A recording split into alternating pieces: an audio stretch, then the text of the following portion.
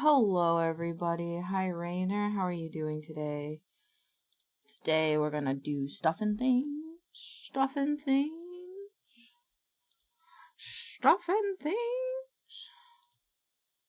actually trying to find, there we go. Actually, I can show this to you guys. Oh, my face tracking isn't connected. Oops. And before you ask, I know this isn't D&D, but D&D starts in like 20-ish minutes. D&D ends in 20-ish minutes, so hold your horses, alright? Hold your horses, alright? Thank you for the boop. Can't react. My face tracker taking forever to connect. It's been cold here recently, and by cold, I just mean cool. Cool. Mostly just cool. Oops. Who is this? What? Oh, I guess this is who we raided. Who the person that we raided into this person, probably.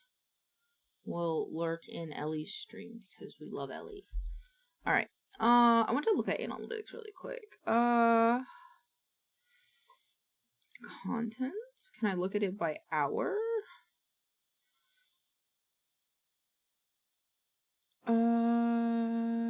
Advanced mode? Traffic, no.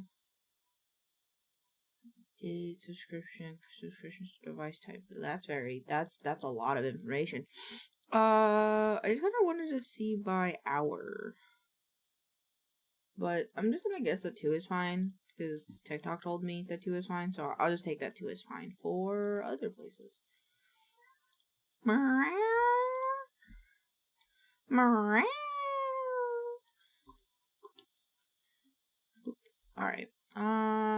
Roll for fun. Camper van. Each one. Hope everybody's having a lovely day. I'm excited for D&D today. I should change the Fuji text ahead of time, so I don't forget. Boop.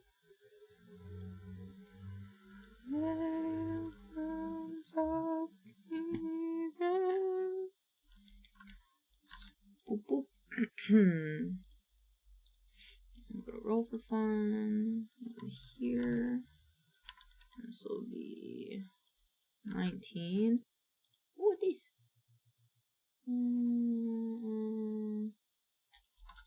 Oh, charity! Let's go.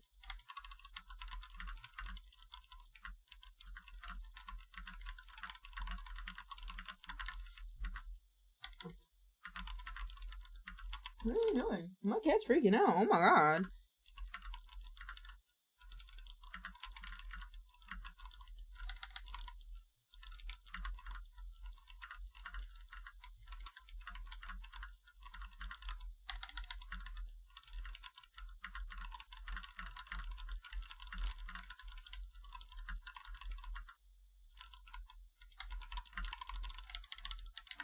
Alright, cool. Game. Boop, boop, boop, boop, boop, boop, boop, boop, boop, boop. This one. These guys. View. Tags.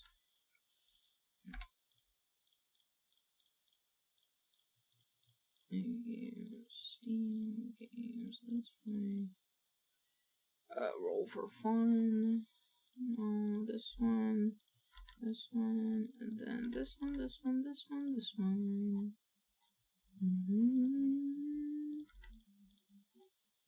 C, D, E.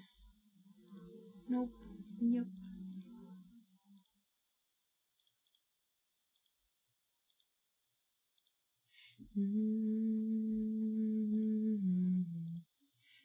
Okie dokie.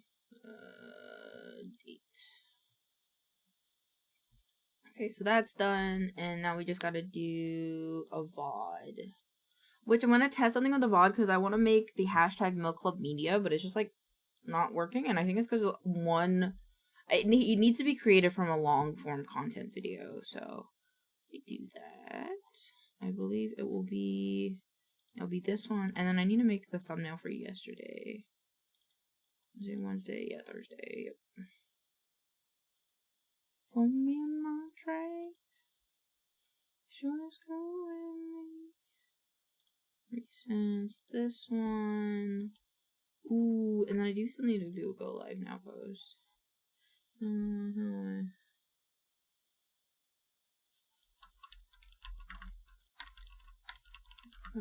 Grab those,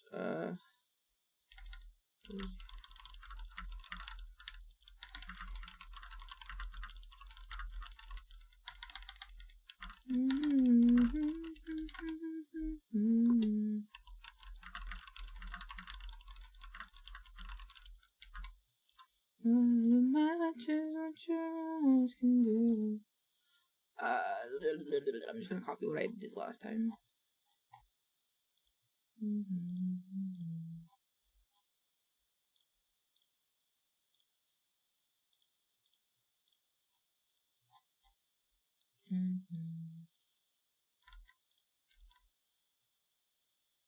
Part 3.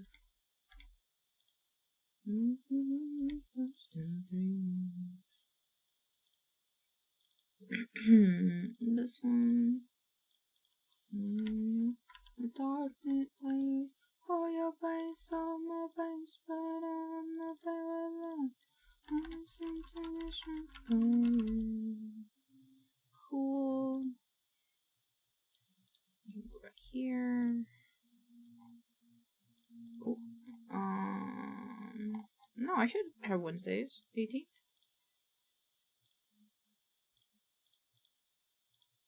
Yeah,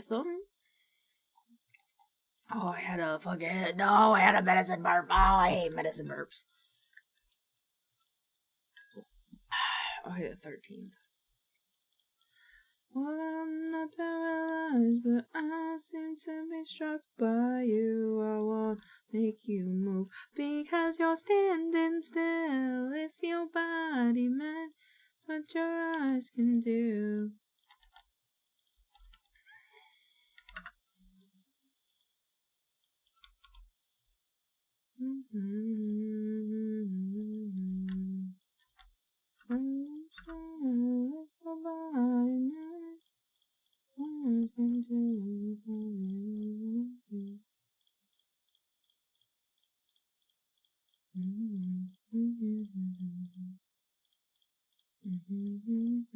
Ooh, as a special treat today after D&D, we'll also be able to, Kiwi set up another quiz for us. So I'm excited for that. Thumbnails, art, this is the 13th. Touch fonts, no. No, and then... Oh, right, I need to do that as well. So we'll do it here.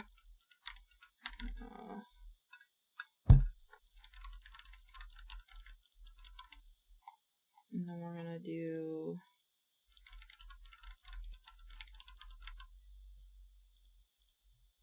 What did we have then?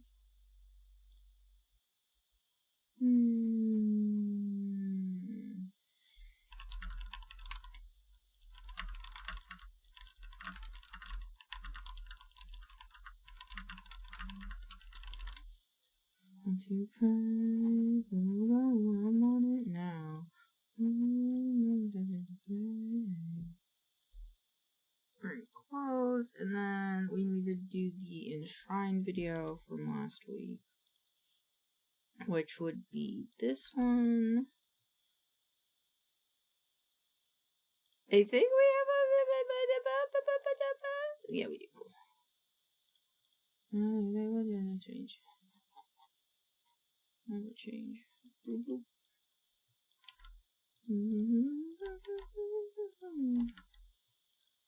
Just like you. VOD, twitchvod.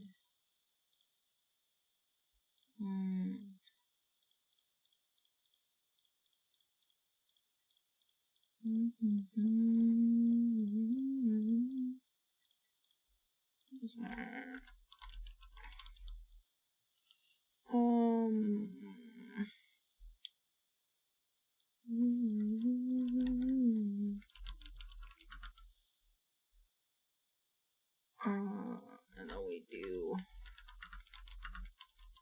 Goldman and exploding berries.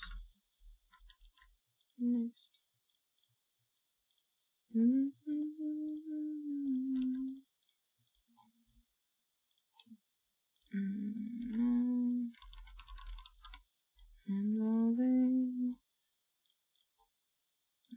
Next. Publish.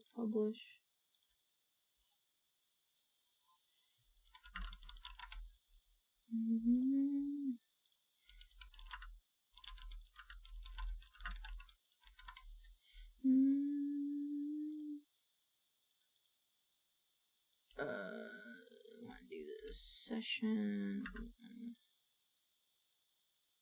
Oh, I forgot to add the other video to the playlist though. Done. Save. Okay. All videos are uploaded now. I wanna know.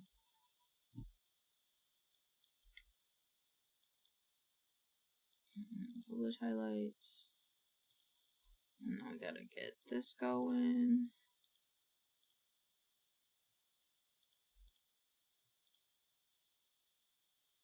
Oh, okay. Thursday. What's it? There it is.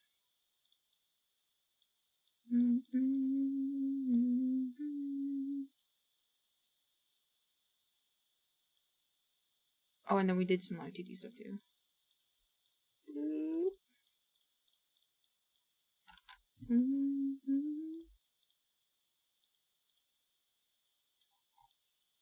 Stream, Twitch promos, thumbnails, part. Today's the 19th. No, is it 20th? Huh? Oh no, it's okay, it's the 19th. Oh my god. I fucking almost spooked the shit out of myself. Oh my gosh. Okay, and then Friday, and then we also are going to do a anime quiz. And then we actually I'd rather do it like this. Who said that? And then we'll make it smaller. And then we'll make it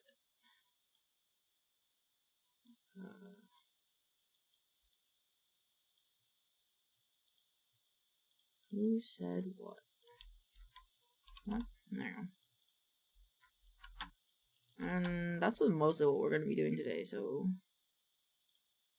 my friends want to play Fortnite later, so I'll probably just do it that way.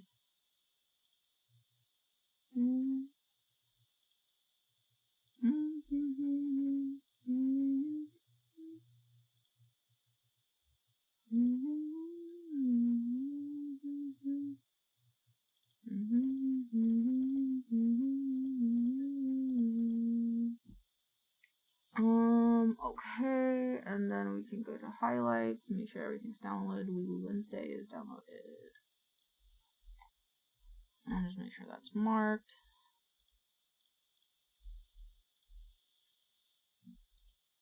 And go stream. Twitch Wobos. Thumbnail art. This one. Insert image and sound. This one.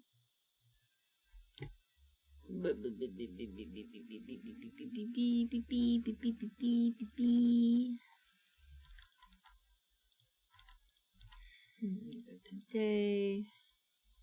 Oh, uncheck that. Alright.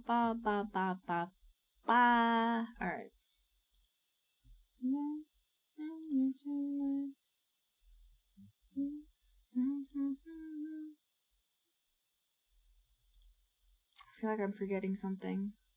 Oh well. This is done. Oh, there's something I want to try. I don't know how well it's gonna work. Well, we're gonna try it anyway. And that is, I'm gonna try to post on 9gag. I used to use 9gag a lot when I was younger.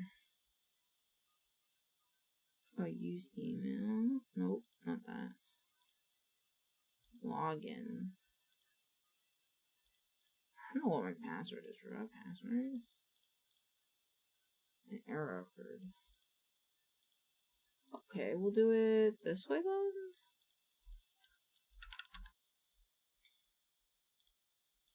I want to change it over to the other email.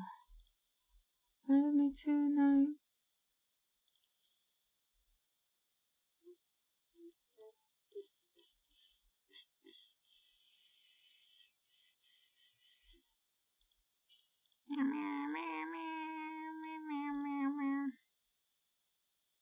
Ooh.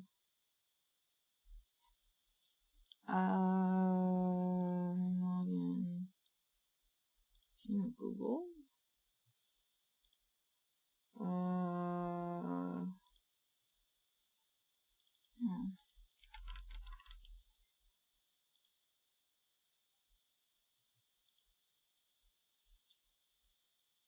Okay.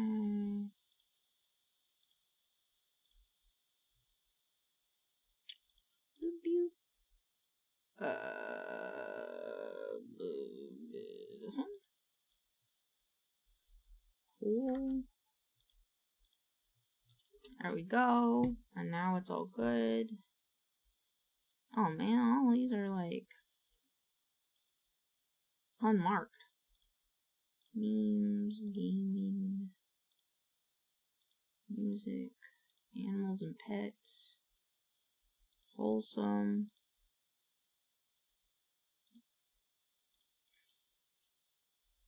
Whoa, and random.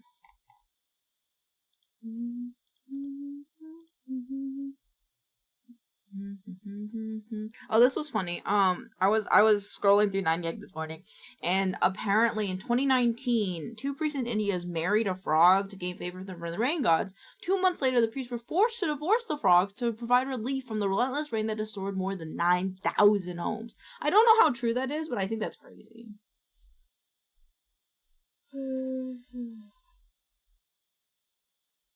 Oh.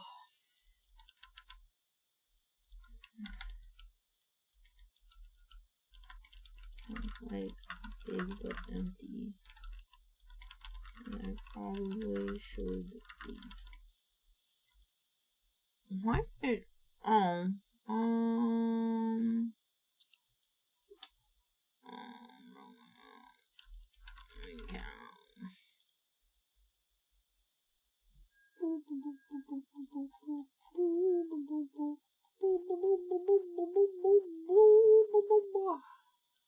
It's in alphabetical order, bro. This is crazy. What the fuck is this? No.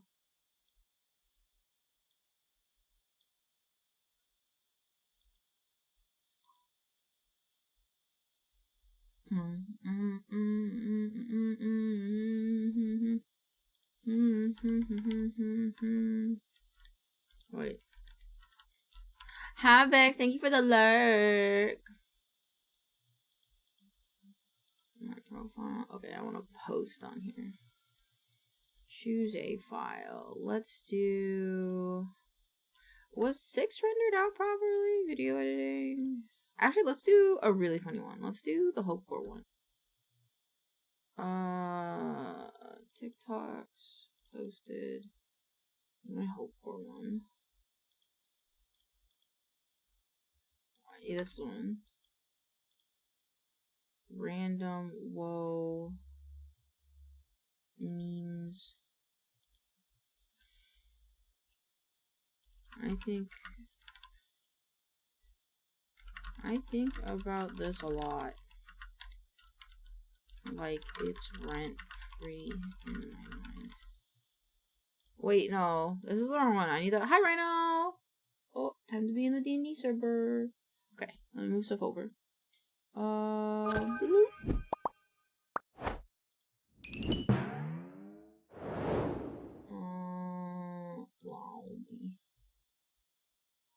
Hello! Hello! Hello. Pato is ready to pot it up. Excellent. Remind me to ask you all a math question when everybody's here. Ryan and I have a disagreement. No! Well, Mom and on, Dad are fighting? no, No! not a fight. It's on what the average mathematical knowledge of a D&D player is. We're trying to figure out like how weird we can go with it. 2 + 2 = 4. Sometimes fish. Good start. Good start. See, I think you'd be surprised. I think that the average knowledge of math for a player drastically dropped with the introduction of 5e. I'm a 5e original, but I feel like I'm fairly decent at math. But I feel like the general math knowledge dropped at 5e because it didn't require as much math. Fair enough. Fair enough. I'm hoping that the education system will pick up where D&D has let down D&D's our future generations. I think D&D's picking up where some of the education system has failed. Yeah, look, I'm putting my eggs in some pretty shaky baskets here, but let me have this. I find it funny that you say something about math because my friend, he's looking at schools for his daughter, and he's like, I was looking at the school that's next to me in their district, and their percentage of math meeting them, like the people passing, their number for passing like the math or meeting the requirements was 18%. Pretty good. I mean, and I'm like, how confident are you in that number given that number? Like, is she like young? Yeah, she's going to be going into elementary. I mean, he just either map himself in, to be honest. Well, I'm sure that he just specifically brought that statistic up. I'm not sure what the other ones are, because he's like, because she'll be at that school from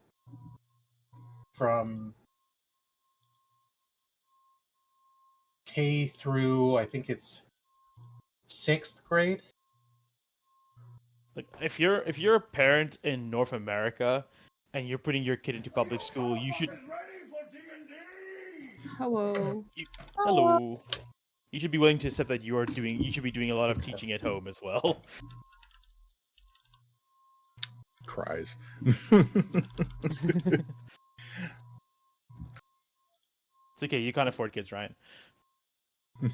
Well, no, it's more just like. First of all, yes, by a fucking mile and a half. I can't afford. We have a cat. My God. Doesn't mean you can afford it. You pay for the cat. I can't afford the cat. But then I was homeschooled. Like, so it's just like, yeah, you're right. Well, yeah, you could do that. Yeah, because he's looking at, because right now his kids go into like a pre-K thing, but most public schools don't offer pre-K, so it has to be private. No. So she's going to that, and so he was looking at schools because he's like, I could probably save a grip of money sending her to a public school, and he's like, I don't think I'm going to be able to save any money because that's ridiculous. Their statistics where I would have to send her is awful. Yeah, no, it's and really he goes, bad. The only other issue is like he went to a private school for a bit, and in California, or probably a lot of the United States, a lot of elementary level private schools are Catholic schools. Okay. Yes, sir. Nothing wrong with that. As long as they don't reach puberty while going to that school, they should be fine. It would be through high school. Elementary, that's unfortunate. Yeah. That's a lot of guilt they're gonna get saddled with, I guess. Through high school, I guess, but yeah.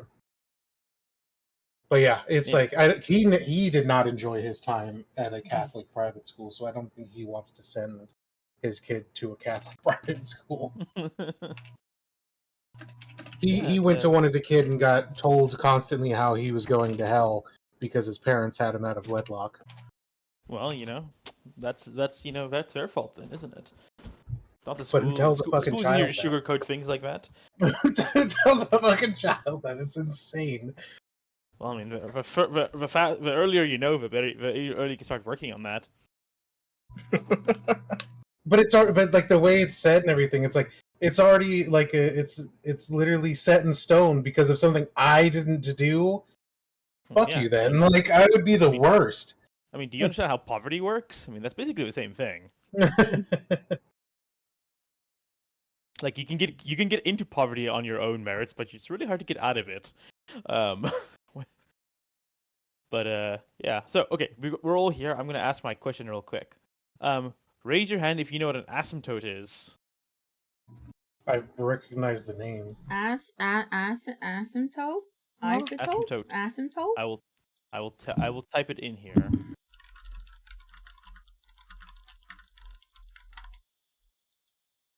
Oh, Rana, thank you for the resub. Nope. Okay. Asymptote. Oh. There's our boy. I would also. Hello. I've heard the Hello. word Welcome. asymptote, but I could not tell you what it is without looking it up. Okay. Fair enough.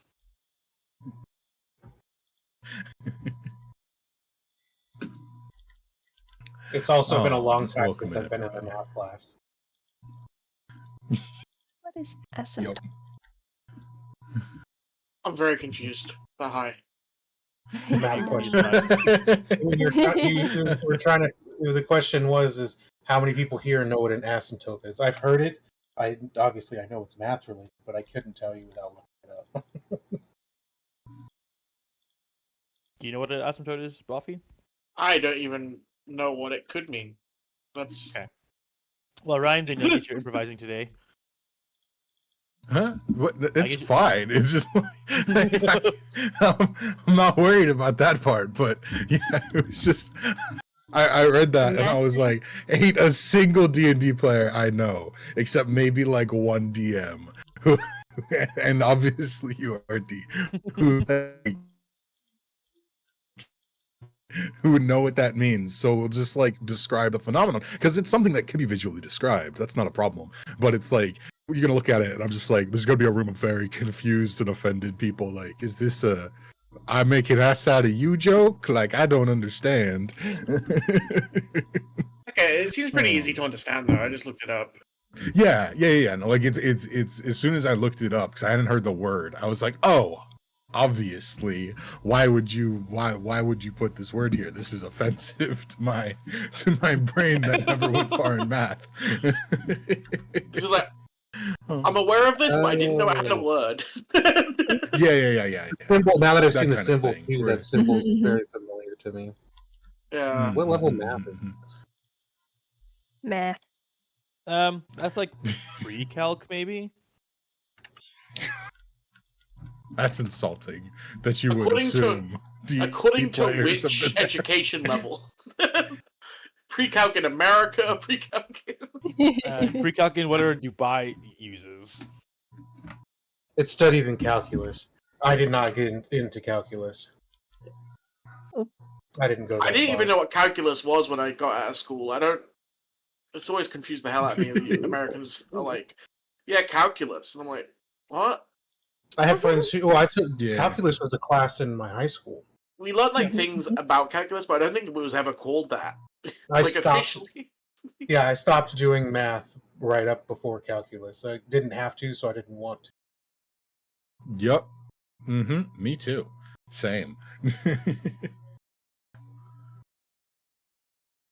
Asian schools. Oh man.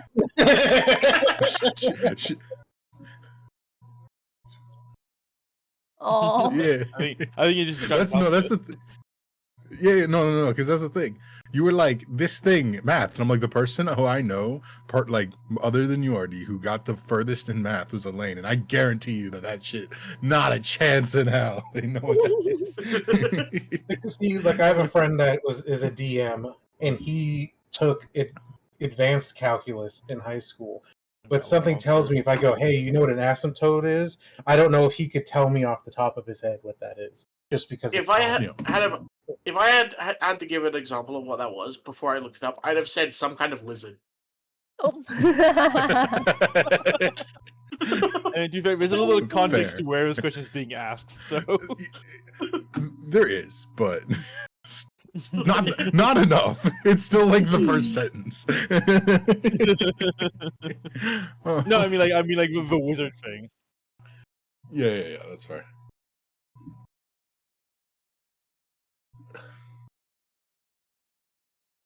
So you're gonna share it. Thank you for sharing your trauma.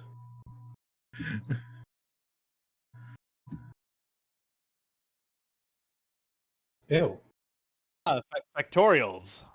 Oh, that doesn't look good. Oh, Just Shogo's like, oh no. Math. I mean, you're lucky that there's still numbers in there. Yeah, it's the same thing.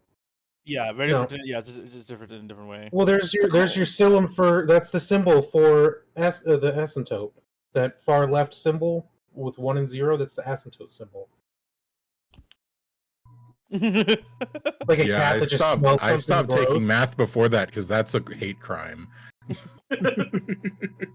Why did you stop? You're gonna need this in the future. Bitch, I got a calculator. Like now. Yeah. I went to school during a time where phones just became like, people started really having cell phones. But teachers still said that you're not going to have a calculator everywhere. hey, ChatGPT, what's this?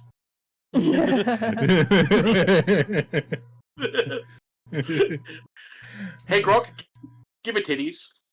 Oh,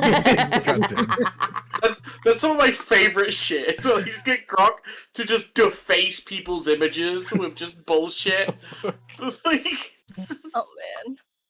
What the sweet fuck? it just like be like, hey Grok, give it titties, Oh my and then it would just give like a picture of the thing, but with titties. Oh. What the fuck is Grog? Is this like Grok- another AI? Grok is Grok the- is the- the Twitter What? AI. I'm confused. It's a Twitter AI. It's the AI that Twitter has built in, Ew. and Yeah. you can like at I Grok didn't know that was and a like thing. tell it to Yeah. do shit in tweets. So like, you can reply to a Yeah. tweet like, "Hey Grok, is this real?" That's And then like Grok will be like, oh. "No, it's not real." Just like People- that too. I just love the- Oh, people like, "Hey Grok, in Jamaican patois, explain this to me." And it's just like there are so many great posts. This is the only good use of AI, is making it do stupid bullshit. Until the guy turns on us. And it'll be speaking in Jamaican patois, and the entire time it'll be glorious.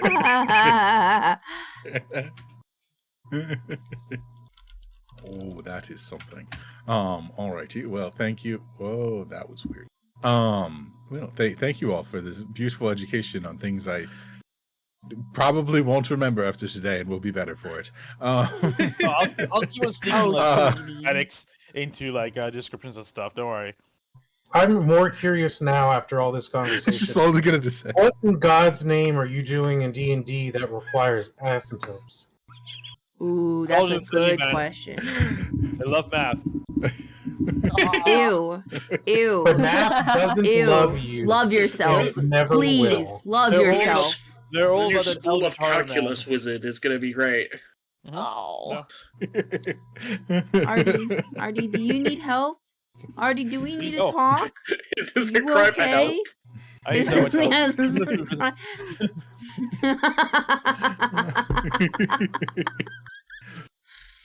Short answer, absolutely yes. I mean, like, like the whole thing about like Eldritch Horror is like it's indescribable. So I'm just gonna put a bunch of mathematical symbols down. Yeah. I'm just making it up. It's- Oh, no. But if you did that, you have Holy to make it equation? actually. Anybody You'd can have do to. it? No. You'd have to make it an actual equation that Yeah. equals something, so that Yeah, for yeah. those math nerds out there, if they actually do it, they're just like, Oh, guaranteed. Yeah. Make it that equation when you put it into like a graph and it makes boobies.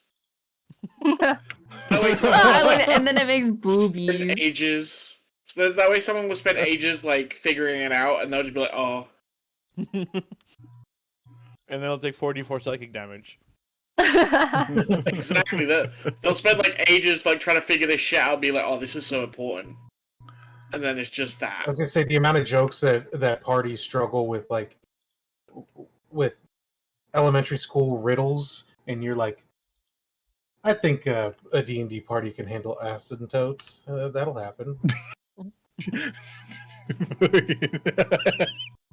Yeah. We do say Yeah. this is not a beginner's module anymore, so. I liked it better when I thought they were this lizards. is a calculus AB module, clearly. It was better when I thought they were lizards. Our main customer is going to be like high schools and stuff, trying to engage kids and teach them, you know. That's crazy.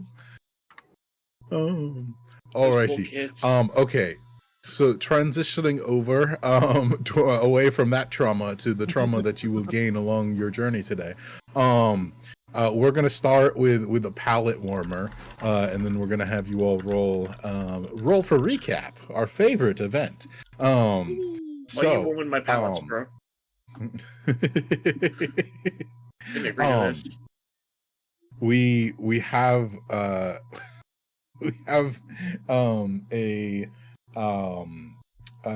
small patch note for you to draw to jog your memory.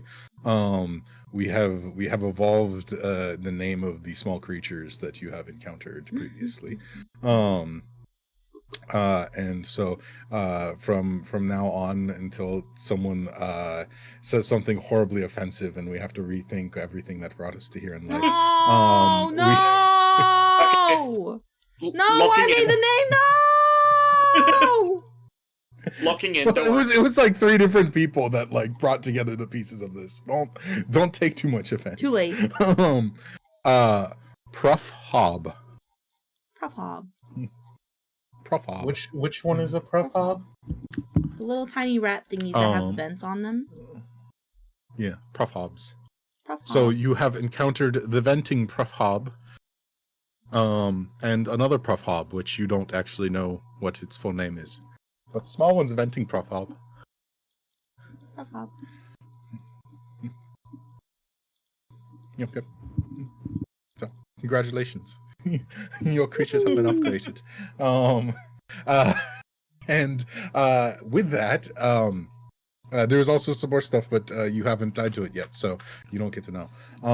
But with that, please all roll a d20, and try and roll as far away from 10 as possible.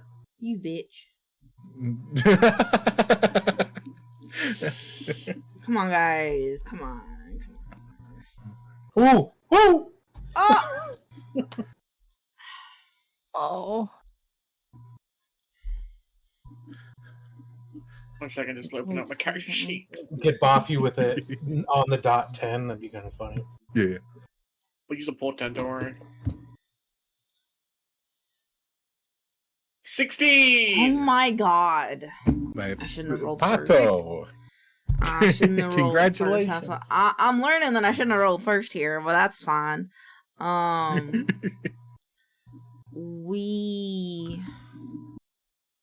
lord. We help the people back to their village.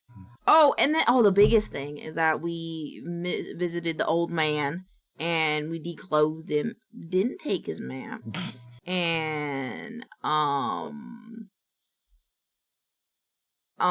sorry, chat just really distracted me and now I'm crying.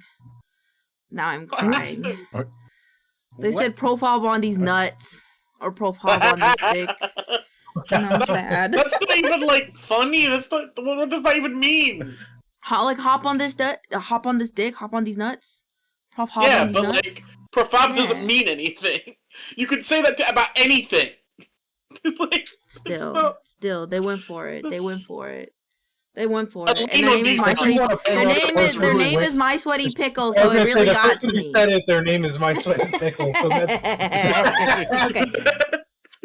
Anywho, we declothed the man. We helped him. We had to make him feel better. I don't know why I became British. And then Sure? Is that you? No, we talked to some birds. Talked to some birds, and then made the guy feel better. He took a nap. He woke up feeling a lot better. He told us how he's feeling, but I will say it's a little weird because maybe some of his little flu symptoms seem to be like something that Nibbles and Eroxis might be having a little bit of trouble with. But besides that, we were on our way to the cave to go do cave things, but on the way, we encountered some PRUFFHOBs and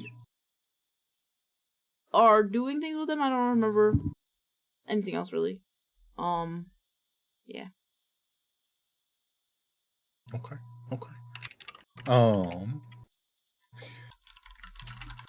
I think that was most of it. Thank you for that amazing clip. Quote.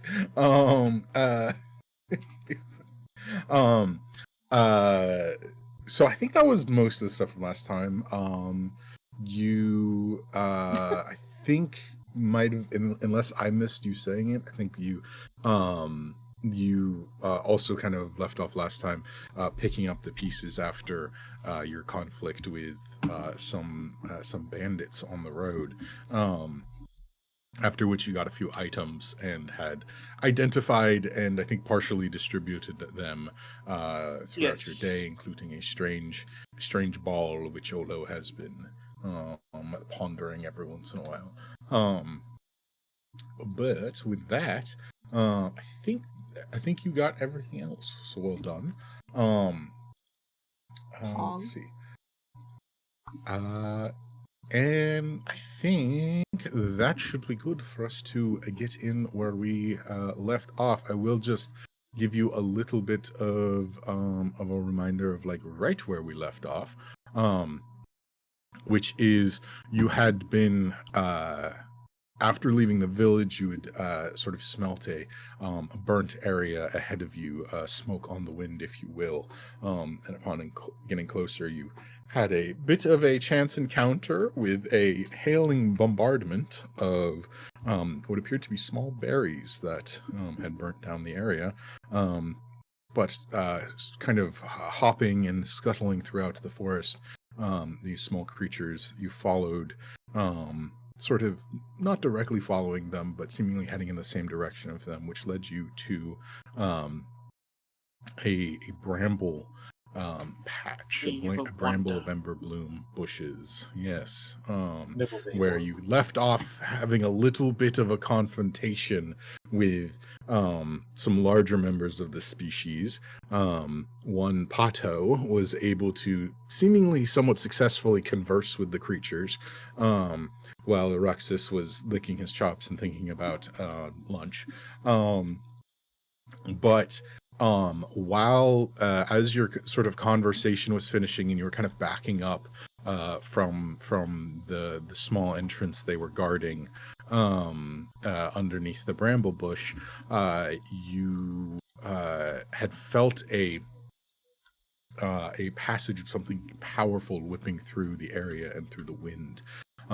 It would sort of as it traversed through the area, carrying along the wind was like dust and smoke, and in these sort of particulates you were able to see the motion of the wind itself as it passed over rocks and trees, forming all the eddies in the current that you pointed out, after which within these currents, you were able to see them forming around your arms, your legs, your weapons as you sort of move back and forth in the wind. However, some of these currents were growing around you, but then kind of petering out, dissipating, continuing on their travel through the air and through the forest here.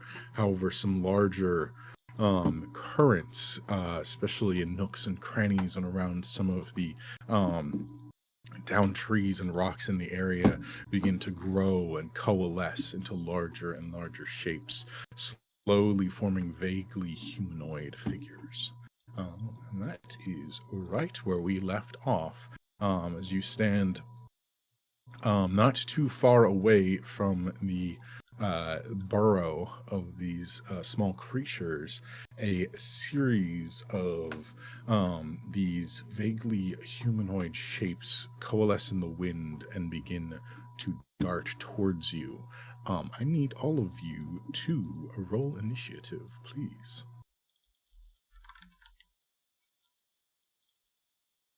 That's a 27. Wow. I rolled a 10!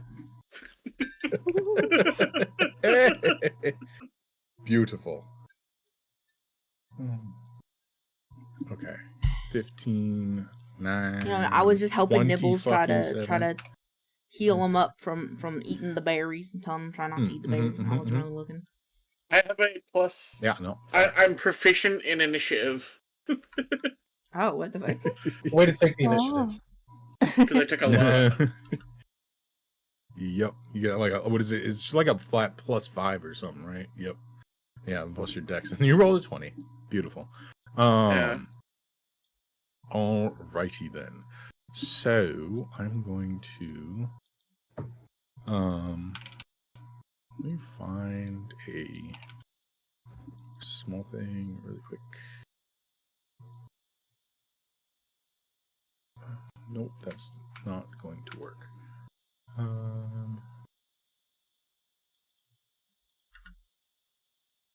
Okay. In 1 second, I will reveal to you the map. And I need you all to position yourselves where you would most like to be. And then, let's see, so we're going to be here. The map is open. And then let me point out to you. I'm just going to put a little marker down that indicates where the little guys you were talking to were. So give me 1 second. Overlay, circle. Here's the little, this is the little hole in the ground where you were talking to the little guys that they were scurrying into. Little black circle. And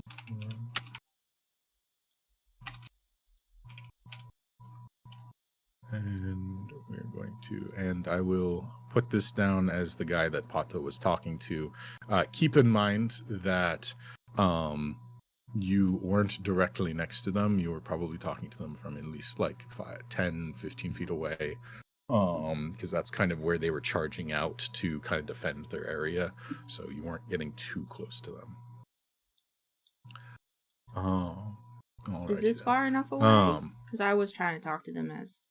Yeah, so you were probably a little closer. I think Eruxus was at least 15 feet back, but he could be a little further back if he would like. Because that's sort of like they were standing 10 feet away, and then they were kind of charging up forward to kind of like, quote, keep you back. So they were creating a little space there. And so the rest of you kind of fall in wherever you would like behind Pato and the others. Mm-hmm. It just looks like Pato has her arms out in front of me going, "You will not eat them!" Yeah, I'm not protecting the you from them. I'm protecting them from you. Yep, 100%.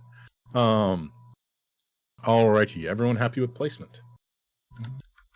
I was until you asked if I was happy about it. Fair enough. Let's see. Why cannot? Oh, right. I can't do this. Okay. Let me really quickly.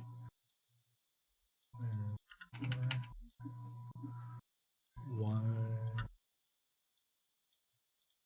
Don't worry about that. I just needed more because you can't copy and paste on here. Oh. There we go. Hey, I don't know if I like the look of that. I was just using these as a placeholder for the PRUFFHOBs. Don't overthink it too much. Overthinking. I'll tell you when overthinking is required. Okay. Alrighty. So that is where you all start. You see Olo very much. Let's see. Olo, you are going to go first. Over where the magnificent doodles are happening, are where the first what would you call it? The first shapes are forming in the wind. Oh, not methods. Fuck, I hate these guys. We're just gonna change something.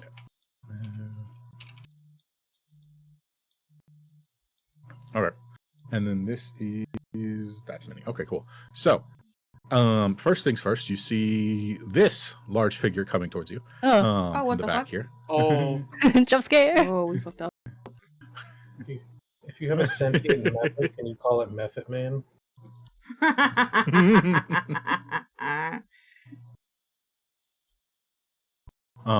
So Olo, it is your turn. What would you like to do?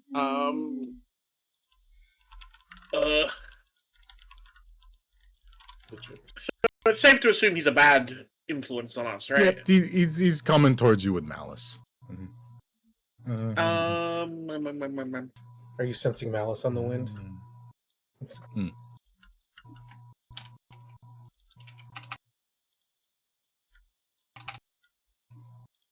I would like to cast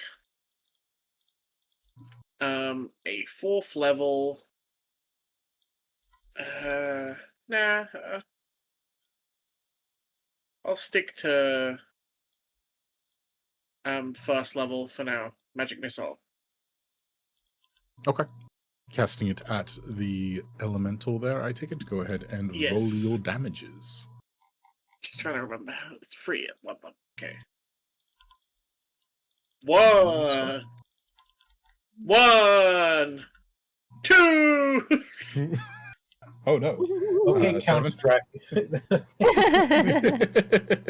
Oh, So that's a solid no damage.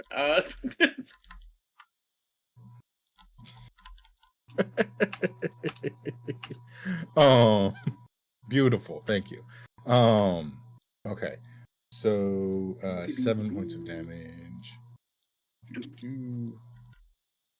gonna 7. back around Nibbles a little bit. And that's my 7 turn. points of damage there. Okay, that is your turn. Beautiful. Next we have. Where did my initiative counter go? Oh, god damn it! I didn't start it. Yeah, man. You don't start none, there won't be none. So I started it over here for me on this counter, but not on the one for you guys, which is not helpful. So next up is Eruxus. You are next in the initiative. Cool. I'm going to. I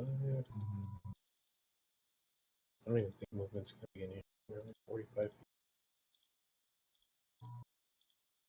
Do you do double diagonal move? How do you do? Is it? No, just count the squares. No fancy bullshit. I think I could have made it with double anyway, but. Yeah. Which way is wind going? That is an excellent question that I was just thinking about. Were you windering?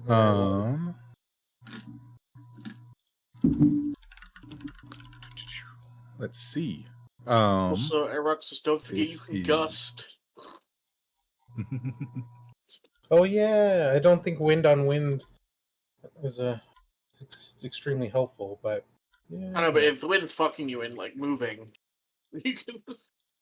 Okay, so, let's see, wind direction, is going from here, I need to put it in the center square, it's going currently in this angle, so you are free to move that way, without obstruction.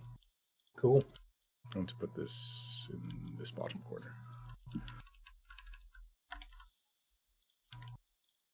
I'm going to attempt to scratch and bite the wind.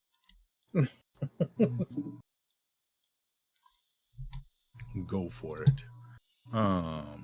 Does a 26 also say that that definitely hits. I will say that there are a few more things kind of forming around the area. You didn't have to.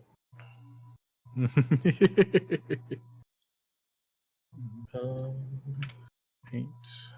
9 bludgeoning damage on the first one. 9. Yep. Awesome. 9 points of damage. Swing again. And you remind me at Are you asking if I have magic? If I'm high enough level to have? yes, but I am. Yes, I would like to know that because I think you do at level 7. I think so. Not 7. There he is. Yeah, it's level 6. Key empowered strikes. Yeah, count as magical. Okay, yeah. So you are Resistances. Yep. you are doing full damage. These hands are magic. God. Alrighty then. Does 13 hit for my second one? 13. 13 does not hit. It just finds air instead of air with resistance. Well, I'll punch him with my bonus action too for funsies, but just a normal one. Go for it. Just the one. Ooh, does a 24 hit? That definitely hits. Go ahead and roll. Aw. 5 damage. I 5 got a points 1 of on the damage. dice. That is And all right. Taking that a is- chunk out of him. That is my turn. Oh, that's my hope. I'm going to try to eat the air. Mm-hmm. All righty. That is Ruxus. Next we have this little fellow. Who? Let's see. What? Someone wrote pussy next to Olo. You just saw that. Yeah. Wow. Oh, that wasn't Boffy who Yeah. wrote that? Okay. Choco. My color is red. Coco's color is orange. Because you You can't change your change your color. Oh, true. Choco said it because I hid behind her, Oh. which is valid.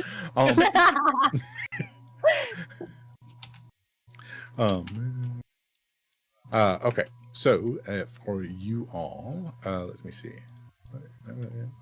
Pull up a thing. This little guy is coming in from. Which one is this? Start. There we go.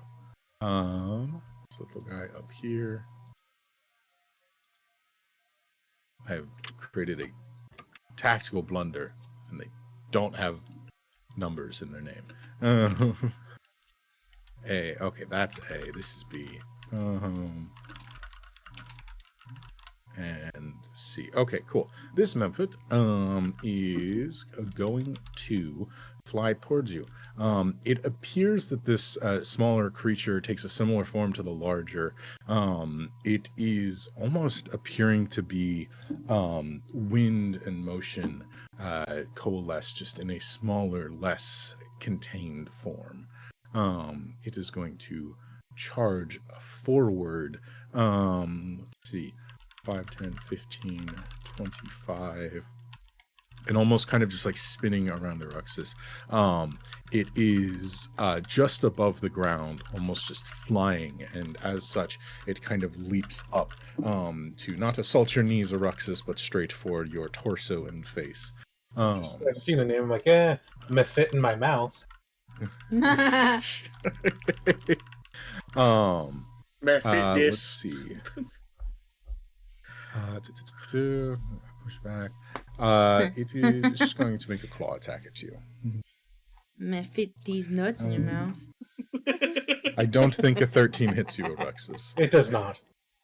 Oh, I thought I was so afraid he was gonna say Pato, and I was gonna be like, oh. Alrighty, so that is its turn. Pato, it is your turn. Okay, I'm going to turn into an animal. Aren't you already Okay. an animal? No, I remembered I was talking to them with the druidic speech, not because I transformed. No, you're a fish. Mhm. Oh, shut the That's fuck what up, bro. What the hell? That's what I Fish is was on- getting at. I mean, fish, Can I turn into a? you know? Can I turn into a bear? Bear. Bear. Yes. Do you wanna? I think you can pull the stats up Yeah, on I your can sheet. add it. I can add it. Yeah, wow, Okay, cool. shape 15 bear. Yeah, I think you might have to like. I don't know if there's a generic bear. Or if you have to pick a specific type. Just There's a make sure black it's bear and a brown bear. So Brown bear's better. I the was gonna slit. say, do you want to be Yeah, skittish or aggressive? You will be a pussy. At this level, I think you should be able to turn into a brown bear without much issue. add. I'm pretty Brown sure the bear. different CRs. Okay, I've become brown bear. So let me check off my wild shape. The best bear And is the then- polar bear. I wasn't an option. Murder bear. The bear. I wasn't an Grizzly option. bear. Okay, so brown bear, and then I could sorry, hold on, I forgot. Is wild shaping as an action? You assume that, okay? So I just have my movement and bonus action, then I believe. So I am a bear. Yes, that is true. So I'm gonna go. Wait, how many? Speed 40, 5, 10, 15, 20, 25. Okay, wait, 5, 10, 15, 20, 25. I'm gonna use all my movement to go around like this. Alrighty, sounds good. And then I'm actually I think I can bear.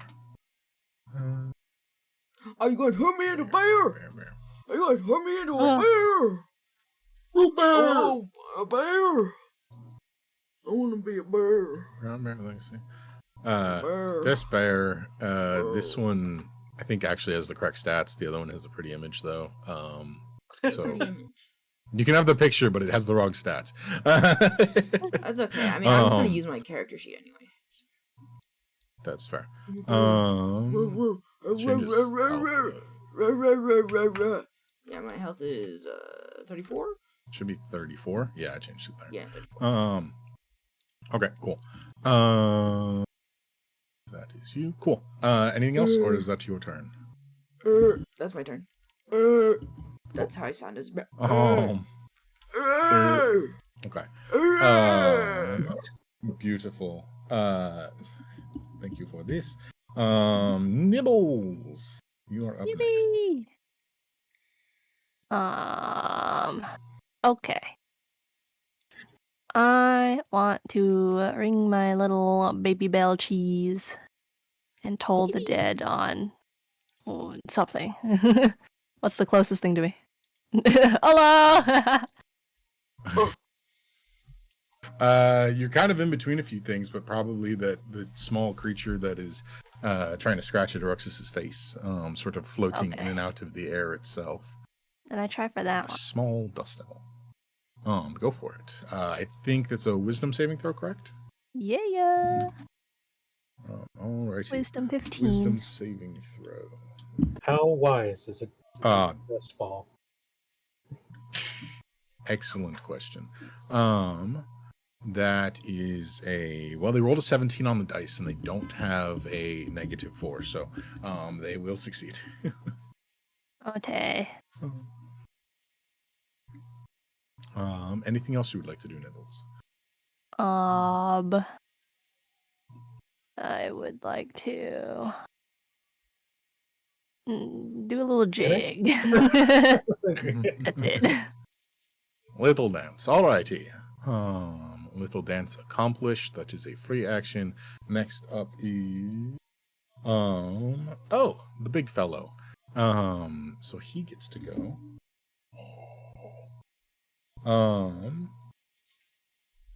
Let us see. Oh god damn it, where'd that go? Here. Crinkle, crinkle, crinkle. I'm sorry. And must make a. So the elemental is going to. You guys are awkward. Awkward split. It is just going to come up and sort of take up a similar space as you, Aruxus. And I need you to make a strength saving throw for me. Rude. A little bit. 17. 17 definitely succeeds. Mhm. Let's see. Blah, blah, blah. If don't think anything happens to you.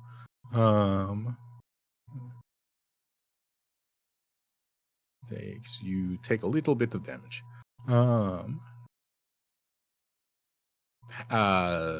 9 points of bludgeoning damage as the air around you begins to batter you from all sides and directions. That was a pretty decent roll. That is its turn. Next, we are going to have 2 of the smaller ones in series. First one over here is going to run up towards the 2 of you. Is going to stand here, and as it comes up, sort of flying through the air towards you, Olo, directly towards you, it stops, and as it stops, the air in front of it continues in a strong flurry. I need Olo and Nibbles to make a dexterity saving throw, please. Oh no.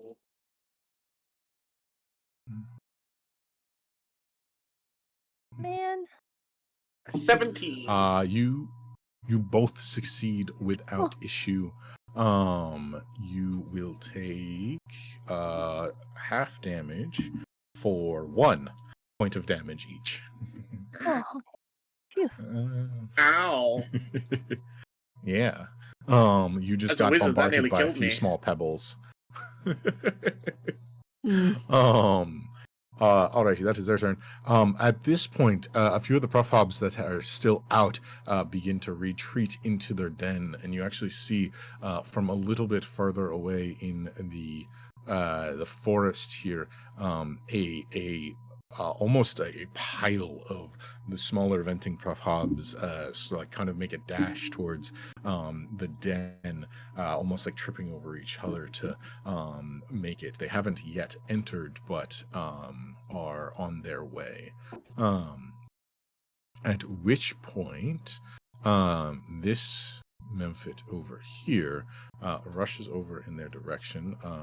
This one is off the table. This one is still behind, and let's see.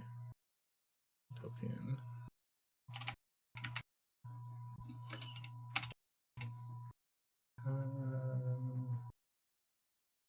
Where is my? I lost him. He's gone forever. Oh. That will be stand-in. Get a family. Yeah, family.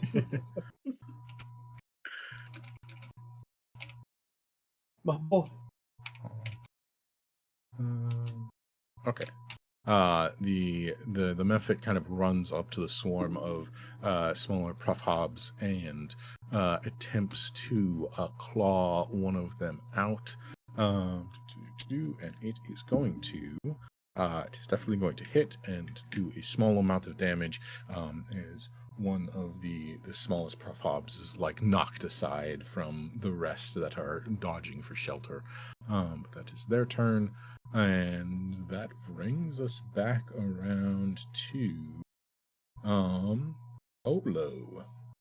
It is your turn. Ooh. I don't like this method next to me. Oh,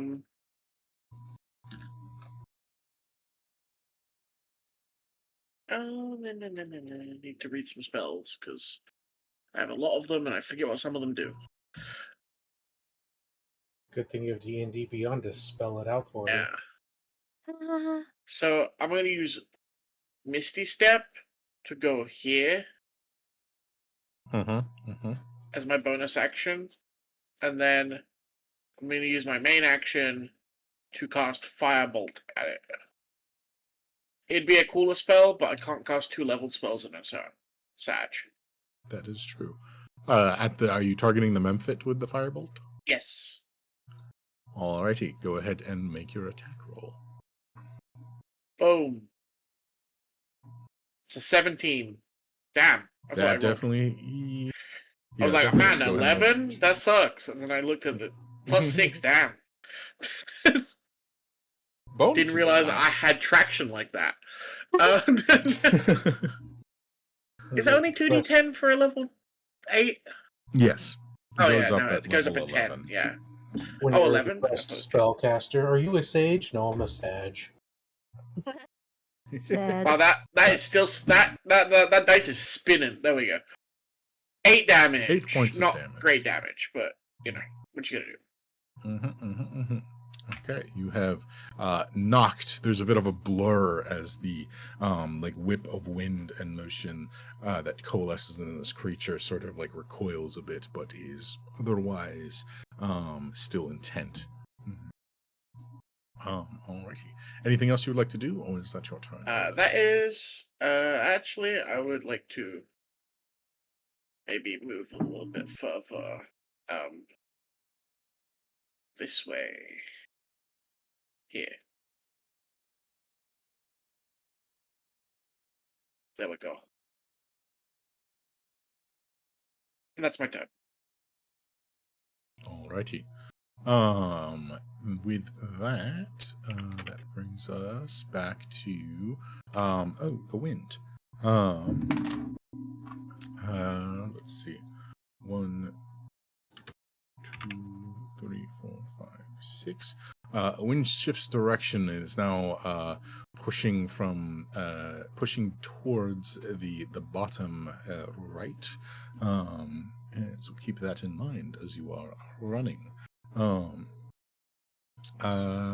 Okay. Eruxus, it is your turn. I'm gonna keep fighting the wind. I just think of someone who gets a spider web on them. That's what I'm picturing. Even though Yep. there's a physical form to this.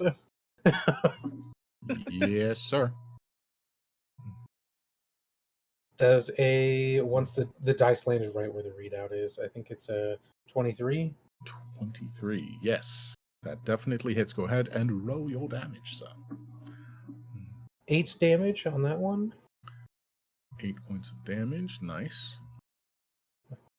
Swing again. 16. That hits as well. Ooh. 9 damage. And then Nice. I'm going to punch you one more time. I think that misses. 12. 12 will miss. Oh. Alright, that will be my turn. Alrighty then. Very nicely done. That is a shift. That is that. And yes, the small effort. It is going to. Let's see. What is the reach on this? Do you have a reach? Or are you 5 foot?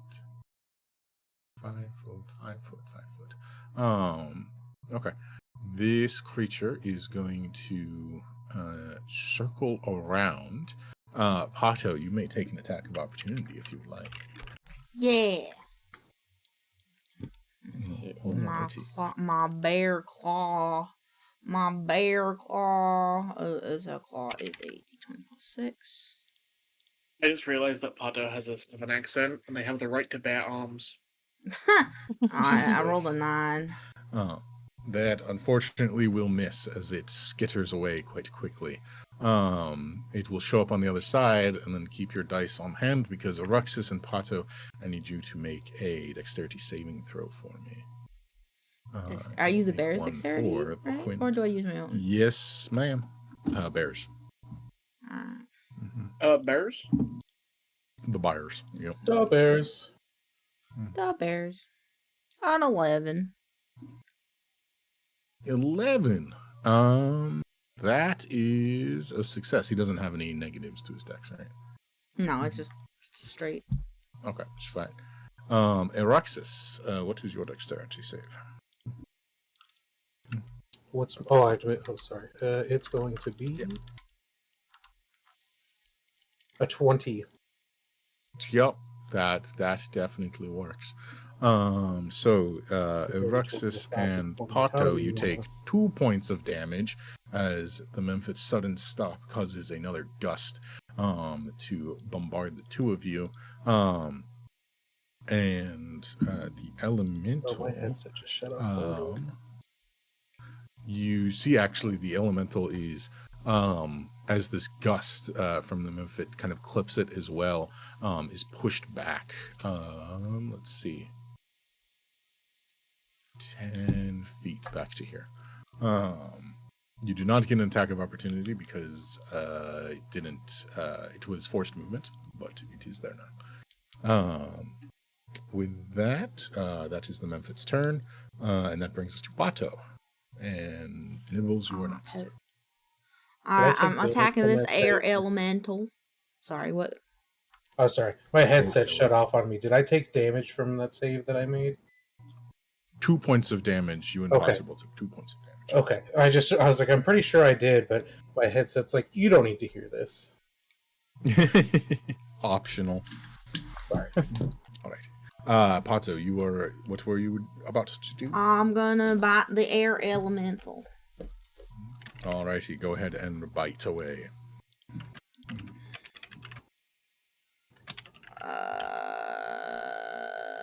13? 13, unfortunately, will not hit as your bite comes down on nothing but air. Oh my god, okay. Unfortunately, it is a shifty thing, and it is hard for you to grapple. You should have used Is inhale there instead of anything bite. Yeah. Anything else you'd like to do, Pato? Nope. That's my turn. Alrighty. With that, Nibbles, it is your turn.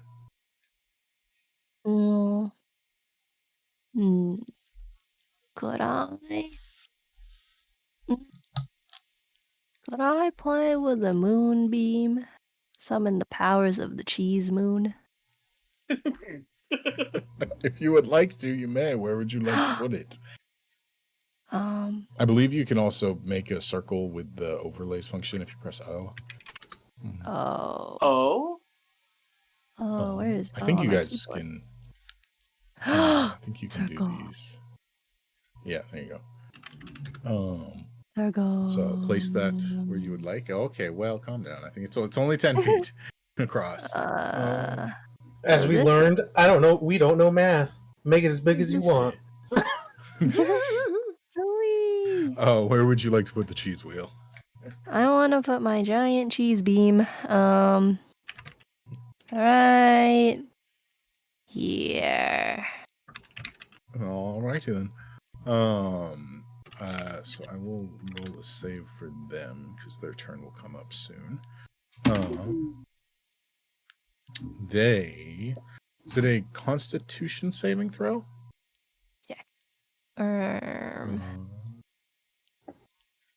Constitution saving throw. Cool. They rolled a 14. It's a 15. Okay, so they failed. They take 2d10 damage, I think. Is that correct? Yeah. 2d10 damage. Go ahead and roll that, and they'll take it at the start of their turn, I believe. 10.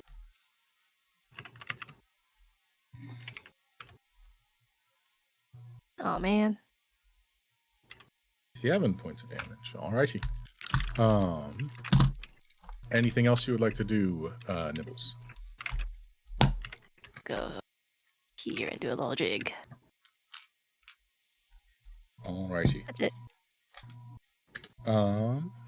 Sounds good. Let's see, move this here. All good there. Now it is a bunch of the little guys' turns. So this method tries to tear into this. No, this one goes first. So this swarm is going to turn on the method. Let's see. It is going to make an attack. See the face.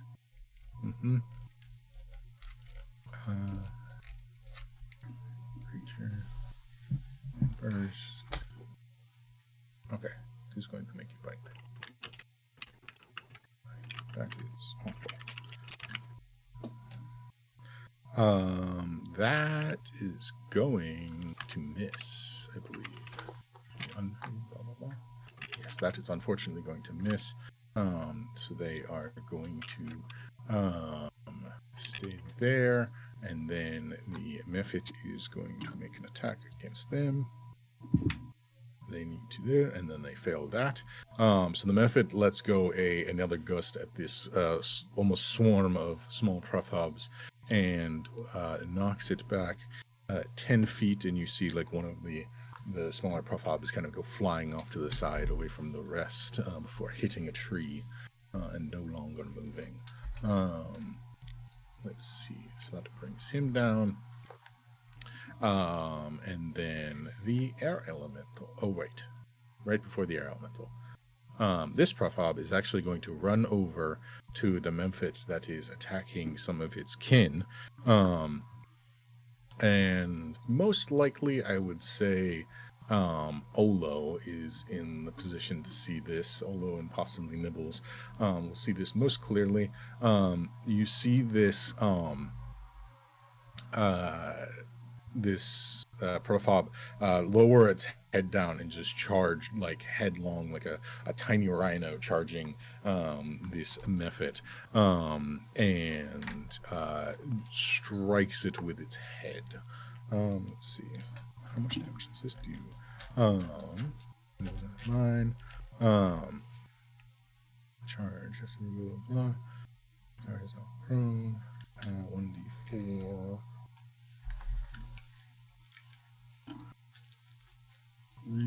Okay. He does a little bit of damage there, and they will continue. Now the air elemental. It is between the two of you. Has had the most problem with one Eroxis, so it is going to fly back. We're going to see if it gets its batter back. It does get its batter back. That's wonderful. That also what makes churros. That is what makes churros. Good job.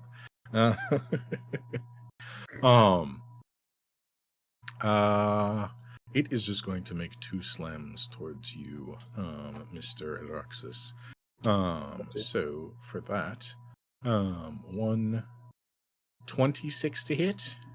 I'm gonna go with and a 15 for the second one. no on the second one. No. Okay. Unfortunate. Holy shit. 19 points of damage from the first one, though. Dear as it God. slams down on you. Okay. That's its turn. And then the Mephit. This Mephit is the one that just took the moonbeam damage. And it is going to skitter over towards you. And it is just going to make a slice towards you. That is a 19 on the dice, so I think a 20 some odd will hit you. 23. And such is going to do a whopping 7 points of damage to you, Nibbles, as it comes up and almost slashes at you. You feel the force of like small debris, rocks, and sand almost caught up that will kind of abrase your skin and leave a gouge. Oh man. Alrighty. That is its turn, and Olo, back to the top. It is your turn now. Nothing is menacing me right now, so I'm pretty happy about that. Mm-hmm.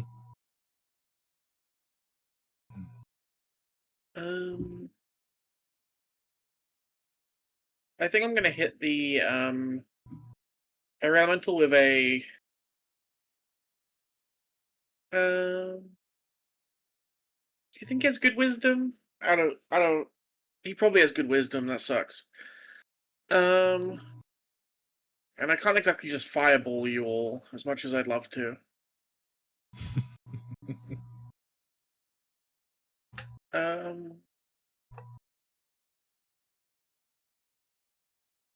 Maybe I'll hit him with a 2nd level mind spike. Second Which level is a mind spike. All right. DC 14 Wisdom check. Wisdom. Thank you. Let's see. Wisdom. Did you hit him? Nope, just wisdom. That's actually terrible. I love it. No, it's really awful. That's a fail with an 8. Oh wow, I expected that to pass. I wasn't prepared for this. So Well- what's the effects of the mind spike? 7 damage, because fuck my rolls. 7 damage, because the game hates me, apparently. Is that was against the air elemental? Yes. Yes. Okay. And it's 7 psychic points of damage, because that's a fun damage type. It is. Anything else that the spell will do to it? I know the target's location until the spell ends, but only if the two of us are from the same plane. Okay. The target cannot Fair become enough. hidden from you, and if it is visible, it gains no benefit. Very nice. Cool spell. Anything else you would like to do, Olo, before Eruxus? No, that's about it. Alrighty then.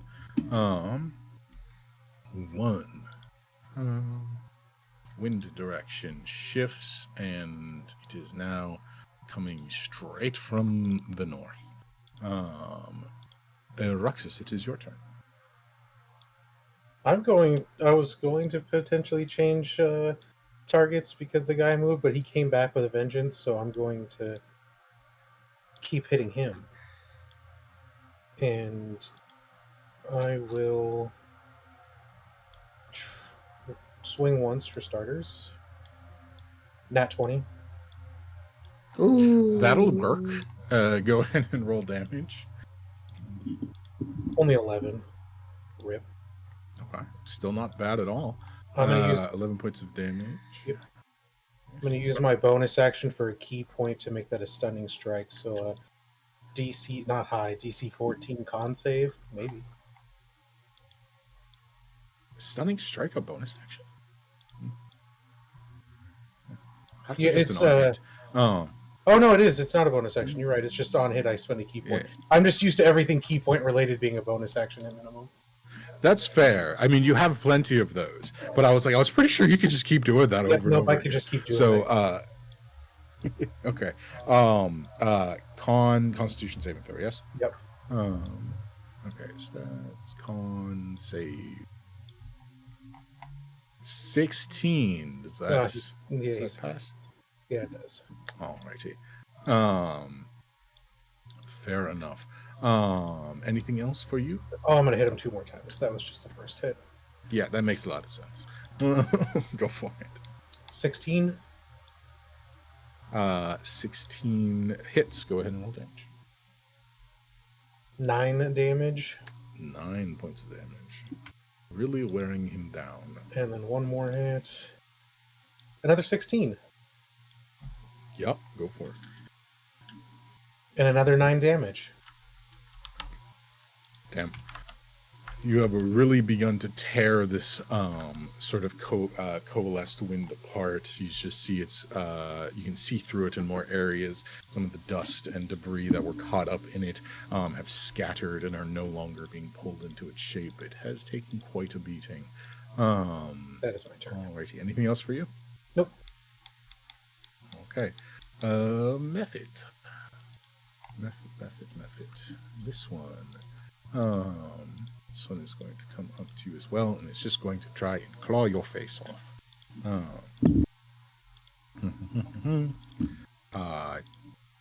Does I don't nope, a 14 definitely does not hit you. Alrighty. Pato, it is your turn.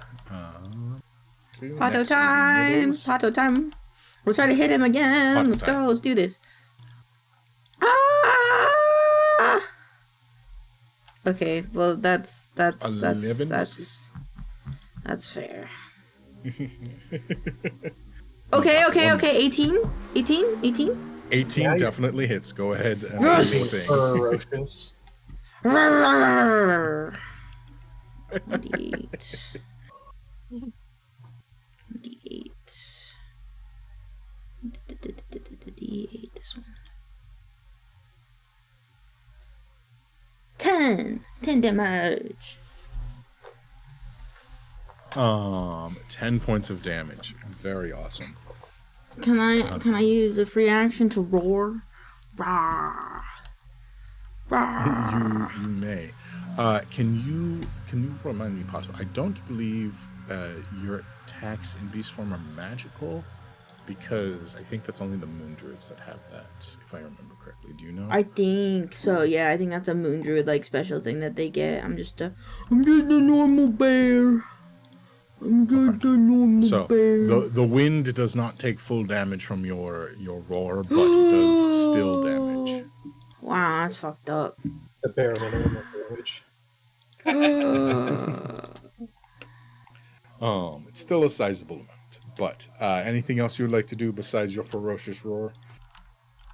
Do the roar. No. Do the roar. I just roar. Roar. Alrighty.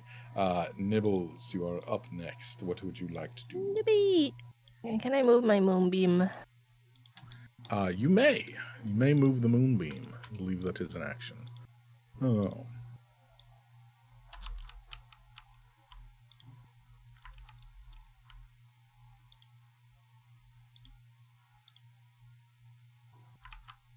Move it here. Okay. That's your final place? Mm-hmm. Okay. Anything else you'd like to do, Nibbles? Okay. Can I no. actually? Yeah. What's up? While I have, because so, Understand. moonbeam is concentration, right? That's correct. Yes. And then, can I summon my spiritual weapon, or no? Yeah, I don't believe spiritual weapon is concentration. Could be wrong. No. No, it's the It's new not. version that is. The original. The good Okay. version is not. Why? Why So would can they? for my bonus action, can I Okay. do spiritual weapon? Yes, you may. You may have two floaty things. Giant cheese wheel. I don't know. Cheese wheel.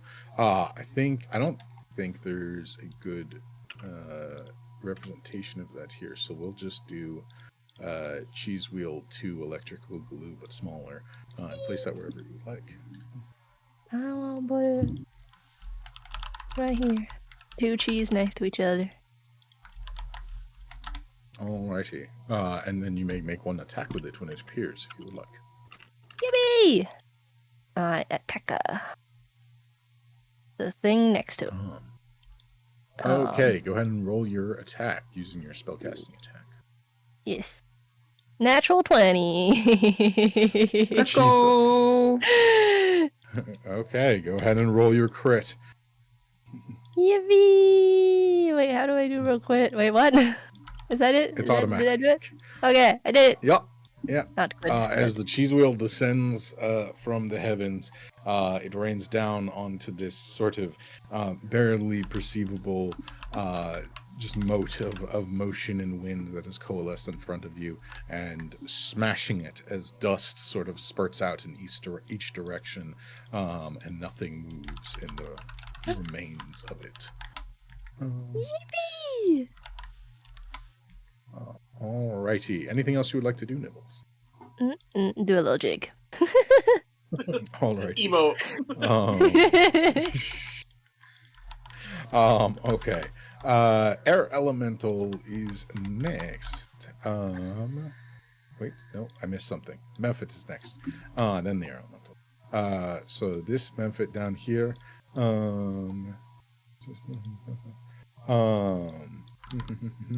Let's see. Nope. He goes after those two. Okay, so the swarm of small PRUFFHOBs enters its burrow and can no longer be seen. The one left out here is sparring off with this Memphis. Let's see, how perceptive are you? Yeah. Okay. I think from here, Olo, you're probably the only one that sees it just barely out of the peripheral of your vision. You see as this kind of PRUFFHOB is sparring off with the emotion elemental, but it isn't, going particularly well for it. It tries to like knock it back, but it just kind of hits the wind. And so after a moment, you will actually see a orange glow begin to emanate from the larger PRUFFHOB, and it slowly that glow begins to extend further and further before it bursts into flame. Like in a way that it's dead, or like in a way that it just does a fire attack. Like this is it is on fire and everything around it is starting to burn. Very I'm trying to think of a it's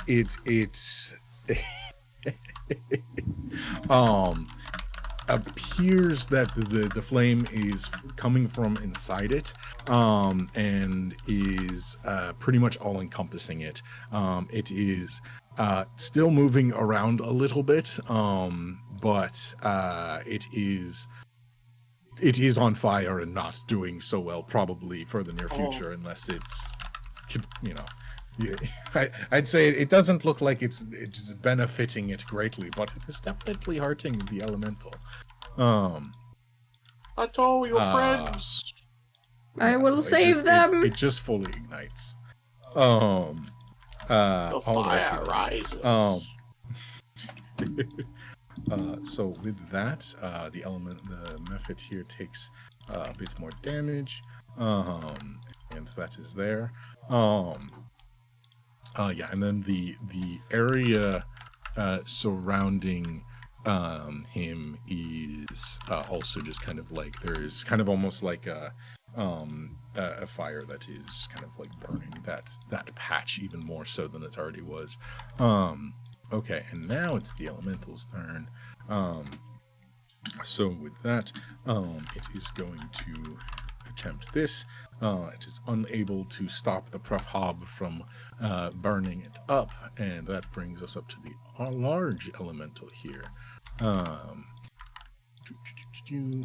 It is getting slashed around every which way, and has not been able to do much about it. It can do this. It can. It is once again, in a bit of a last ditch, going to attempt to throw. Actually, is it going to do that? Yeah, it's going to attempt at Roxas to throw you once more. So I need you to make a dexterity, or no, sorry, a strength saving throw for me. I fail. 8. Oh, beautiful! Thank you, sir. I'm here to let's please. see. Yeah, absolutely. Go ahead and roll a d8 for me. I think that. 8. 8. Okay. So, as the elemental bears down around you and the wind begins to whip, you lose your footing for a moment, and that is all that it requires to send you flying into the not so far distance. Okay, so 20 feet in that way direction. Let's see. 1, 2, 3, 4. And you come to a bit of a painful crashing stop across the rocks and coarse exposed ground. You will take a total of this much. 17, 9. You take 26 points of bludgeoning damage. Is this considered fall damage by chance? Unfortunately, Here, I'll let you for the second part. I'll let you make a save because it is fall adjacent because you're not hitting a wall. So if you make a dexterity saving throw of we'll just say the same 13, then you can count the second half as fall damage. Mm-hmm. 22. Yeah. So you take 17 points of damage from the initial bombardment, and then 9 points of fall damage, which I believe you can negate. Yes. Okay. No, the help I can get. Just the 17. The breeze is kicking my ass. You're doing fine. You'll be fine. This fight will be a breeze. Oh. Okay. That is the elemental. It is going to just kind of shift around this way now. And that is that go. Olo, it is your turn. What would you like to do?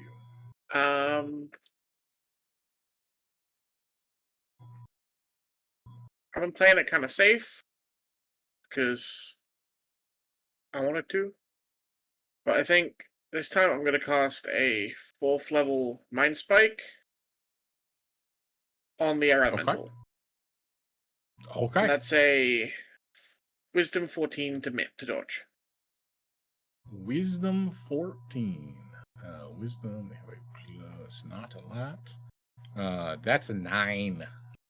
Yeah. Go ahead and roll damage. Oh, that's going to be a good damage. Unless the dice decide to fuck me again. Nice. Oh, that's okay. I'll take that.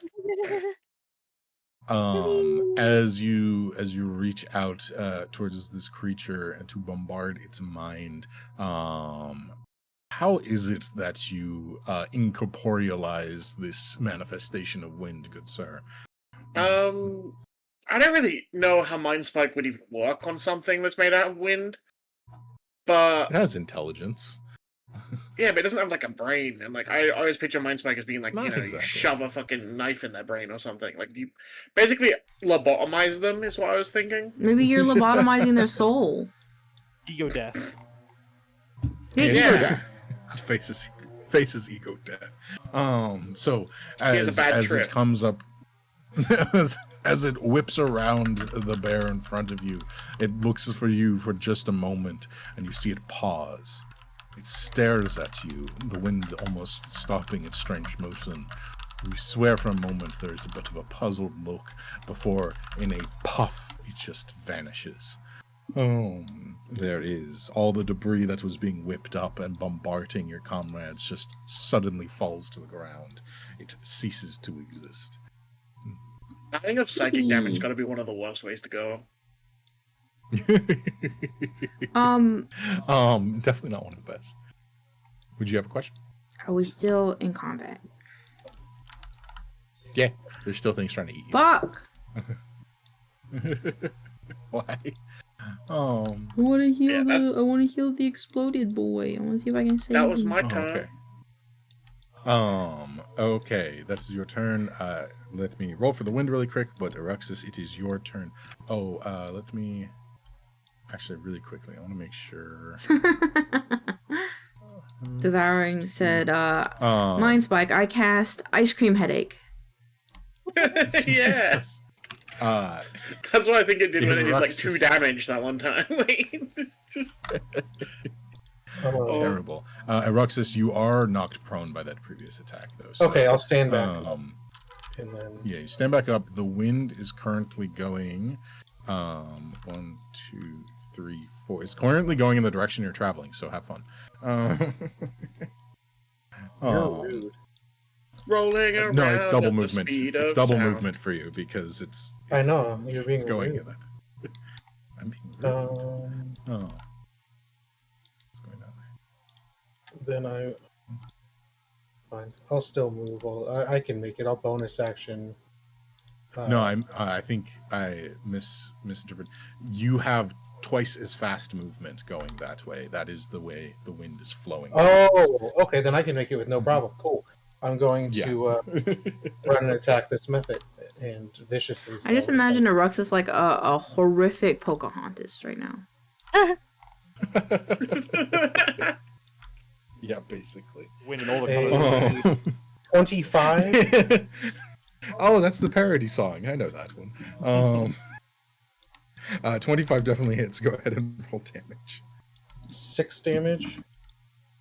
6 points of damage. All right. Oh, I just realized we totally missed this. Nibbles, could you roll moonbeam damage? I missed the moonbeam damage on you for you. Okay, 6 points of damage. Let's see if it's still alive after that. It is still alive. Cool. We'll try to change that. Nat 20. Whoa! Yeah, no problem. Yeah, go for it. I rolled bad. 9 damage.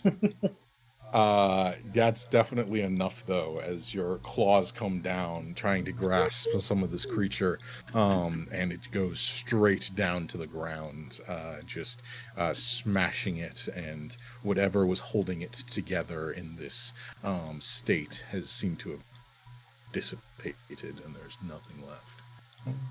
Chomping the air. Yep. And I can move. That's 10. That's the rest of it. I don't want to step on the hot stuff. I'm going to make my way around, but that'll be my turn. Fair enough. Awesome. So, that brings us to Pato. Is your turn. Pato would like to go over to.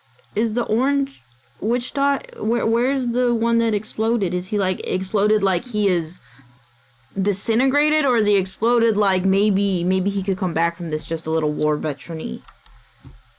Let me see if I can find.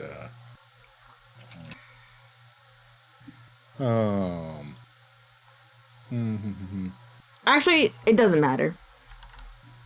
It doesn't matter. If I just post. Oh no, I don't wanna. Hold on, I'm looking. Hold on, I gotta. It's in the general chat. Okay. Wait, hold on. Is there any? Okay. It doesn't have any missing body parts, right? No. I mean, Okay, it's still okay, moving. cool. Like, it's Okay, cool. You know, it's so still where is fighting. it in relation to me? It is, if you might need to zoom out on the map. Where's my cursor? It's Oh, down is that one? Oh shit. I'm bare 5. Is it a bonus action to unvert? Yes. Yeah, Wait, but that's he's my- still alive. He's not dead. He's still alive for now. Wait. Could have cost a reviver file. Shut the fuck up. He's still alive. He's still moving. He's just fully engulfed in like burning flame, basically. Okay, well, he's not dead yet, so I'm gonna go help him if I can. What's the movement speed of a bear? I think it's 40 feet. Oh, Jack. Yeah, it's 40 feet. How? Okay, oh, wait, I could just use the ruler. I can get, like, here, I think. Is it from the center of the token when they're this big, or is it from, like, the corners? Because he's taking up 4 squares, so I don't know, like, which square to count from. So if I start from, like, this back one... 40 feet of movement? Yeah.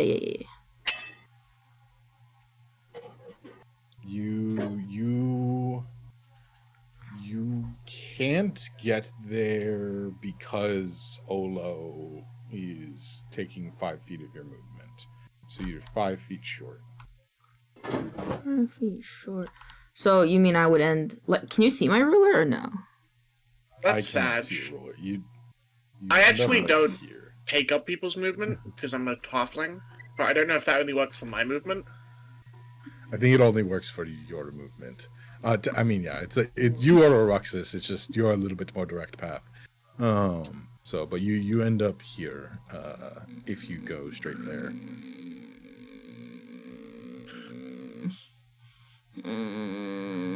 If I use bonus action to drop it, can I still do a spell because it's a bonus action? Yes, I'm you also still asking have your 'cause, like, action. Okay, cool. Because I was also asking because technically, like, I guess unwild shaping is like a magic thing, and I didn't know if that like conflicts. Oh wait, no, it doesn't use the spell slot, right? That's the thing. Can't use more than one spell slot. Yeah. Okay. Okay, then I'm going to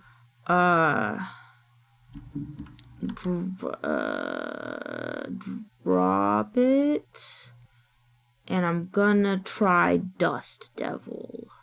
Because I want to know what that does. Dust Devil. Oh, wait, never mind. 60 feet. 5 foot cube? Wait, 60. Oh, okay, no, that's fine, yeah. 5 foot cube time. Cube. The cube. Do you have the cube maker? Cube on the method. And then any creature. What does cube do? Any creature that ends its turn within 5 feet of the Dust Devil. Oh, wait. Within 5 feet of the Dust Devil must make a strength saving throw. On a failed save, the creature takes 1d8 bludgeoning damage and is pushed 10 feet away. On a successful save, the creature takes half as much damage as it isn't pushed. And then as a bonus action, I can move it, but that's fine. Yeah. So. Alright, so is it when it ends its turn there, or? Yeah, it says when it ends its turn, so. If it ends its turn there, then it will get punished. And that will be my turn. I will just yell, I'm gonna save you, little PRUFFHOB. Okay. So you get there, you cast that. Cool. Nibbles, it is your turn. Whee! I want to move my moonbeam. Okay. It's an action, and you can move it to wherever you would like. Because it can go far, and it's not that big of a map. Right here. Alrighty. Cool. So that will take effect at the start of its turn, which is after. So it fails the save, so go ahead and roll damage once more. Yippee! 4. 4 points of damage. Okay. Chips away at it. Before it goes, it is the no, PRUFFHOB goes right after it. That is my bad. Okay, so it is going to go first. So it takes the damage at the start of its turn. Oh wait, there's nothing else you want it to do, right, Nibbles? I'll take that as no. Okay, cool. It is going to move outside of the moonbeam off to the side here. It is going to attempt to end the PRUFFHOB. It is going to miss again because it rolls very badly. And then that is going to be the PRUFFHOB's turn. The PRUFFHOB, on its turn, continues to burn. The fire starts to fade a little bit, but it is definitely scorched from the inside out quite a bit. He is going to he's going to make a attack with its that is going to, I believe that hits. Yes, that hits. He hits him. How much damage does he do? 2, okay, 1d6. Oh, shit. So the burning between the fire burning away at the area around the Memphit and the PRUFFHOB just almost grappling it with its small jaw and biting parts away at it slowly. The Memphit is starting to fade away, and after a moment and the fire kind of smothering it, it just sort of disappears into the surrounding ash and dust pile that is being kicked up by the burning PRUFFHOB. But the PRUFFHOB is still on fire. The Memphit is just no longer there. Alrighty. So that is its turn. You all are out of initiative now. It seems like all the major threats have been satiated. And the only thing moving right now besides the ever-present wind is the fire on that PRUFFHOB. I am immediately running over to the PRUFFHOB, and I'm gonna use my cloak, and I'm gonna like smother him so it like puts out the fire.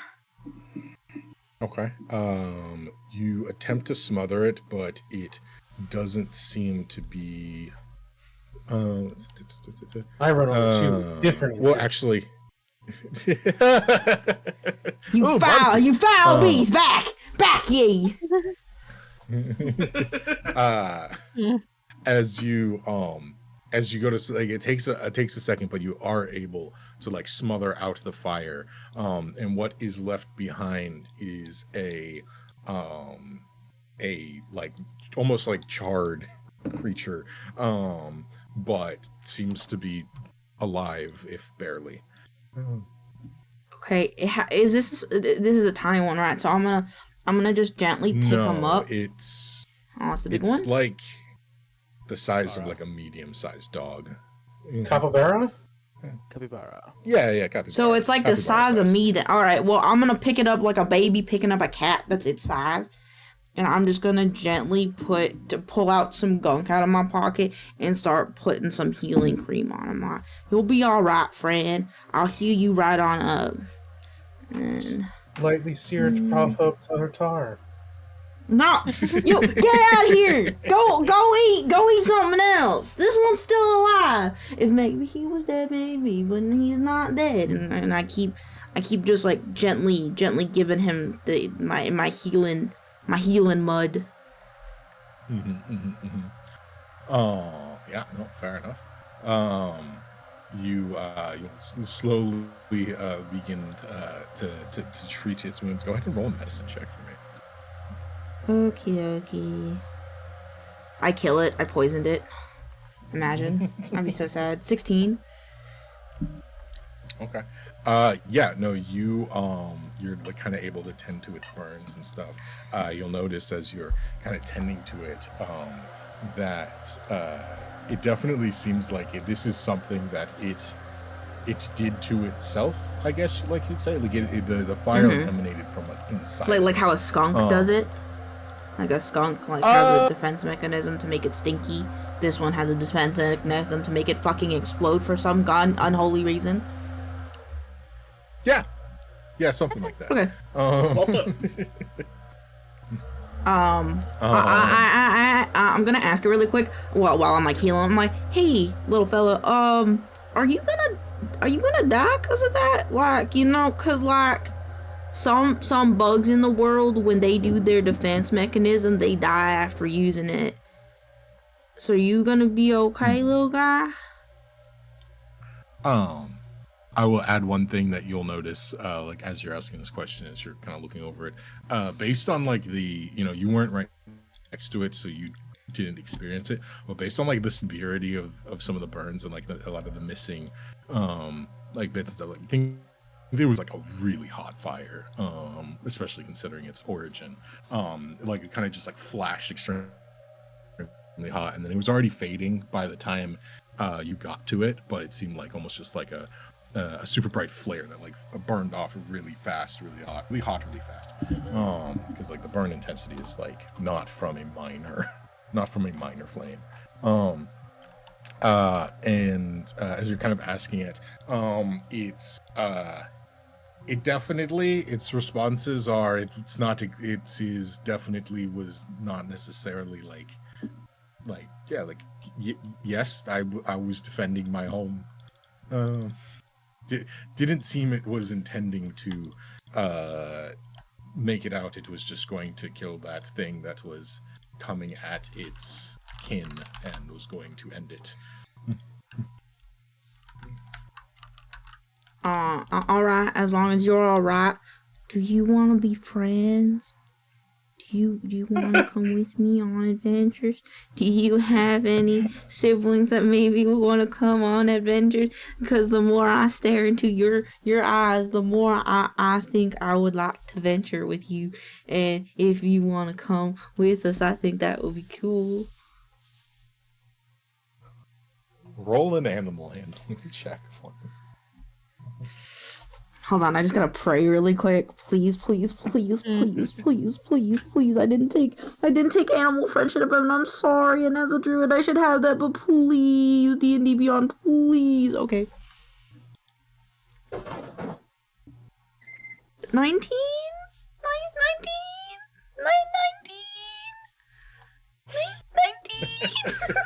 19's about as good as you can hope for, I guess. Could have been a 20, but you know. Because then the DM couldn't say no. Oh. That's not how that. Okay. If you fail, I'm just waiting to go. Ooh, not the only one burned right now. What's ironic Oh. is I have a 19 in my portent right now, and if it was below that, I was gonna make it 19. So.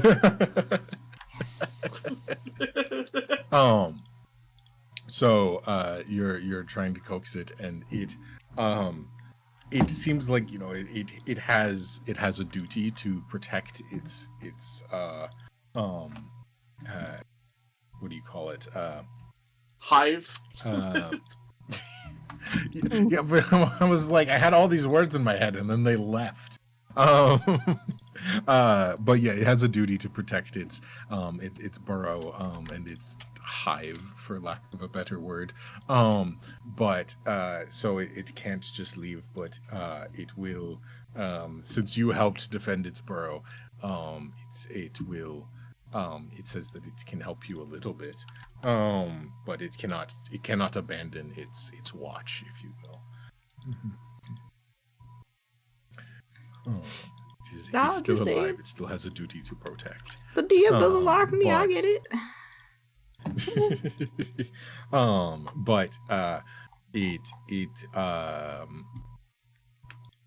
This is the same one that you were talking to earlier, and so it says that it can point you in the direction of the other predators that have been attacking their burrow if you want to help. Oh. The DM just gave us a side quest. This week on To Catch a Predator. No. You gave us a side quest. No! No, I did not! I said, I understand your duty to your family.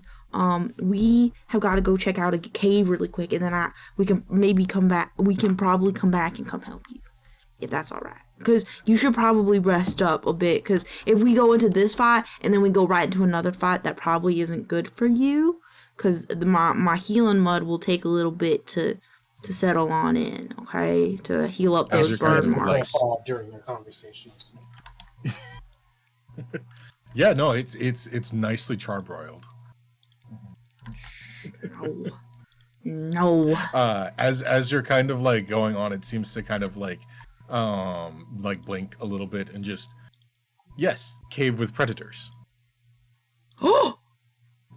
Do they got rune wolves in them? Big owl. Kind of like, big owl. Yep. Yeah. There we big go. owl. As you start like describing the predators again, it's just like, you know, blinks a few more times. Yes, the predators. Okay, guys, he's gonna lead us to where the predators are. The big owls. Little do we know what awaits us as a Alien versus Predator crossover in our D&D game.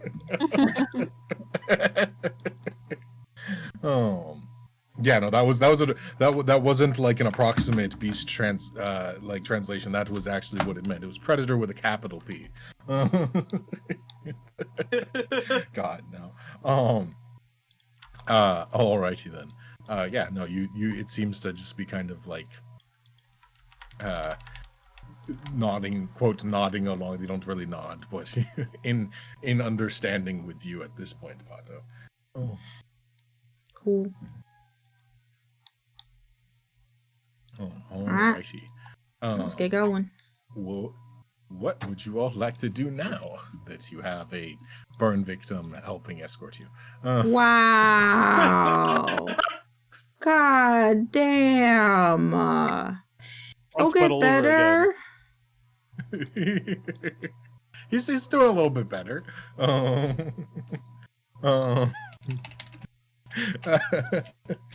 So, where to now? You seem to have dispatched the immediate threat. The burrow, you kind of see a couple similar faces kind of peeking out every once in a while, just kind of in the entranceway. But other than that, the area seems to be as still as any area in this valley has been. The wind's still whipping in every direction. Every once in a while, a few more of these berries will kind of get flung off and caught in the wind before kind of sailing to unknown directions. Where are you guys heading? Well, how are you proceeding, I should say?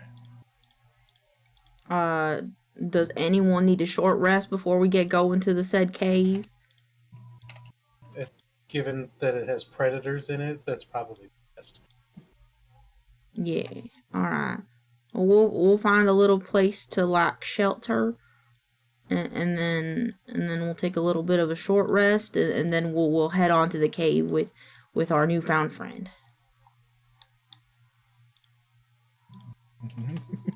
Sounds good. Alrighty.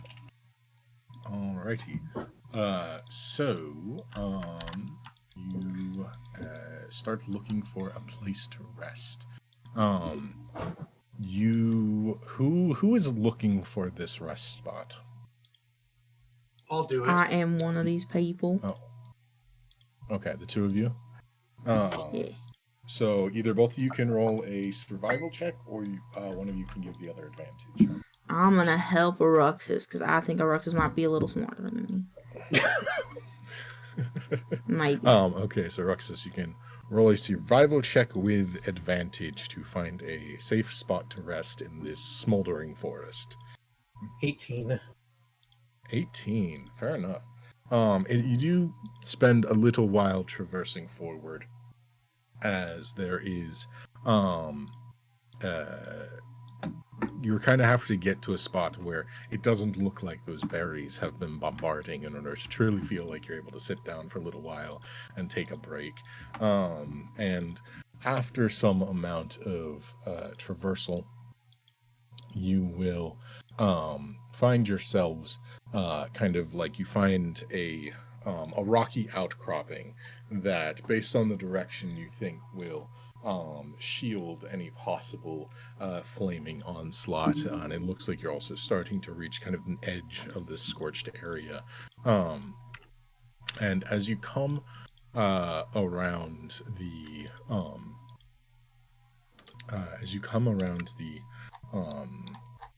sort of rock faces here, it seems that others have thought the same, because you see before you actually appears to be a small campsite, and isn't any motion in it currently, but it appears at first glance that it might be in use. It is not fully abandoned, I should say. Hello? Hello? I just look at Pato. Hello? Is anybody around here? We would just like a place to settle down. Pato, who is it that we've just randomly run into while traveling? Possible friends? I feel like that's how that aren't describes animals? everybody.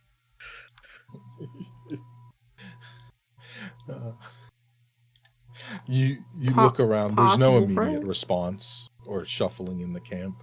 It's relatively small. You can see there's belongings scattered about. It actually looks like there might be a pot of food on the fire. The fire has long since died down, though.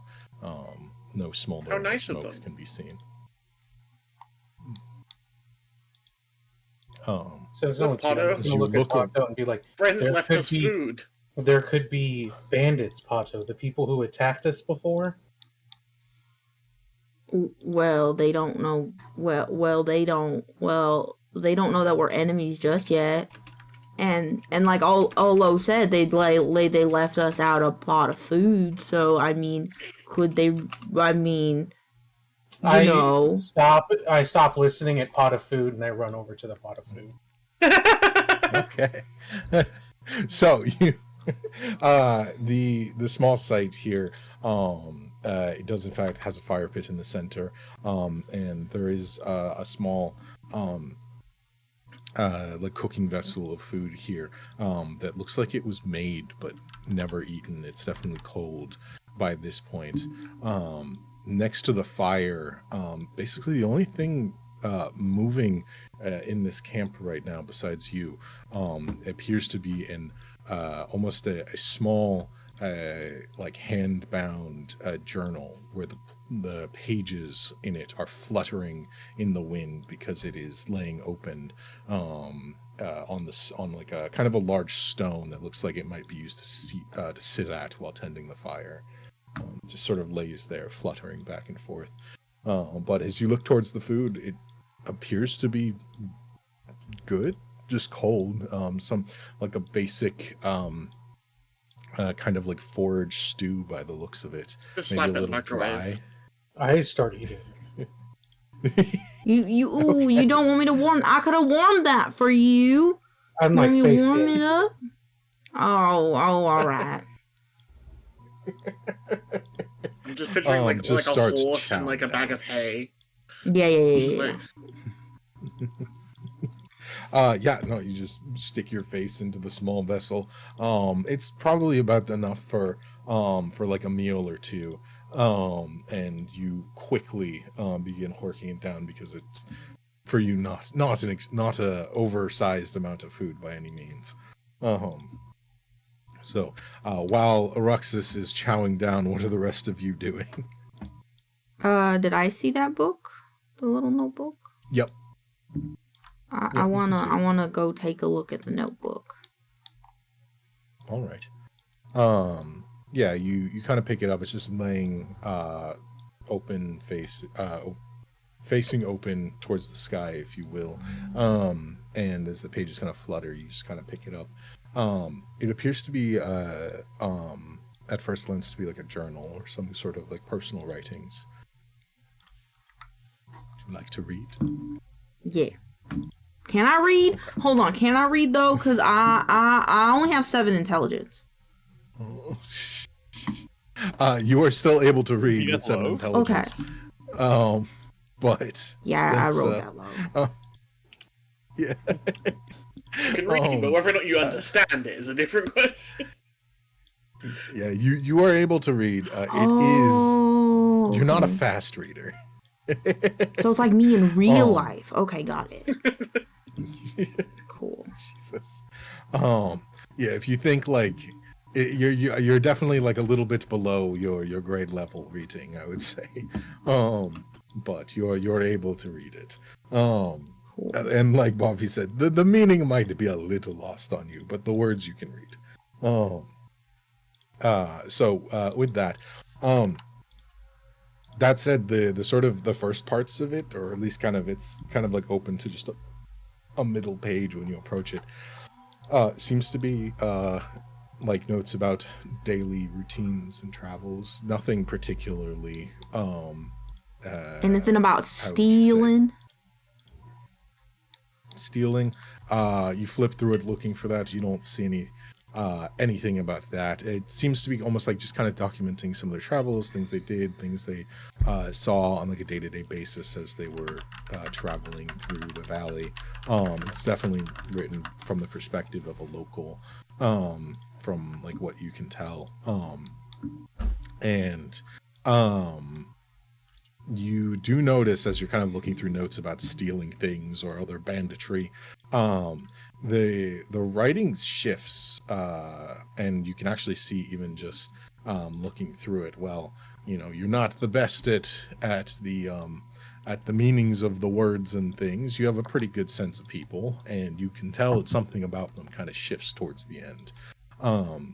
The writing kind of like slowly becomes looser and less defined as like the last few pages progress, and you kind of like look a little closer, and it would almost look like two different people were writing it, except it's a slow transition. It's not like one page and then another. It kind of just like fades into this other like looser and less defined writing. And the last page is almost entirely dominated by just a few short sentences that kind of grow long and flowing, and they catch your eye because it is a notable shift from the rest of the book. What are the last sentences? pages, yeah, I will read them out loud for you. It starts at the top with, "The lightness in my foot has brought me places I could have never seen before. I need not rest, for there is so much to be seen. However, I feel my tether waning. I must still eat." And there's a pause. A new line. "Every passing moment, I sense my bindings lighten, almost as if I could step up into the unlimited bounds of the skies. Perhaps soon." Another pause. Another day goes past based on the style of the writing. "Finally, the dragging weight of my flesh is fading. I will at last become part of the infinite open." That is the last entry. Hey, Aruxus. Do you feel like your skin is too heavy at all? Do I feel like my skin is too heavy at all, TM? Yeah. Hmm? Yeah. I would say it's not necessarily a feeling that you've had in combat. You felt agile and nimble, maybe a bit more so, more energetic, but nothing particularly different. No, you don't feel your skin is wearing you down any more than the day before. I'll just say I've never felt better, but it's not clear. I'm speaking that through mouthfuls of food as I'm still... I just squint my eyes and nod. I'm like, what about you, Nibbles? Do you feel like sloshing off your flesh at all anytime soon? Okay. Alright, cool. Cool. Olo, I found a book and I don't know if I'm reading it right. I like how there's no concern as whether Olo's flesh is sloughing off. Everybody else Well, got you asked. didn't. Listen. You didn't say you felt like you drank a Red Bull this morning, all right? You woke up tired just like me, so I suspect that we're fine. Why would I drink from a Red Bull? Cause I heard they give you wings. I mean, I've got the a spell that story. does that. Not sponsored. Oh, not sponsored.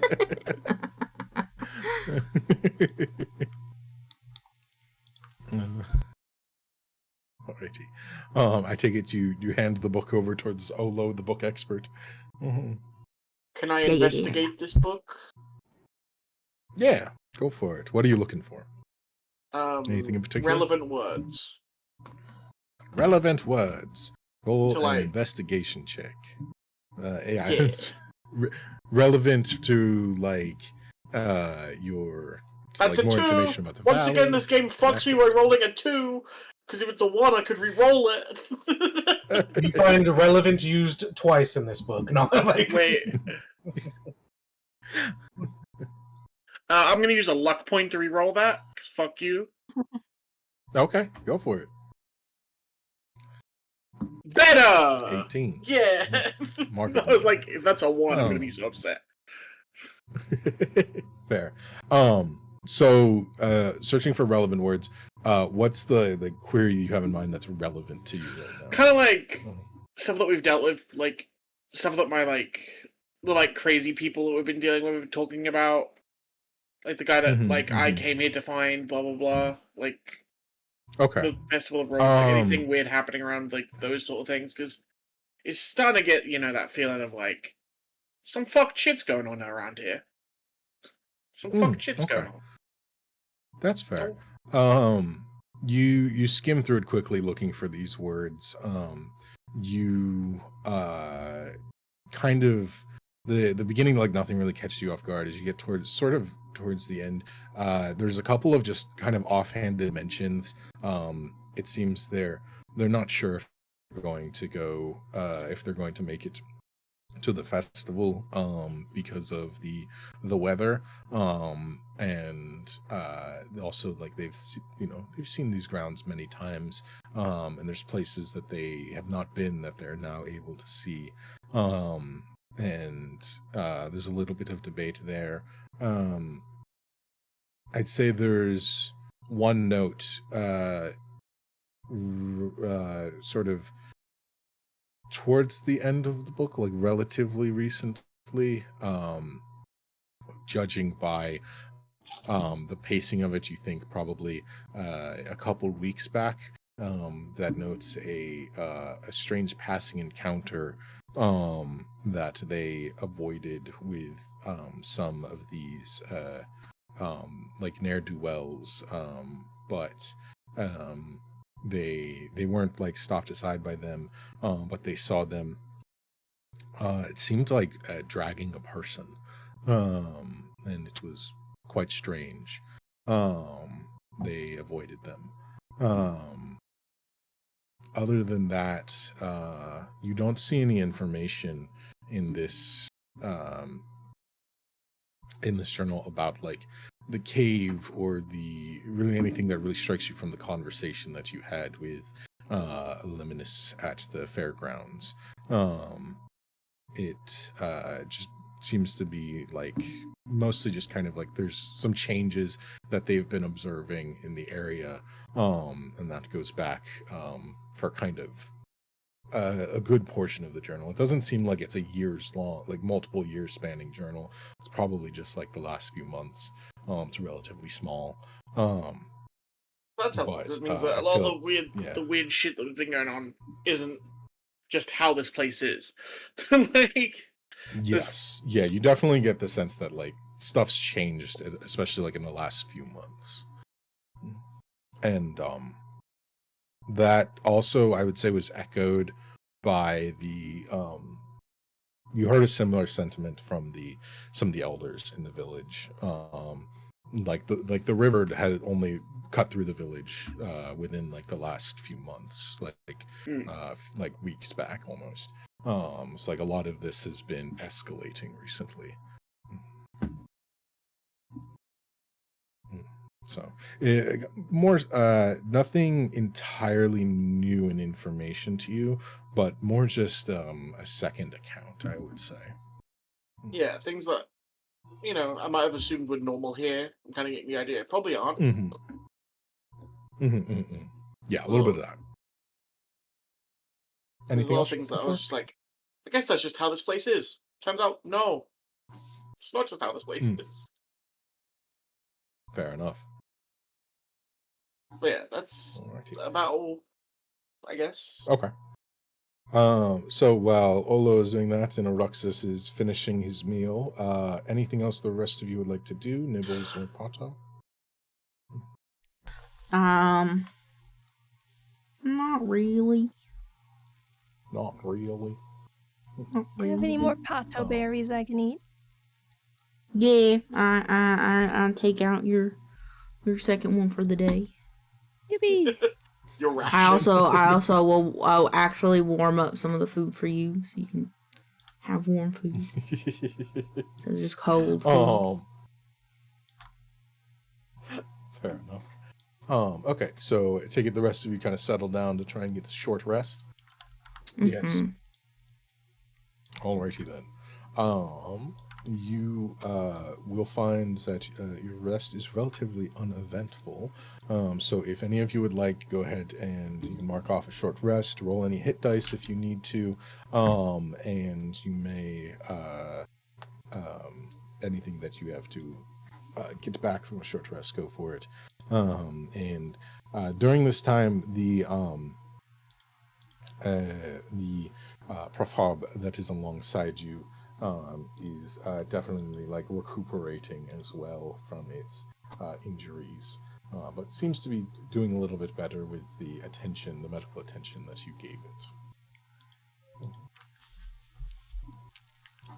Alrighty. So, go ahead and let me know once you're all done with any of your healing or other things you need to do on your short rest. I'm done. Mm-hmm.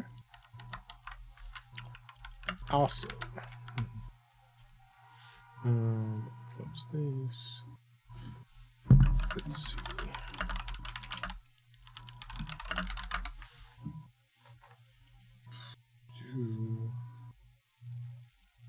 Cool. Ponto Roxas, I see.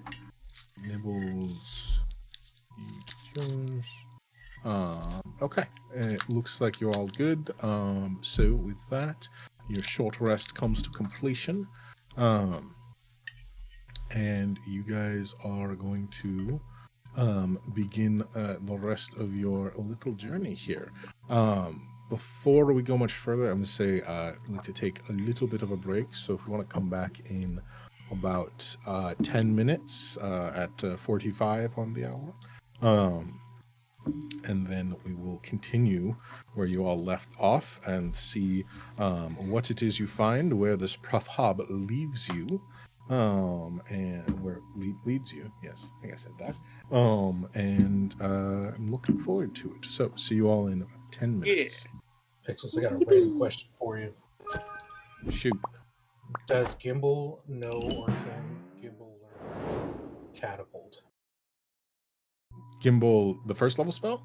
Yes. First level spell Catapult? Yeah, no, it very much has Catapult. I haven't used it in a long time. And you can make any spell into a rune, correct? Like it's just you can. There are some limitations as far as like categories of spell. Could you make Catapult into a rune? Let me check really quick. Glyph.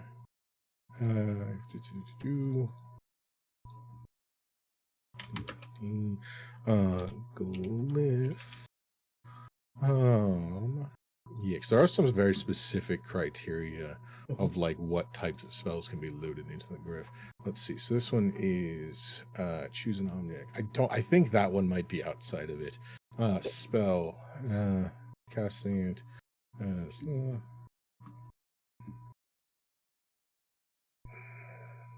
I think that might be outside of its range because the limits are, it's like it has to target a single creature or area, and Catapult doesn't technically do that. Well, it's Catapult targets an object and launches it. Yeah, it targets an object and launches it in a direction, but I could definitely see where that doesn't fall under target a single creature or area. So because I might let you do it, but I don't know if Havoc would. Because I thought of a way you could theoretically make a gun without gunpowder. Because if you have almost finished, if you have, and it also shoots further than a gun. Because if you have, if you make a projectile that's in a barrel, lot more. If you have if you have a barrel with the projectile in it, whatever you want, and you almost have the glyph finished, and the hammer imprints that last part of the glyph, then casting Catapult on the item in it, it can go 90 feet and do 3d8 damage. Yeah, no, that's and you can even upcast it to like a 3rd level Catapult. Yeah. Yeah, no, that's a cool idea. Unfortunately, glyph avoiding doesn't lend itself to cool stuff like that very much because it has a specific clause which is essentially if the glyph or the object that the glyph is inscribed on moves more than like 10 feet away from where it was created, it's just well, but that's the thing, is the hammer finishes the creation. Oh, I see what you're saying. So it's not a full glyph. It's almost a full glyph. It's an incomplete glyph on the thing. The hammer striking completes the glyph. That would be an extremely complicated mechanism. So it would probably, because like the completion of the glyph also involves using a spell. So it'd be like a glyph and a spell scroll being used at the same time by an automated thing and firing.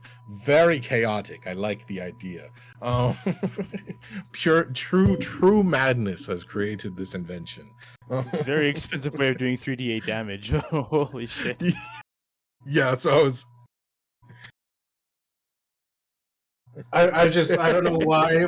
I don't know what made me think of that, but I just thought about it. I'm like, could it be done? Yep. I mean, you know that it's there's like like 200 gold of so. incense in there, which would be pretty funny. Yep. Yeah, because it's Where smoke comes 200 from. gold of 200 gold of powdered diamond. Even if you like casted it like because you can just upcast it, doesn't cost you to upcast well, it. I guess can But a like whatchamacallit, what's the class that's a scientific Devicer. artifice? artifice? Yeah. Or do they have a subclass that allows you to make? They have a glyphs? gun subclass. I know that they have a gun one, but I mean, I don't think they can really do more like rune glyph type stuff. They can infuse things with magic, but I don't think it really goes This would be cool that bounds. But as I like can't say I've a tried less it. like player-oriented thing. It's more of like the incredibly noble folk buy these because they're cool. Yeah, that would be funny. right. There's And a too slight expensive. percentage chance that if you fail, the catapult's casted on the firearm and towards your shoulder. Oh yeah. That's called recoil. Yeah. It's called recoil. You only lose your arm half the time. Probably way too like expensive for everyday use, but nobles might buy one. It's the only way you can Yeah. sneak one through via metal detector. Jesus Christ. Right. I All right. will be back. Okay.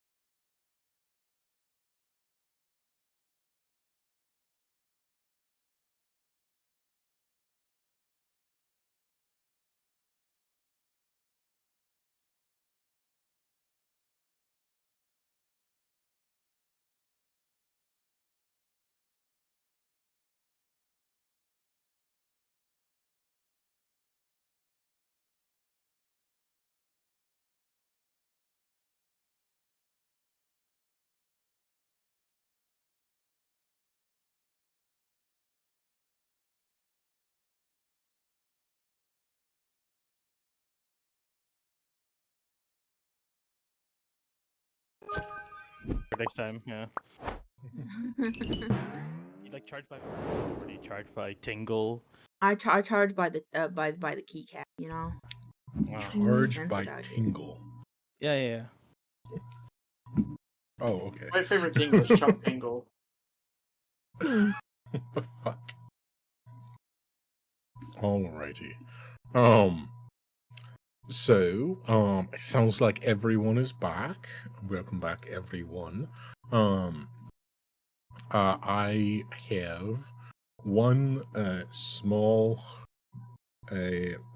patch note, if you will, that I didn't address earlier, but now it's probably going to come up a few more times. We also worked on a name for the previously mentioned Runehounds. We are now going with this name. Yes, the Mega Who. The awoo? The awoo?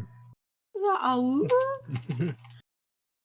Anytime I do that, I think of Dory when she's like talking to the whales. Yeah, no, that's Okay, then. that's basically what I pictured too. That is exactly how I imagined you talking to the PRUFFHOB last time. So a Drakton. Rune Draktons. Ooh. So that is what I will be trying to refer to them as, which is going to be hard, honestly, because I've been thinking of them as the other placeholder name for like 10 months or some shit. So bear with me on that one. But that's just because I'm terrible with names. But that said, God damn it. We left off with you all finishing up a rest. Hopefully all of you have checked off your things, used your dice if you needed to, and otherwise had a relatively safe and uneventful rest. So with that, what would you like to do on the rest of your journey? It's time to go to the cave. Go Okay. find the rune. Are you letting the PRUFFHOB lead you, or are you going? Are you okay? So after a bit of respite, you will. Is there any specific like instruction, or are you just gonna let him go? Let him go where he say. I mean, do we have any reason not to just go where he said? He's an animal. I just didn't want to assume. If a dog was like, "Hey, I know a place," I'd be like, Yeah, but what if the Or a quest is guy. at like we have a quest to go to this place, you know? I mean, we don't even know if we're talking about the same place. So He said the mean- cave with the runawoos. We have to go No, to the he's- cave with the runawoos. yeah, but like, you know, there might be more than one cave with more Runaroos. So Oh, I guess. Oh. Yeah, maybe. I mean, Pull around the next bend. it's our best job. Pull around the I'm next just saying. bend, and it's like, yeah. I'm just saying. They're an animal. Should be trusted like an animal. Yeah, and I am trusting him like an animal. We follow, but like Pato's like fully. if it's Yeah. not there, I'm not going to be super surprised. Listen, we It don't It probably really have is any there. I'm gonna be real. leads, I'm just so- being If it's- pessimistic for the. If sake it's of not it. there, we'll just eat the guy. We'll eat the messenger. Yeah, if you I stare a very, very blank stare. he's at- already at pot cooked. Erixus. Oh, you're right, Pato. I'll share with Nibbles. Yippee! I throw one of the exploding berries at Erixus. Just kidding. Yeah, like you'd be able to handle that long enough where it didn't go off in your pocket and or hand. Well, like, it seems like if they tumble softly, it'll be fine. How else would they So you like punch your transport leg the out of exploding- fury, and your pocket explodes and catches fire.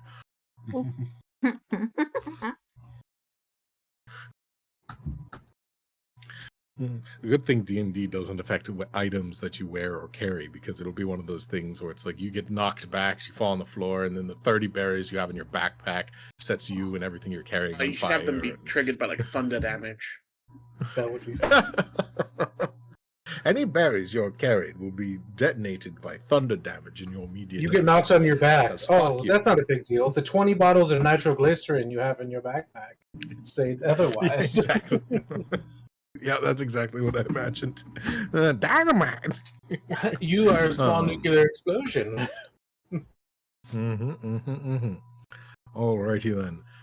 So with that, you clean up your campsite here, although still a bit of just kind of miscellaneous belongings left behind. Not much, but some cooking utensils. And all right, I take it you're taking the book with you.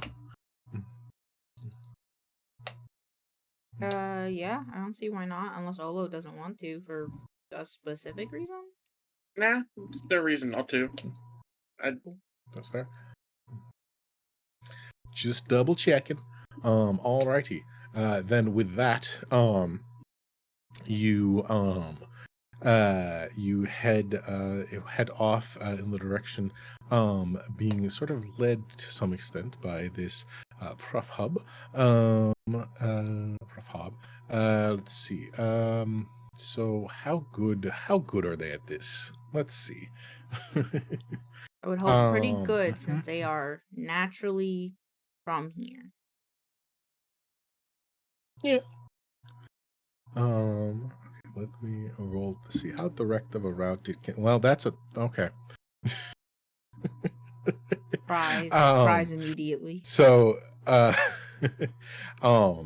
it slowly begins, sort of, speed perception. It slowly begins kind of like navigating its way back through some of the forest, and you can kind of see it like checking the ground in some areas and scratching up against some of the trees, looking for signs of passage. And every once in a while, kind of like looks back towards you, Pato, and just kind of like acknowledges like we've eaten all the what's the word I'm looking for, we've foraged this area before, and nothing is left, and then like kind of gets to another one and just like, oh yes, only ash here, and kind of continuing on. At a certain point, after you guys have been traveling for quite a few hours in this day now, and it is starting to get quite long in the day, it kind of comes to a bit of a break in the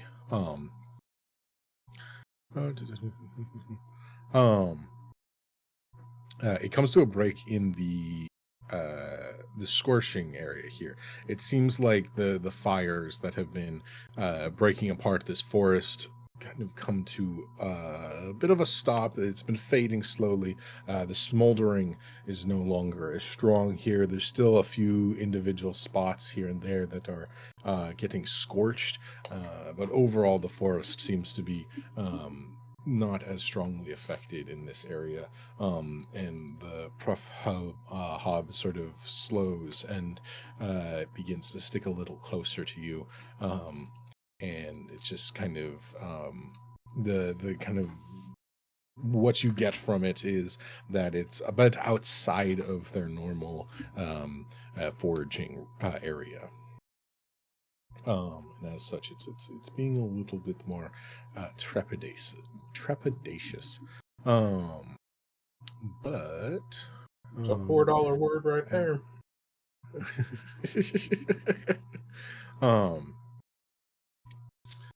Let's see.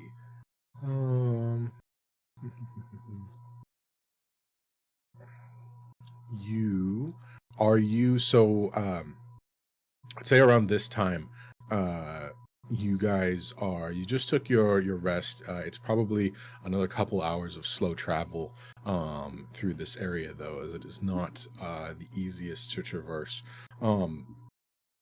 It looks like you don't see, you're kind of approaching and going around some small foothills, but you don't see anything that like would denote a large mountain nearby, and the day is starting to get a bit long. Um, would you like to try and push through and see if you can find what you're looking for before rest, or would you like to break for camp with just a bit of and look for it in the morning? You've covered quite some distance, but you have not yet found what you're looking for in this day.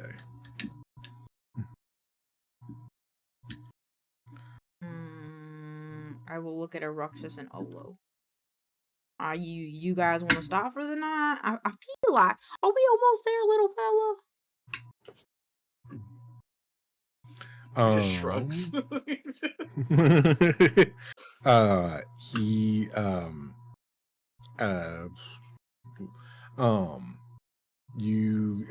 he is pretty sure that the destination, the Predator Cave, is further, but you are it seems to be a bit more nervous and stuff, and you're pretty sure that you're like probably in their territory, but you're not necessarily at whatever this cave is that it's somewhat familiar with. Does that make sense? Well, we could stop for the night if you guys want. I'm fine either way, though. I can keep going. Okay. So you can push a bit further if you'd like. It's sort of like dusk, I would say. So you could go for a little bit further. But if you continue pushing a lot farther, there is a chance you could run into exhaustion for just amount of travel in the day. But you could probably get a little bit further if you would like. A little bit further is fine. Nightfall is going to be a problem. Okay. Yeah, okay. So you'll keep traveling until it is unsafe to do so due to the dark. Sound like a plan? Yep. Okay. With that, you probably have about another hour or so of light in the day. So with that, you continue forward, and the PRUFFHOB definitely seems to be sticking a little bit close to you. You will notice that it is seemingly unfazed, relatively speaking, by the descending darkness. Pretty much able to navigate through the underbrush and various small obstacles without too much difficulty, even as the light begins to fade. Behind their eyes. Pressing forward. What was that? You said as the light begins to fade, I'm like behind their eyes. Jesus Christ. Alrighty then. Pressing forward further, you Pato, you sense a bit of a shock or disturbance from the PRUFFHOB. It kind of almost like freezes, and you sense it like kind of like putting its like snout up towards the air, like it's trying to sense something. It's kind of like spinning around, checking for something. As you found yourself in kind of a bit of a small clearing here, there are a few trees and other like brushes in this area that have also become burnt and have some smoldering, not nearly as pervasive as the previous area that was almost completely torched, but there's still remnants of it here. And you see as it kind of like sniffs the air, it kind of turns back towards you and lets out a bit of a like how would you put it, a vocalization that you kind of haven't heard before. It seems like it's trying to to look for something, to like pay attention, like something has caught its intent. The rest of you, as you kind of see this and you're looking towards it, looking around to try and see what's going on, you notice as you're passing through this area, there is a pungent scent that kind of wafts over the group. You've been over It's this. the pungent scent of Bathe more.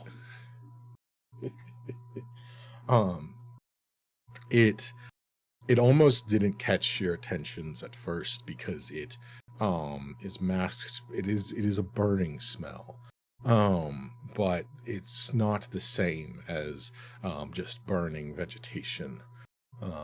Looking around, you don't see an immediate source, but with the help of the PRUFFHOB, after a moment, it becomes a bit clear as they kind of are gesturing towards it. And after peering around the backside of a large tree, you spot it.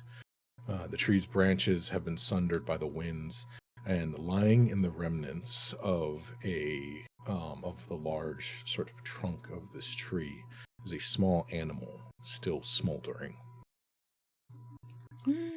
Looking up from the remains, you see a flicker of flame that catches your eyes.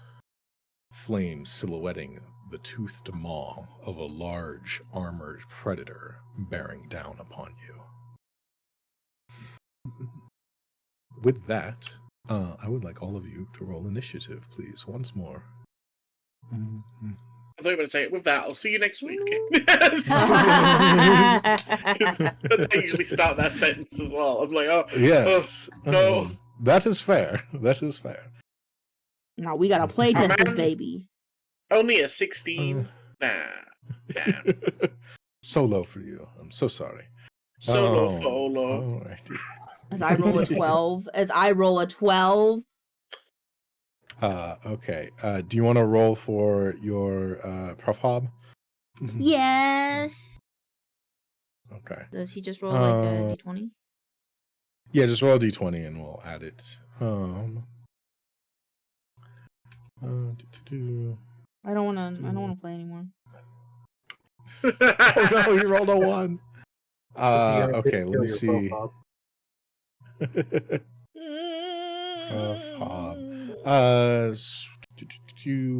He has a +0, so he is at a 1. Let me add that for him. He's scared. This is a 1. This is fair.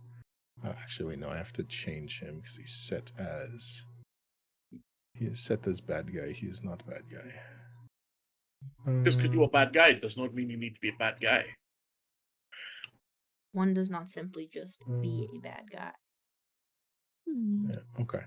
So he is there, and then let me add our placeholder. Let's see. I will give you a visual in just a moment as to the large predator bearing down upon you. Let's see. I don't have a great. No. What is this image? I have no idea. That'll work. Wait, no. That's too big. Damn it. Medium, sure.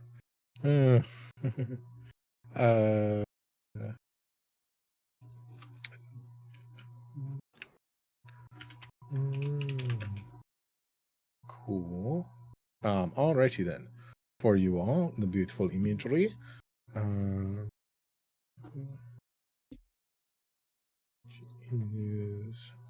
did he go? References. And image. Bear with me one moment. I just remembered what the Runawoo baby looked like, though.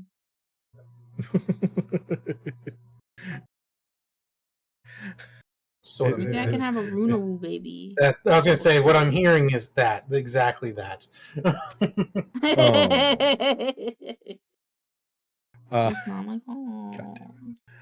God got one for you here, and where's the second image? I'm gonna give you a second one that is, so this is the general the creature that is stalking towards you.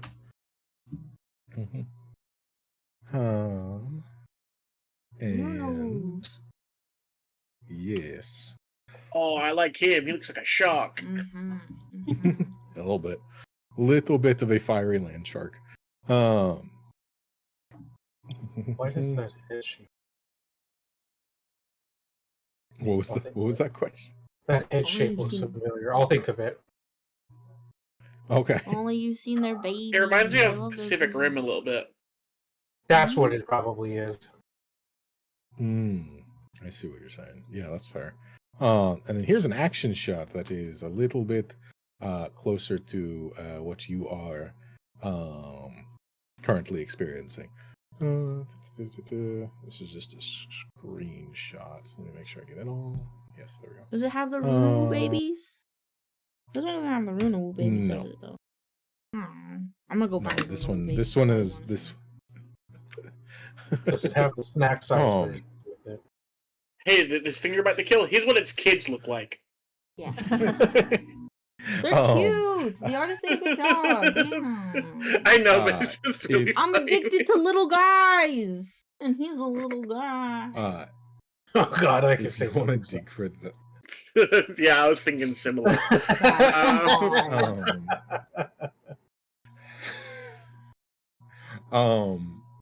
If you want to dig for that one, Elena, I was I actually already gonna found it. say it's here, but okay. I was found gonna it. s- I just had to well look then. up baby. I just had to look up baby in our DMs because my reaction was such a baby. Oh, it was in our DMs. Yeah.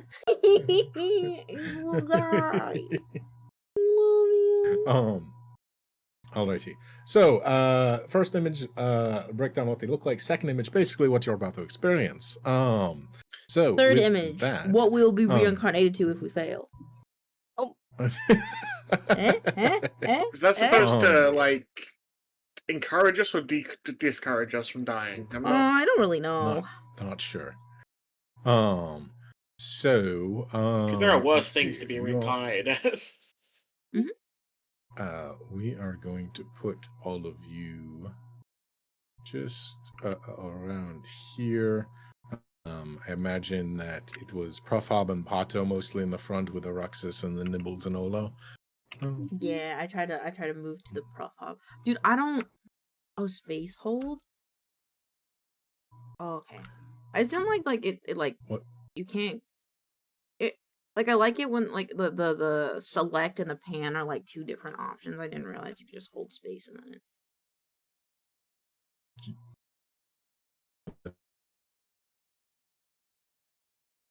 That's fair. There is two different options. But and then let me just populate this really quickly. And then we will be off to the right. Is the DM cutting out for anybody? Yes. Yes. Okay. Oh, he's gone. The ultimate cutout. Hello? Is he back? Hello? Are you okay Hello? now? Hello? Yep. Oh. My internet just committed on live. Oh. I think Are it's you okay on now. the Wi-Fi? Yeah, I'm not sure what it was We specifically. really but need to it's fix that fine this now. weekend. 'Cause I feel bad that you keep having those problems. This was a different problem. I think this one was software, but Oh, I had a okay. VPN on. Because right before you like blipped, you were like cutting in and out a lot. So, and I tried to address it, Yep, but you fixed yeah, it. So, you sound good now. That's fair. Yeah. You know, I think I didn't realize I had my VPN on and it died for a second. Alrighty. Let's see, where was I? I have to reload the page 1 second. It's lagged out. Copy. Cool. That works. Apply. Apply and apply. Cool. You guys all have your initiatives. They're in here. That's wonderful. Let Wait, me did I roll? for these. Yeah, you Yeah. rolled a Yeah, I did. 16. It's been a while, so I forgot. That is valid. Sorry about that. Zuko? Oh, is that what TT? that was? Yes. I think I heard a Zuko. Let's see. They have a plus that much. So I'm going to add this. 2, 3. And to auto roll. Then we're going to try 5. So that is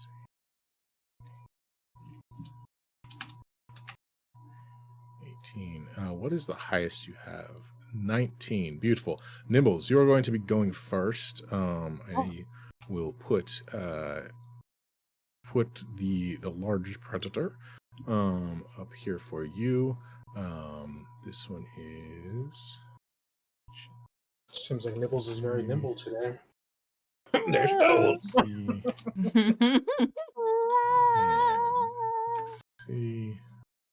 I'm laughing at my addition to Nibbles' artwork of Pato. Very slight touch up. What?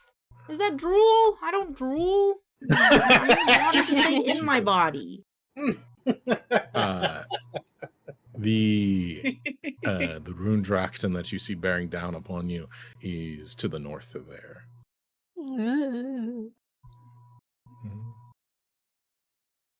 So, what would you like to do, Nibbles? And Aroxus, you are next. Could I ring my little baby bell cheese with a toll the dead at the I just guy? imagine. Dead. Is it the Britney see. Spears songs where she's like the "Ring My Bell" song? The Britney Spears one. Is that... Ring my bell. Yeah. That's what That's a I wisdom imagine save, like Nibbles correct? dancing to. Yeah. My Wisdom bell. Okay, that is a 13, so that's a failure. Just go ahead and roll damage. Yippee! Woo! 15. 15 points of damage, is that correct? Yeah. Jesus. The way you say that reminds me of the way that cat says it. 15 points of damage. 15. Alrighty, well done. You have rung their bell a bit. Anything else you'd like to do? Can I bonus action a cheese wheel, please? Yes, you may. Yippee! Go ahead and place that where you would like. I put it right here. Oh, okay. This is cheese wheel. Cool. And then you may make an attack with it when it appears. Bam. 21. That definitely hits. Go ahead and roll damage again. Ooh, yippee! Okay. Spiritual weapon. Bam. 11. 11 points of damage. Oh. Sweet. Why is it not? Let me refresh, because this broke for me. Okay, awesome. 11 more points of damage. They are well sufficiently damaged. You definitely rung their bell a bit there. Anything else you would like to do? Do a little jig. That's it. Okay, do a jig. Sounds good. So that one is there. I will say that there are a few more that you are starting to see. Let's see. There's one more there that is coming into view, and let's see. Passive perception.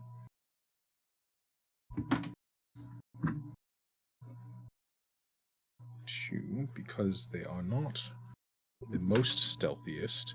You also see one more up here, And Oh, man. another one that also rolled terrible on its stealth that is down here. Shit. Huh? Uh, Huh? Oh no. oh, Oh fuck. Huh? Okay. Stealth, Well, you nah. say? There's Um, 4 of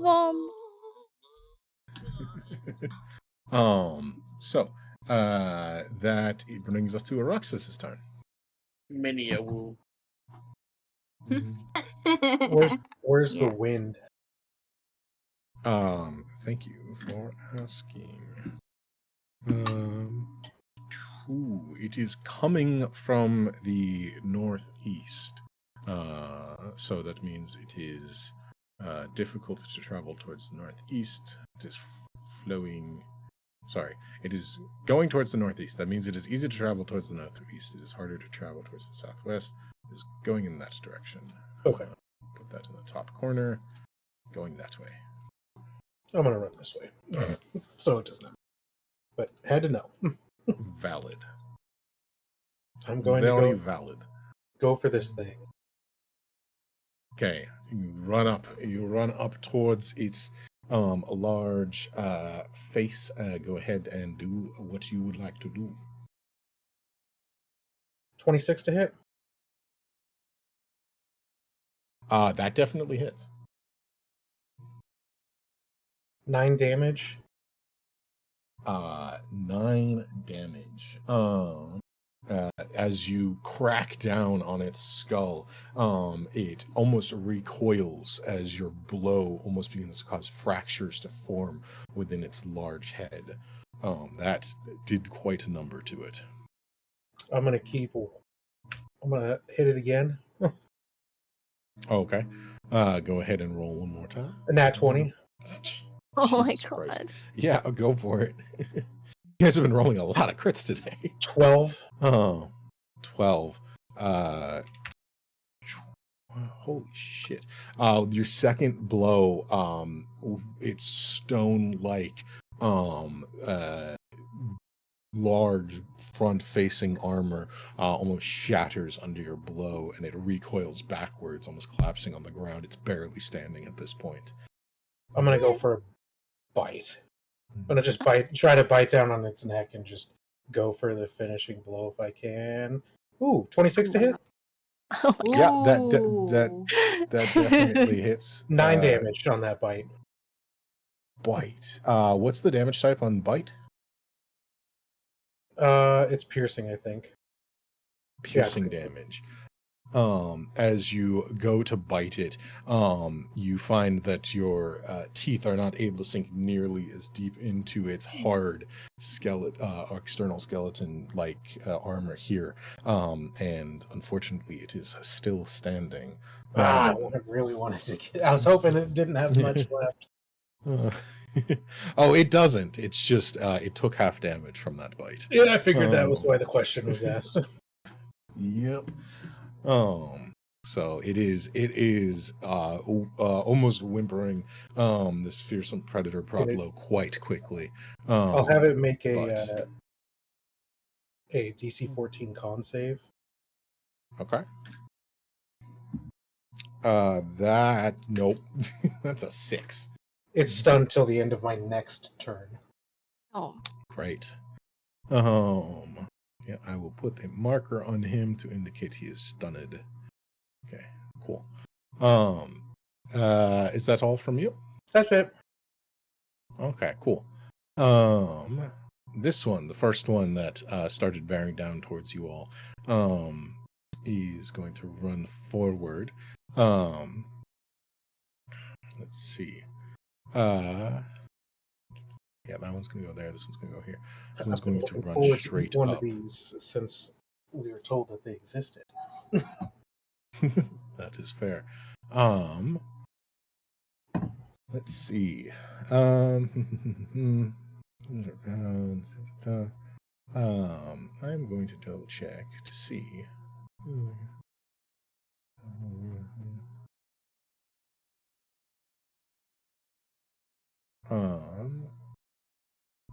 It is going to go for the larger threat in the front here. Because it can't get over there. Actually, let me see. Double check its movement because it is double movement to get to you, so it might actually not be able to get to you.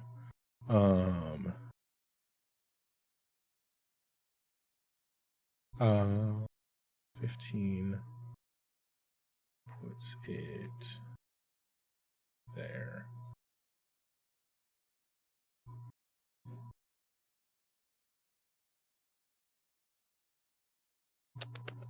Yeah, it's not able to get to you because it's running straight into the wind. As such, it is going to get there, and then it is going to sprint. So it is going to sprint up to you both. And don't think it has enough movement to get around. 10, 15. No, it does. It'll go right up here. Straight up into your mix. But that will be its turn. Olo, it is your turn. Okay, so anyway, I started blasting. I'm gonna cast a 4th level magic missile and hit each of the 3 of them 2 times. The ones that aren't being attacked by Eroxus. I mean. Okay. He's not interfering with my meal. Yeah, well, he's got that thing next to him with low health and it's stunned. So I'm pretty sure he's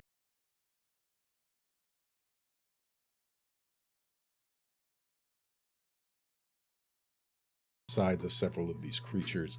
They yip and yowl and bear down with a just as intent growl as a moment. I feel like I'm making a lot of enemies.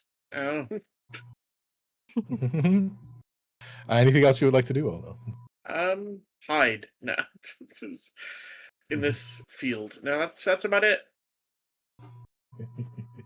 Fair enough. Double checking really quick. Eruxus, the stunned is incapacitated, correct? On yours, or is it have some different specific wording to the stunned? It just says they're stunned until the end of my next turn. I'm not sure. Okay, I'll double check because I'm pretty sure stunned is incapacitated. Yeah, creatures incapacitated, can't move, can speak only, blah blah blah, fails. Okay, cool. Just wanted to double check it. It's fully aware of what's about to happen, hits. and it can't do anything about it. That's fair. That is valid. With that, that is his turn. Okay. So it is stunned. There's it's just stunned until your turn, right? It just passes. End of my turn, yeah. Yeah, end of your next turn, right? So he is there. That is unfortunate. Pato, it is your turn. Cool.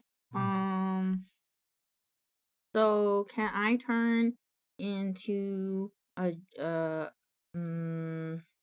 real boy? You turn into one of them.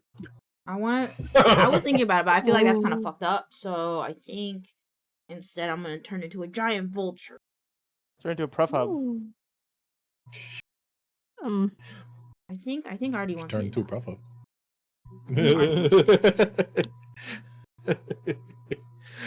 You're turning into a giant vulture? Is that what you say? Wait. Can I spirit totem first? And then turn into an animal? That's a great question. What is your spirit? Because as a bonus action, you can magically summon a spirit to join. You can magically summon a spirit to a point you can see within 60 feet.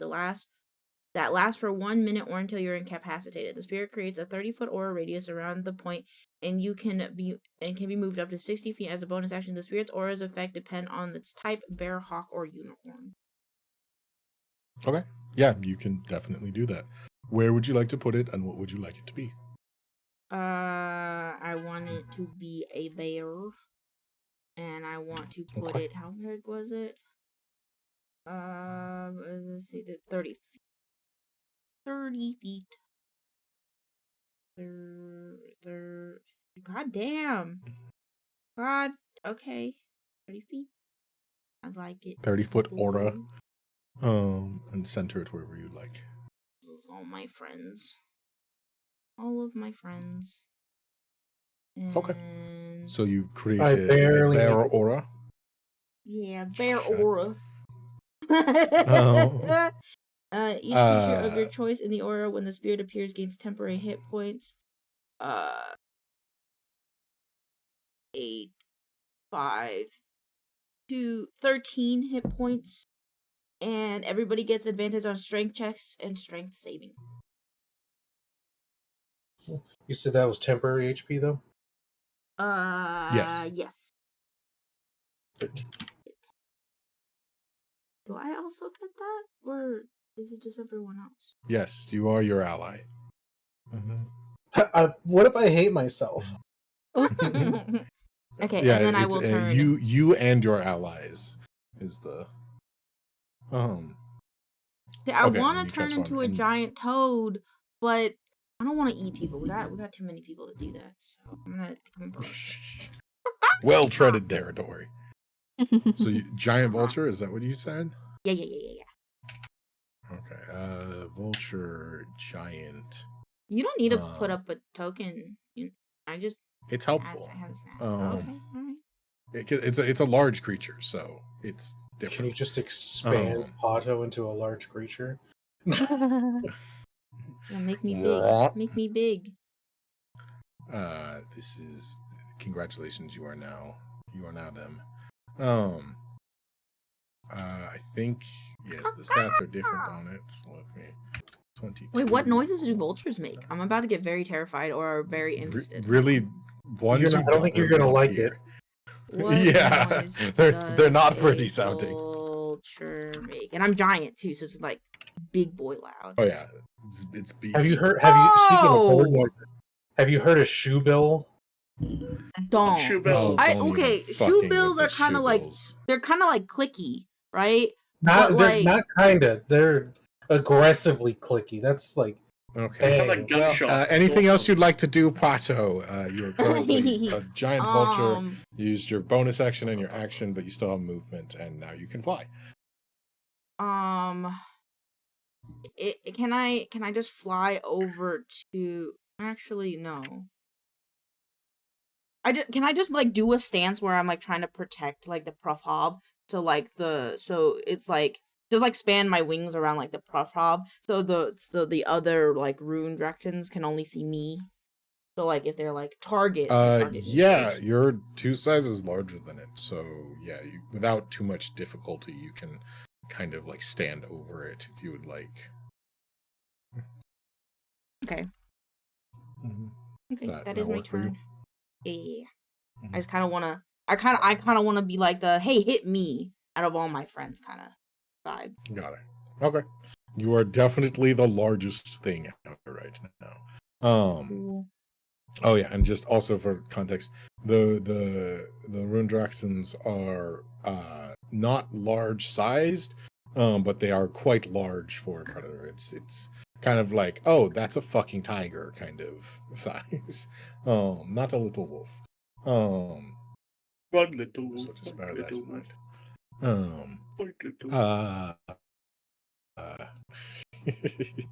Okay, so that's your turn, Pato.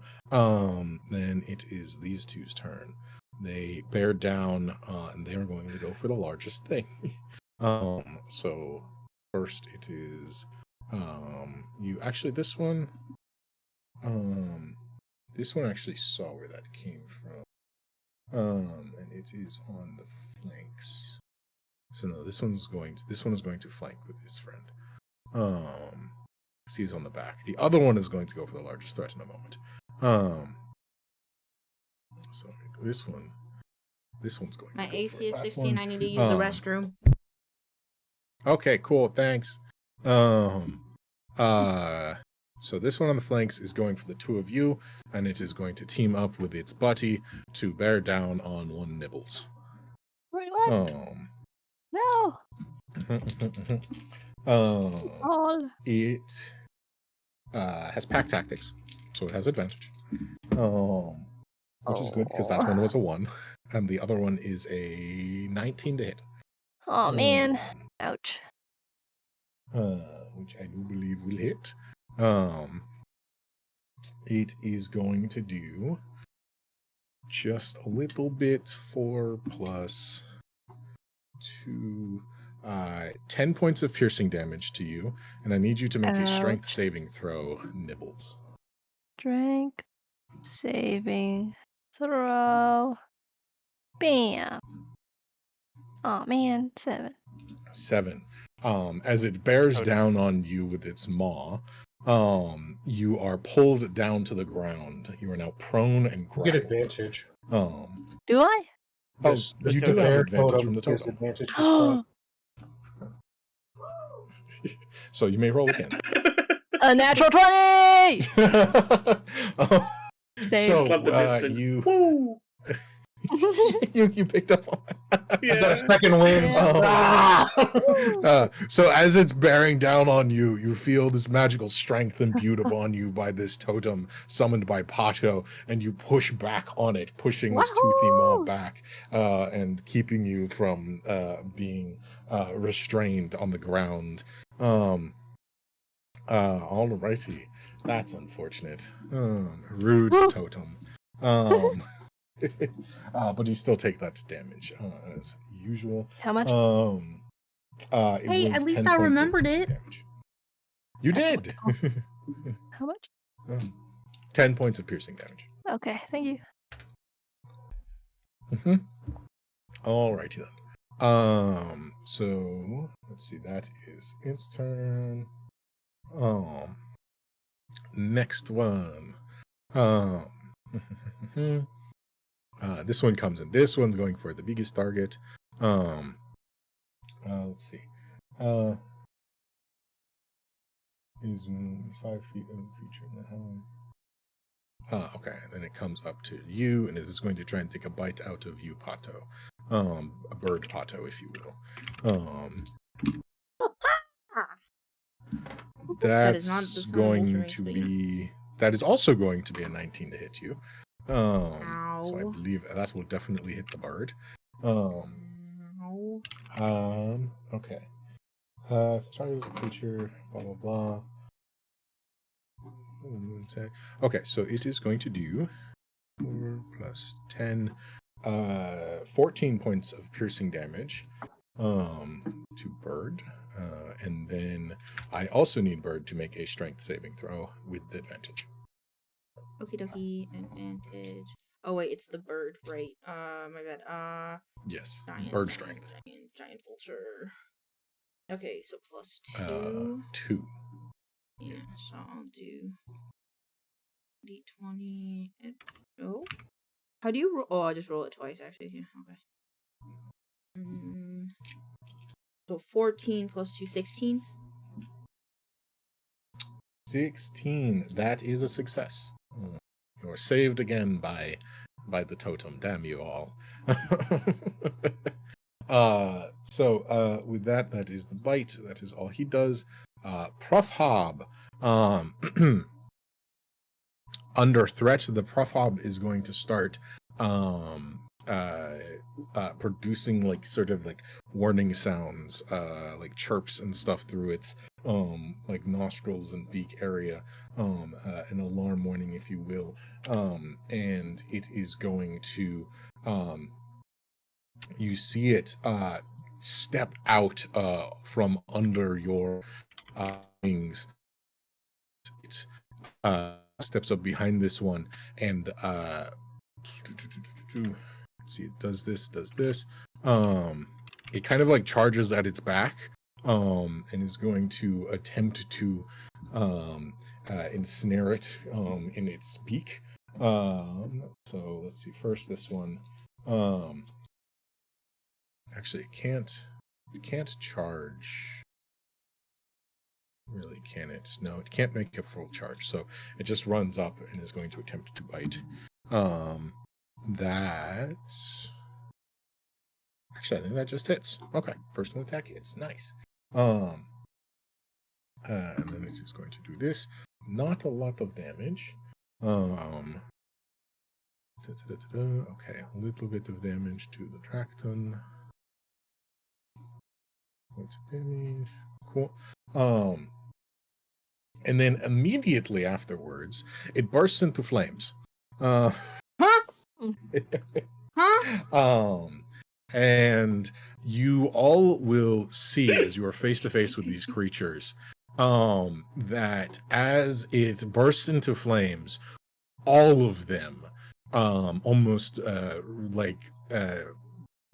all of them except the one that's facing the other direction, that it just kind of like ran up and stabbed the back. All the other ones immediately react to this large burning. Nibbles and actually all three of you in that cluster there, the giant vulture, Pato, Nibbles, Olo, you feel the intense heat like burn off this PRUFFHOB. You are all just outside of its radius, so you don't take damage, but it is like a very sudden flash of heat that kind of overwhelms the area. And all three of the Drakten that are kind of like facing it or not facing away from it are immediately like recoiled. You see them like almost like brace away, like turning away their heads from it. You see one kind of like scratching the side of its head. It seems to have had some effect on them, at least momentarily. And that is its turn. Nibbles, Can I move my cheese wheel? you may move the cheese wheel. It has 20 feet it can move. Right here. It can go that way.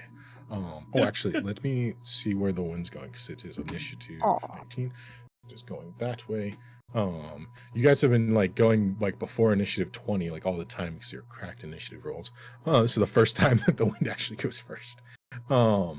Okay, so 1, 2, 3, 4, 5, 6. It's going that way, so you can move it there without too much trouble. So you put it there. What would you take it you would like to attack the thing? Which you may. Okay, go ahead and roll. Hit it.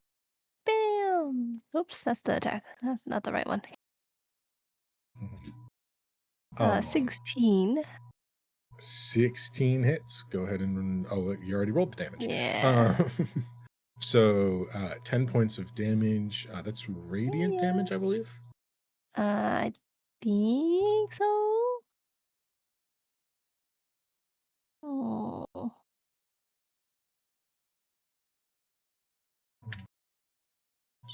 I think it is, but I'm not sure. Let me know if it's a different type of damage. Otherwise, I think that's good. And then Force after damage. that, Force damage. Oh, force damage. Okay, that works. Okay. Cool. What would you like to do? That was your bonus action to move that. Then I would like to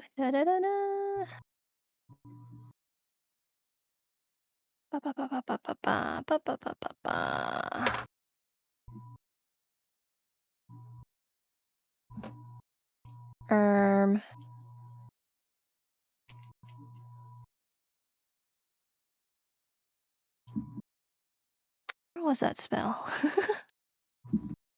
Oh man. It's okay. Don't worry about it. I think I'm good.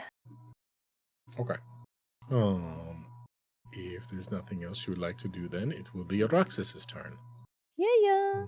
I'm going to hit the rune Drakten that's in front of me again. And since he's stunned. No, don't do that. He's helpless.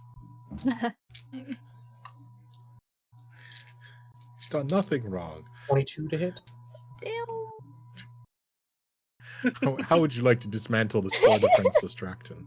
I just bring both my fists down on top of its head. Damn. As you do so, its large armored headpiece like shatters under the weight of your fists. And there's like some smoldering like puffs of flame that sort of like shoot out a bit from the sides of its mouth harmlessly away from you, and the warm underglow that is shedding light around its like neck and chest like slowly begins to fade. Then I'm going to start running this direction, avoid the apparent inferno that creature is, come down here, and then attack the one that's to the right of Nibbles. Absolutely. Yeah, go ahead and roll your second attack. Does a 12 hit? 12 does not hit. You just glance off the side of its toughed armored shell along its back. I'll use a key point for flurry of blows so I can hit 2 more times. Alrighty. 19. 19 will definitely hit. 6 bludgeoning damage. Alrighty, 6 points of bludgeoning damage. You crack it, and that same plate of armor that your blow glanced off before, it shatters almost under your strike. Unfortunately, the 11 will not hit. Yep, and that's my turn. Alrighty. Now it is this one's turn. I will unceremoniously remove that one from the tracker. Oh, it's the one that you just... That's the one that you just attacked. Let's see. He is... right there. Going to continue... Nope. Is going to turn towards you. Because you are What a did I do to threat. What did I do? You have aggravated it. Actually, no, it's actually not. It doesn't have. It doesn't have good attack at you because you're there. So it's going. I know to where I make put an myself. It's very unfortunate and rude of you. So it is going to continue working with its other Drakton to try and bring down the Nibbles at the moment. Actually, flare. Does it care about the flare? I don't think it can do a lot about that. Be at disadvantage. Yep, no. Okay, it's going to try and finish off the Nibbles. No. That's a 22 to hit, Nibbles. I think that probably hits. Yeah. It is fine. You will be safe, and probably in its maw. 3. Wait, that guy. 6. Wait, I wanna be annoying. Okay, go for it. His attack roll, he rolled a 9. Does a 15 hit you, Nibbles? Oh, my armor is 15. It still hits. Damn it, Damn. Nibbles.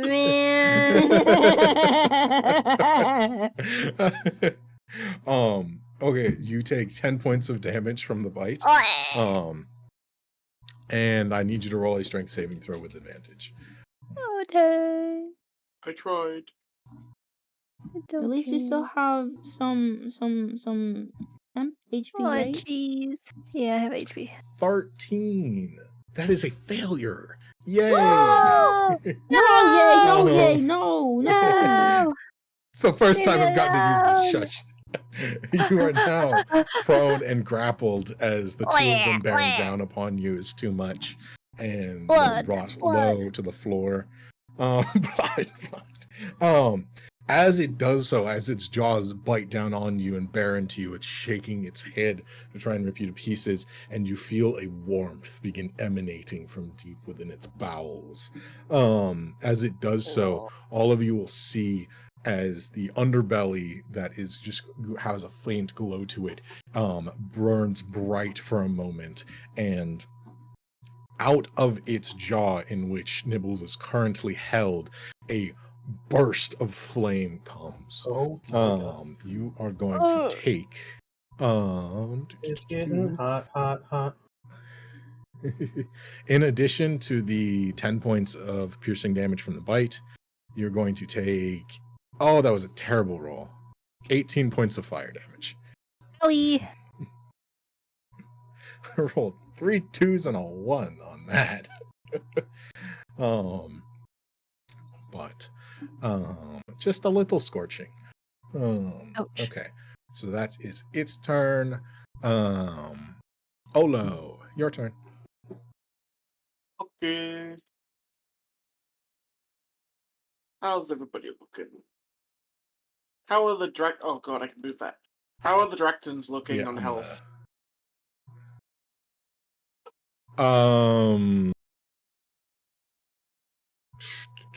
The one chowing down on Nibbles is broken and battered quite heavily. The others are they've taken a bit, but like the one that's right in front of you is like more okay than not. The other one you can't really tell. You don't think it's taken too much damage. Yeah, okay. I'm going to cast a level 3 magic missile Okay. and hit this guy with all 4 of them. Is it 4? The one. 5 of them, I think. Okay. This one. What's it?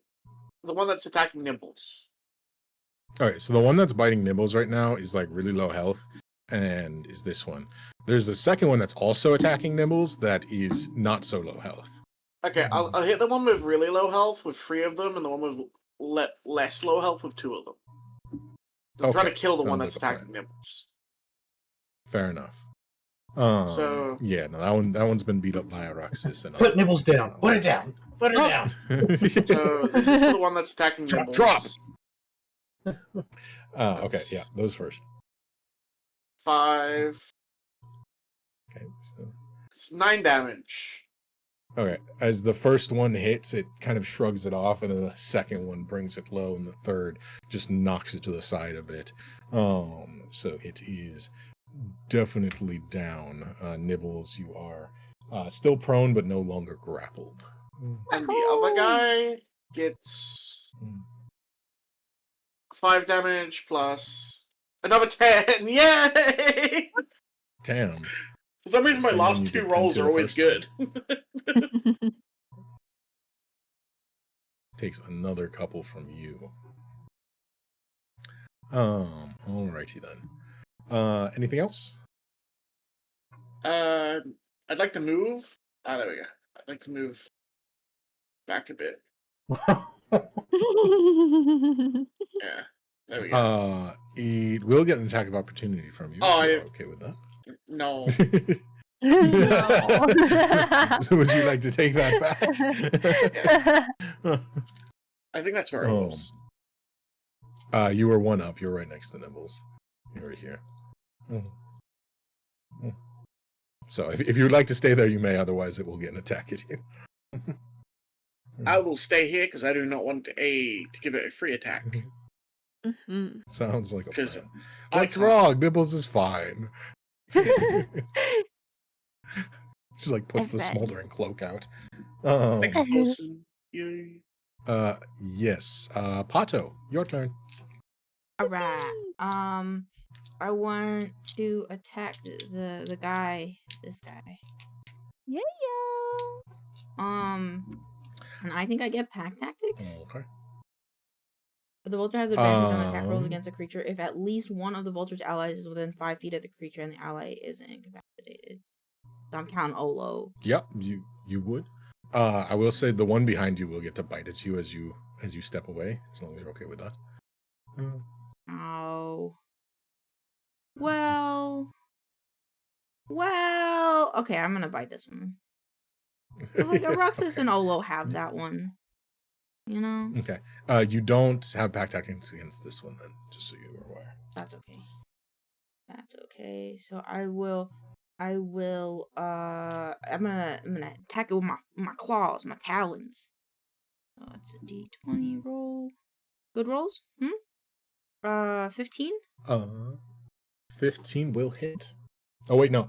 I'm sorry, its armor class is not quite 15. The last thing's armor class was 15. That 15 just misses as you write it down and you just get armor. Okay, What's that? okay, One so more? 19. That definitely hits. Go ahead and 2d6. roll your damages. Boop, boop. Oh, 6 points of damage. 6 points of damage. What type of damage was this? This was slashing damage. Slashing damage. Okay. These are my feetsies. So glances a bit off of its armored plating, but still does some tear and rip away. Do I Walter Cock? And that will be my turn. Okay. Oh, sounds good. So that is your turn, and then it is these two nice fellows' turn. This one is going to come over to this side of you. Let's see. It was here, so you're here, so this is still within your range. I'm just going to center you on the circle a little bit. It is going to come right into here. And it is going to try and grab this target and get the fuck out. This is going badly. So let's see. First it is going to make an attack. It is going to be at advantage against Nibbles. Poor Nibbles. Why you bully Nibbles? Nibbles is most edible. I mean, you should know that, Aruxus. No, Nibbles I am is just a probably the lowest small on mouse. the list because she brought the idea of eating the moon to my attention. I mean, that doesn't change how, like, physically, you know, like that's like bias, you know, but like edibility, Oh. just straight up. Oh. So it is with advantage because you are prone, but it is partially blinded by the PRUFFHOB. So for this turn, so it is a straight roll, and it rolled quite poorly, less than a 10. So you are fine for the moment. That is that one. But then this one is going to attempt to do the same thing. That is going to be a 18 to hit. I believe that will hit you, Nibbles. Yeah. Okay. 12 points of piercing damage. Ouch. And I need you to make a strength saving throw. Still You have advantage. Bam. 18. That is a success. Woohoo. So you are not grappled. You are still prone, but you are not grappled. And it not Okay. being able to get a proper bite at you, is going to start backing away a little bit. It's like it's trying to like grab you and pull you away, but it's not able to get a good grip on you. You're fighting back. But it is still going to back up a little bit. And that is going to be its turn. That's turn, and then it's the PRUFFHOB that is burning away and causing some distress to these creatures. It is going to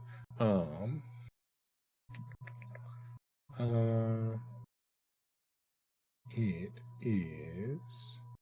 I don't think they have. No, they don't. It's not going to get a lot closer because it is on fire. Oh, and also this one will do a little bit of damage as it burns things. Damage.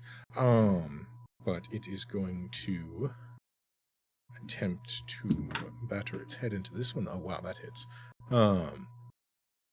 It's going to do a little damage to him. Okay, chips away a little damage at this Drakton, but not anything crazy. It's definitely trying to get his attention and like flaring off quite heavily, but it is starting the initial brightness and intensity of the flames are slowly starting to fade. That brings us to Nibbles. It is your turn. You are still prone, and the wind direction shifts once more. Now it is coming from the opposite direction. Oh. Could I hit with my big cheese wheel? You may hit with the cheese wheel. Oh, actually, What is that? that's not concentration. It's not So concentration. never mind. If you really I want to. had the you thought can. for a second. God damn it. Go ahead Aw, and roll your man. attack with the cheese wheel. 10. Unfortunately, that will not hit. No. Is there anything else you would like to do with your action? Could I stand up? Yes, that is half your movement to stand up. Okay. And then... Is this... How do... So, can I cast Shield of Faith? Does that still work when I'm, like, have cheese wheel? Is that a bonus action, though, I think is more the question? Because I think Oh, that... it Shield of is Faith bonus I action. mean, you could use an action to do it. I don't think it's a minimum of bonus. yeah, I'd let you. If you really wanted to, you could use Shield of Faith as an action Yippee! instead. I use it as an action instead. Okay. Are you casting that on yourself? Yes, because I'm very low health. Damn it! Why is the snack defending itself? They just want I'm to. scared. I'm scared. Now with its new shield, it's more of a snack box. Wait, what? Oh, no. I didn't hear what he said. I'm afeared. What me? Darn. Okay. That is your action, your bonus action, and half your movement. Is there anything else you would like to do? Do a little jig. Dance the queen away. You need a Eruxus, t-shirt of it your is character your now. turn. Just do a little jig on the Or like a sticker. Yeah. Alrighty. Eruxus, you are up next, and then it will be followed by Olo and Pato. You are all back to back in the order now. Ooh. I'm gonna go for the rune dragon that's right next to me, and we'll see what happens.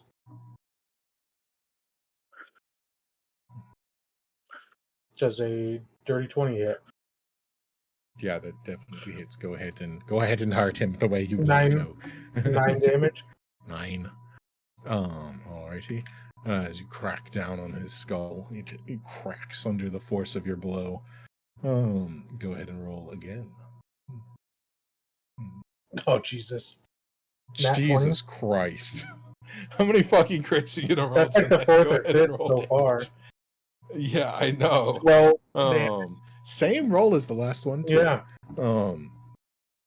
Okay. So that's that single blow did half its health. As you crack down on it, you may describe however you would like how this one crumbles under your fist as well. I just give this one like I just bring my foot in the air and I bring my heel down on the top of its head.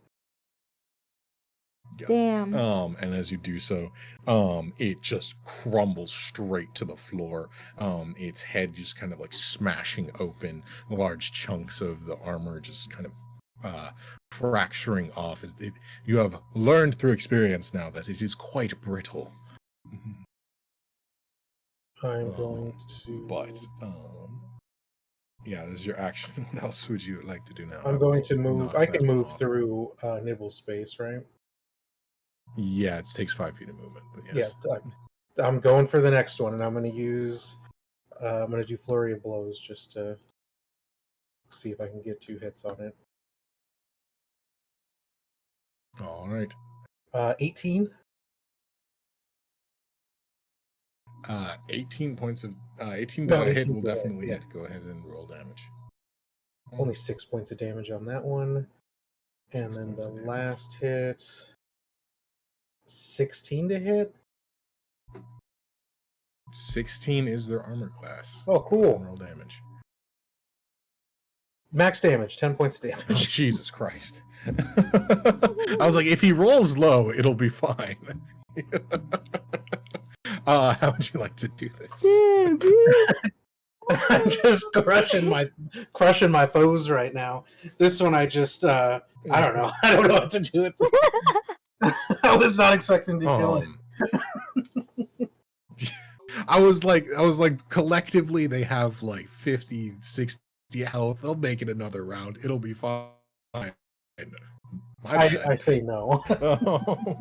Fucking.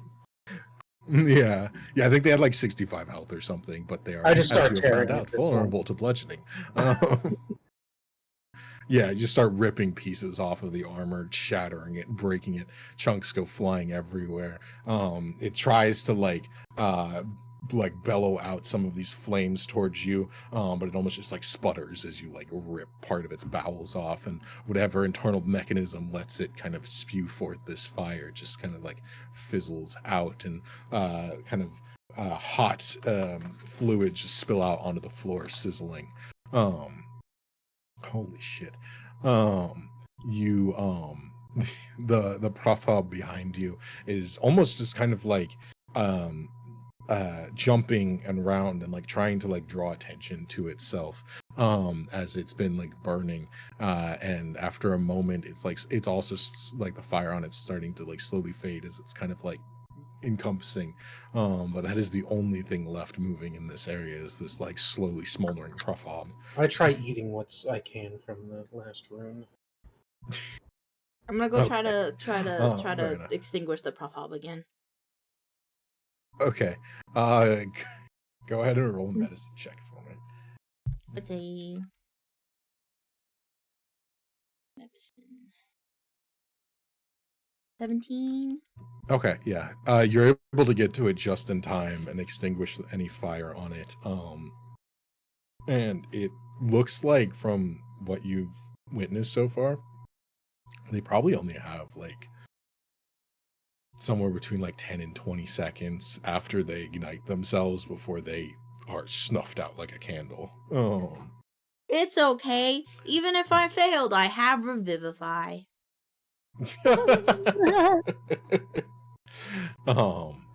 But yeah, you're able to like just rescue it back from the brink of total a snuffed candle. And Why is this so you were PRUFFHOB? able to save him. This PRUFFHOB wants one thing, and you're depriving it. What did this? PRUFFHOB, This Let's reminds die me of gloriously something. in This protection. tweet release Yeah, of no, death. this reminds me of something. What was we watched something, and the guy was like, "I'm gonna kill myself." He's like, "No, don't do that. We don't need you to do that." No, what are we watching? What the fuck? I don't know. Yeah, it's like Solution wants to kill itself, and it was like, no, we could do something else. What the fuck are we watching?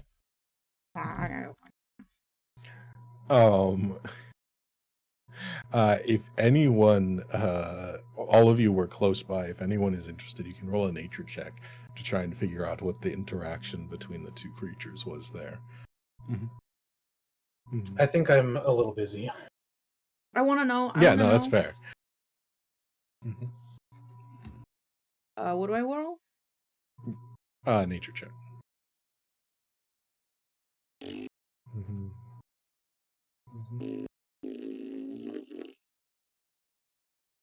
Then, Olo 11. Not bad. It definitely seemed like the PRUFFHOB had like intent behind what it was doing, and you, based on what you know about the area and a little bit of the conversation that you'd had with the some of the elders, although you didn't spend a lot of time talking to the like hunter and trapper in the area who knows a lot more about the creatures, you get the sense that there was some sort of direct dynamic between the PRUFFHOB igniting itself and the Draktons there, almost like it is an intentional defense mechanism that has a negative effect on the Draktons. It seemed to be his like burning seemed to be affecting them, even the ones that weren't directly next to it, just like the ones that were in line of sight. So there definitely was some intent on the PRUFFHOB. It wasn't just doing it for no reason. It was somehow aiding or distracting the Draktons. But that is all you know. I remember what it was. There's a robot in The Mandalorian. Oh, you do? The one that was Oh, yeah. programmed to kill. And he's like, Oh. okay, well, according to Yeah. my code, I need to go explode myself and kill them all. And then the Mandalorian's like, no, you're not killing yourself. I'm gonna get us out of here. And he does it like 3 times. That's the PRUFFHOB right now. Yeah. So I I must not have be a taken question. alive. Do Big Woo use heat to see? Oh. That could be possible. That could be possible. It doesn't have any eyes from what you can see. Like Yeah. there is like sockets almost. But as you have dismantled a few of them, there are no eyes. So I will give you that much. Unfortunately, you rolled very badly, relatively speaking, between the two of you. And you also didn't talk to the person who could have told you a lot of information. So, Well, maybe but he yes, should have that spoken is to that is a us. possibility. She Oh. was doing other things. She was tending to the food. But anyhow, yes, that would be a possible deduction based on the fact that you don't see any obvious way in which the Drakton can perceive their environment. So maybe that is it. But with that, they definitely have like relatively large ears, very large mouths and teeth, and they have like slits and slots along their face, but you don't see any squishy eye things. So with that, what would you all like to do now? At this point, darkness is kind of beginning to overtake the surrounding, most of the light just being from some of the area around you, which is now smoldering a bit from the PRUFFHOB, and looks like most likely some hunting that's So where is this Drakthings are doing in cave? the area. I offer some Rune Drockton to Nibbles. Nom nom nom nom nom nom nom. What does it taste like? Drockton. Yeah, it tastes like Drockton. It's a very, very lean. There's like no fat on it. And it's very lean, very almost like a lot of like sinew and tendons. Not particularly tasty overall. I will say it has like half of the meat has like a weird kind of like partially cooked like texture and flavor towards it. But it is a lot of armored plating, a lot of spikes, and a lot of what meat is there is not the most delectable. I would say, like, as you have taken it apart, Eruxus, it actually seems like these creatures are like, based on your experience hunting, like barely nourished.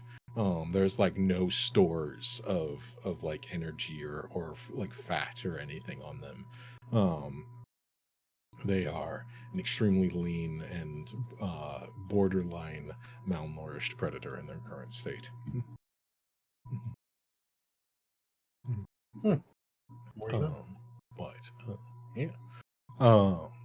With that, yes, there does not seem to be obvious sign of a cave. You have kind of, there are in the distance, you do seem to be getting closer to a mountain range ahead. Let me see if there's anything that you can see in the surrounding area.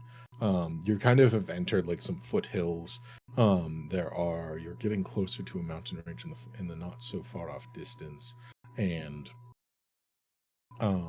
it's a bit hard to see much else. I will say one thing of note. Where did I put it? Too many pages.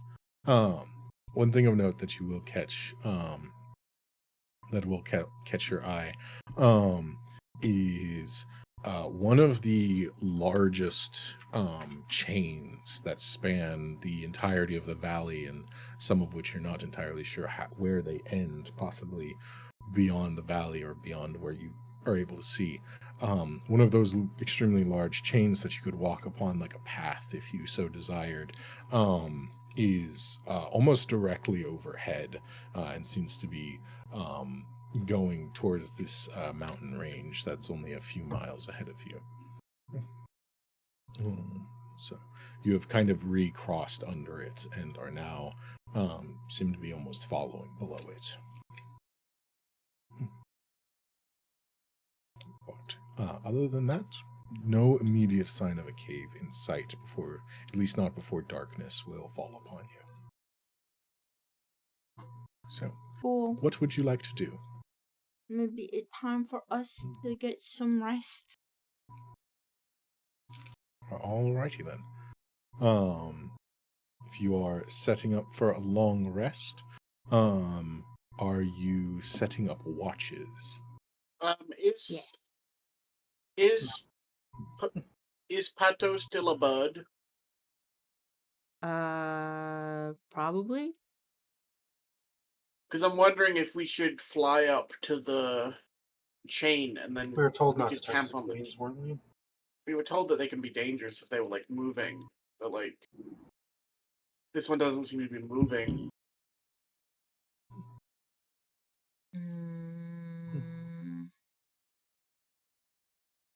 I guess just for some clarification there, you've seen people like on the festival grounds, you would have seen people like clambering on like the largest chains, possibly even like as a challenge. You saw people walk across some of the larger ones.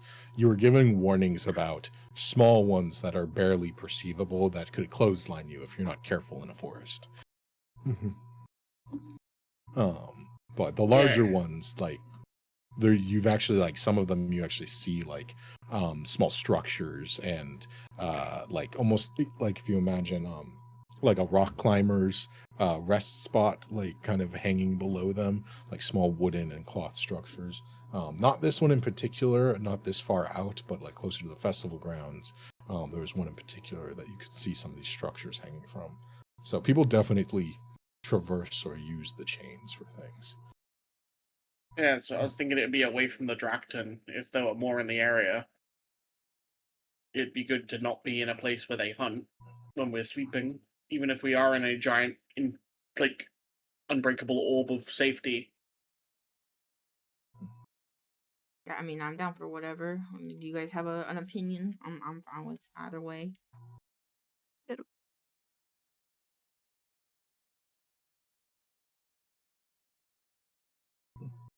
Trevor, did you say So, something? I heard you like speak for like a split second. Oh, Oh, I was. Oh. I heard a noise through someone's microphone. I wasn't sure if that was them talking and getting cut off, or if they just made a very short noise. I was just saying, like, we could, if everyone's down for it, we could just go there. Why not? I mean, you got the hut, so. yeah. I mean, the hut, even if there were strong winds, couldn't the hut just protect us anyway? Yeah. Yeah. Yeah. But I'm more worried about the giant dog. Yeah. Okay. So I can cast fly on like 3 of us. I could probably carry 2 of us. Yeah, that's what I was thinking. You could probably carry the PRUFFHOB. Or 3 of us. How many people could I hold? DM? Probably one in each talon. Unless one rides you, but I think, yeah, like potentially one could ride you and then you could carry one in each talon, but that'd be, I want to ride. depends on how heavy they are. Well, I'd probably give Aruxus fly, because Aruxus is probably the heaviest of all of us. Just through just through being a different size class of creature than everything else in the vicinity. Yeah. So Rux's fly, Yeah. I will carry everyone else. Yeah. So I will cast a level.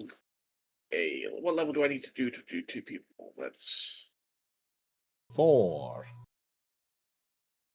Okay, I can't do that, but I can cast it at third level twice. That is 2 concentration spells, so you can only do 1 person. Yeah, we only need it for a Ruxus, don't we? Well, I can't fly normally without I was the gonna spell. carry you. But you can carry 2 people. I can carry 1 person on my back and 2 people from my back. Okay. Well, I will give Aruxus the ability to fly, and then we will all be carried up. That sounds... I have now become more dangerous. Good. Yeah, I was tempted to cast it during the fight. Just to fuck with the enemy. I just hear Ruxus going, I feel like I would be the Flying type, I away. would grab them, bring them in the air, and drop them. That's what kind Oh, of man. player I would become. Alrighty. So, you are going to try to hold the PRUFFHOB and either Nibbles or Olo in your claws, and one of them is going to try and get on you, and then Aruxus is going to fly up beside you up towards the chain. Honestly, Aruxus could probably carry I could me. probably carry someone, yeah. Okay, yeah, that's fair. Okay, the chain is a couple 100 feet up. Just so you are aware. And it's probably like 5, like somewhere between 5 and 10 feet across. If it's on a flat section, it's like it's really fucking big chain, but it's, you know, it's not a 30-foot wide highway, just so you're aware. Mm-hmm. Yeah. Oh. Worst case scenario, we Okay. can fly down in the morning. So. Yeah. So you are going to grab your pieces together and head up there. Pato, I need you to make an athletics check with the vulture's stats. So that's just a strength check if they don't have it. Yeah. I am vulture. What? Now listen. Since I am leaving, since this is, can I use advantage? Her starting point's within the From- horde. She's trying to get advantage. From the totem. No, because it's not affecting you until after you get up into the air a bit. Damn. Because what Aruxus you find to a bit of a lesser extent, but the giant vulture who is flying with the laws of nature in mind finds firsthand that the winds in this valley are extremely difficult to fly in. Oh fuck! I got a 16. And so Aruxus, can you roll a for you, it's just going to be a strength check, straight strength, because you are not flying with wings. You're just flying. It's more just to see if you can hold your path and not get beaten around too much. You said a strength check? Yes, but it is harder for the vulture, but the vulture can use their athletics, but I don't think they necessarily have it. No, they do not touch it. It was sitting on a 3 for a minute, but it rolled over. Aruxus, you're not flying, you're flying with magic, so it is not nearly as hard for you. You're kind of pressing about it. You feel you're like getting pushed back and forth a little bit. And at times you have to like slow down and like press into the wind, but you're able to fight it. Pato, you are struggling to fly. It like you are kind of getting left behind by quite a margin by Aruxus. You're kind of getting pushed left, right, and center. You will eventually make it up to the chain, but it is difficult. So, just so you are aware. But yeah, you are able to make it up there. You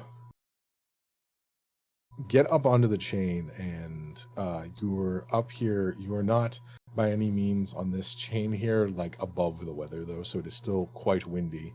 And where you are at, there is no, like, they're essentially large round metal rungs below you. So as you kind of get up there, Vulture is relatively easily able to grab on, but the PRUFFHOB has almost, you realize, like bitten into and latched itself onto your leg as a vulture. PRUFFHOB no fly. Ow, I understand. Ow, ow, ow, ow. Like, my bird's So like, yes, ah, it is, yeah. You start shaking it off over the edge. Is that what I hear? Nah, I'm like, kind of nipping at myself, like, no, hold on, he can't. If I can't hold on, he can't hold on. He's taking us this far. I gotta help him out. Yep. So you're up there, you're like trying to land on the chain, and you're able to like kind of land, and you kind of put Nibbles down like kind of precariously on the chain.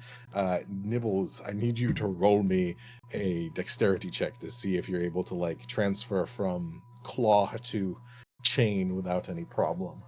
Eruxus and you and Olo are able to just kind of go up and land there, but it's a little hazardous. But yes, Nibbles dexterity. Magic 1, nature 0. Uh-oh. 11? 11. Let me see. Chains. Pulling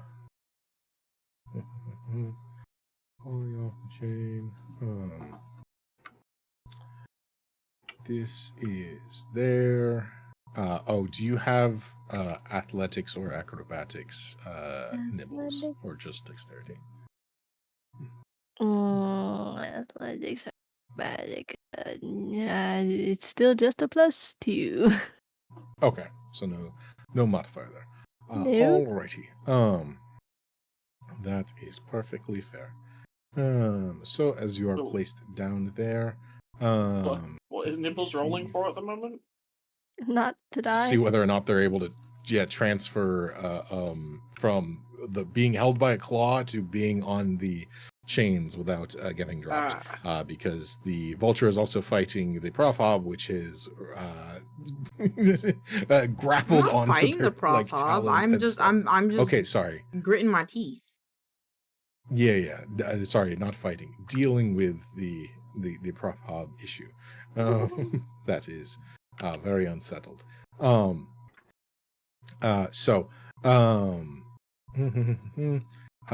Chains, hanging, distance, ribbon, movement speed, athletics. Okay, you are able to kind of like get onto the chain, Nibbles. However, as you do so, and the wind kicks up, and there's not a lot to grab onto, you find yourself slipping off the edge, and you are dangling from it. Eruxus and Olo, you are you are dangling from the chain. Eruxus and Olo, you got to the chain first, so you see this happening. It's about 10 feet away. Help me! I'll fly over and help. Yeah, I was gonna say. Okay. So you put Olo down, and you were able to fly, or actually, I don't even think you have to because you're strong enough, but you can just go over and pull Nibbles up onto the chain. And added difficulty, I believe most of you can see in the dark, but it is definitely dark now. The vulture can. Eruxus, I believe you can as well. Can I see in the dark. Actually don't know. Okay, halfling. I don't think halfling can. Oh no, halfling cannot see in dark. Yeah, I was gonna say, I don't know. You're right. The lizard folk can't either. Lizard folk can't either. Fuck. Okay, so the vulture is the only one that can see in the dark. So this is, which is just adding to the level of difficulty of landing on this chain at night here in the wind. You're able to rescue Nibbles, but yeah, it's a little trepidatious. Vulture, giant vulture with PRUFFHOB. You have one claw free, so you are able to land on the chain. You are able to kind of grasp onto it gingerly with the other one, and the PRUFFHOB is kind of like right in the spot above your talon, has like attached itself to you, and it's just kind of like trembling. So what would you like to do, one Pato Vulture? I'm gonna kind of like mama bird it, and I'm gonna like nip him by the neck, and I'm gonna like shove him into my armpit so he's safe. Okay. And then He starts taking poison damage. So you try to pick him up. Roll a athletics check with advantage. You're essentially trying to grapple him, and he is fighting it. can I just tell him, you're dude? That's a great question. I was just thinking about that. Because you're still kind of able to communicate. It's kind of weird. So let's just say yes. So you are able to communicate with it in a bestial way still. And it is it doesn't shit bricks normally, but now if it could, it would. It is terrified. It is a creature that never once has left more than an inch or two off the ground. It's a burrowing creature. You're in the sky. It is all sorts of confused and panic. It's pretty sure that you are trying to eat it, but it understands that you are communicating with it, but you are the kind of thing that would eat it normally right now. So, and you did the thing that you would do if you were to carry it off to its nest and eat it. So it's having a real hard time cooperating. I mean, I wouldn't have brought him up unconsensually, you know? That's fair. It was, yeah, I think it was one of those things. You picked it up and it's like, what's happening?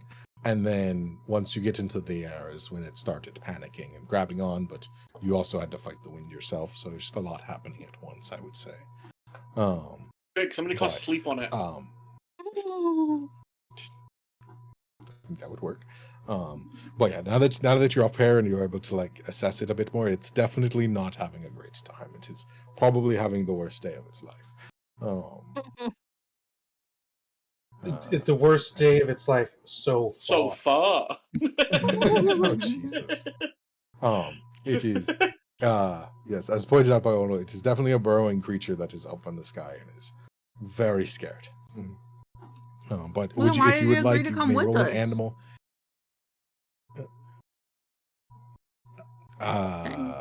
If you would like, you can roll an animal handling check to try and calm it.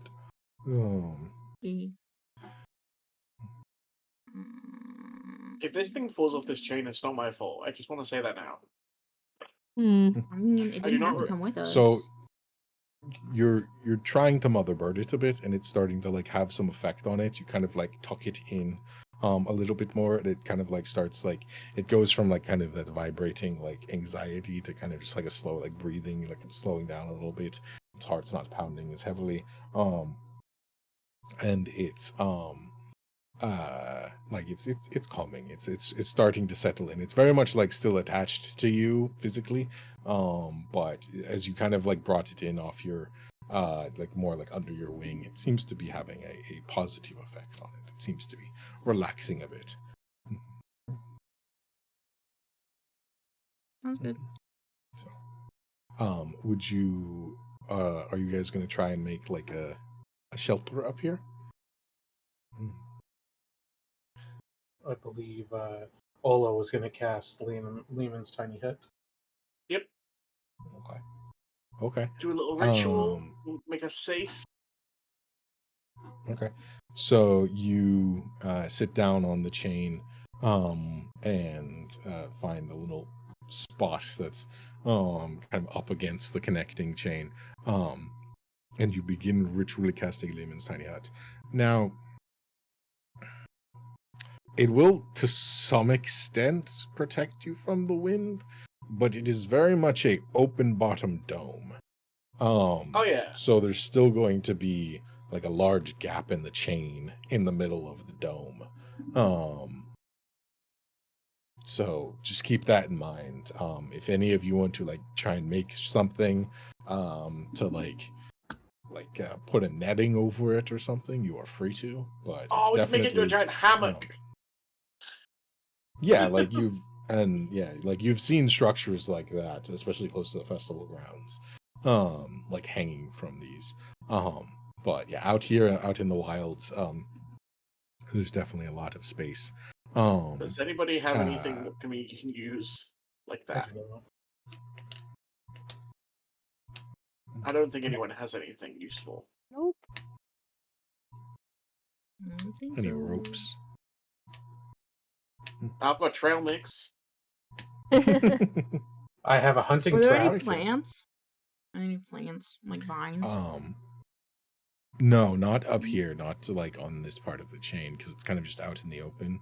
If you were to get closer to like the mountains, like maybe like growing along it, or if you were to go back down, you might be able to scavenge some. Well, I was gonna just make the vines grow, so that way it could help us. If you have a spell, like if you have, I think there's some spell that makes vines. Like maybe you could try and fashion something. I'm not sure if you have those ready. I only have plant roots, which I think needs plants to already exist. That's fair. Yeah, if you don't have like one of those other ones, then I'm not sure.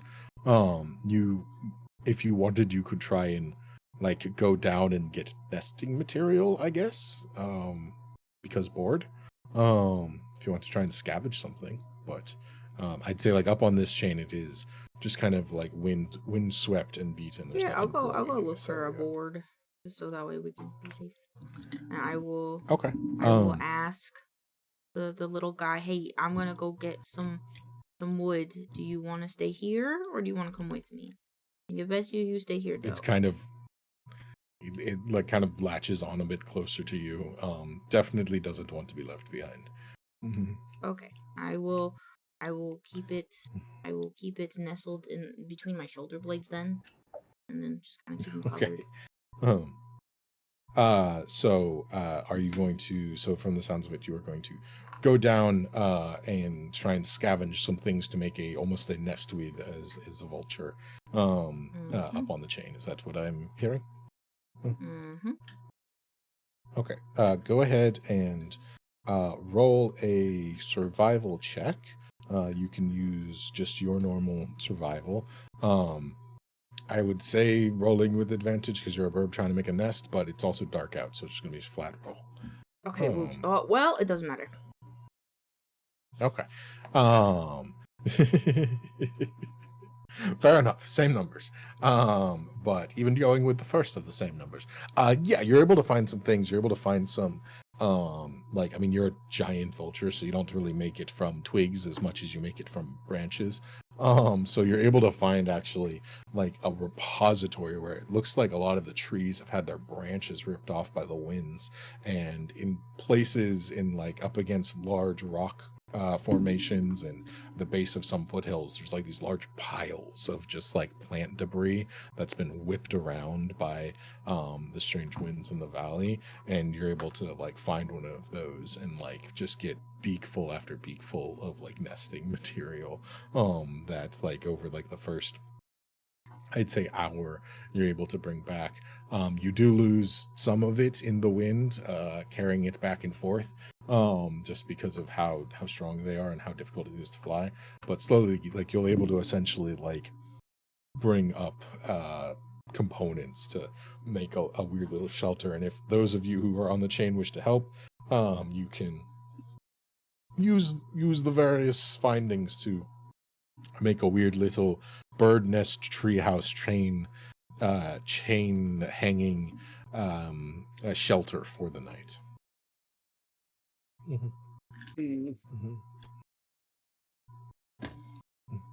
Sound like a plan?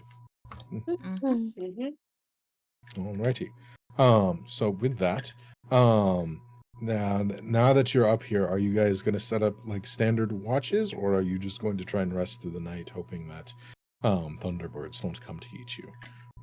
I mean, we're in an orb of safety, so yeah, no, that's fair.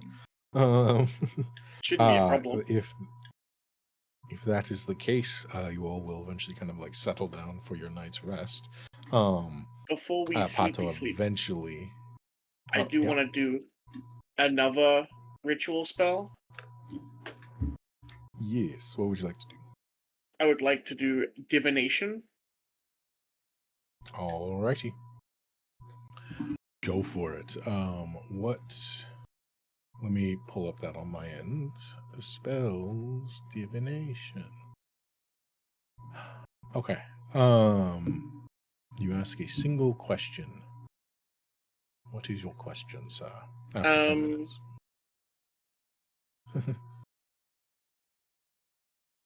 Is it worth going to the cave?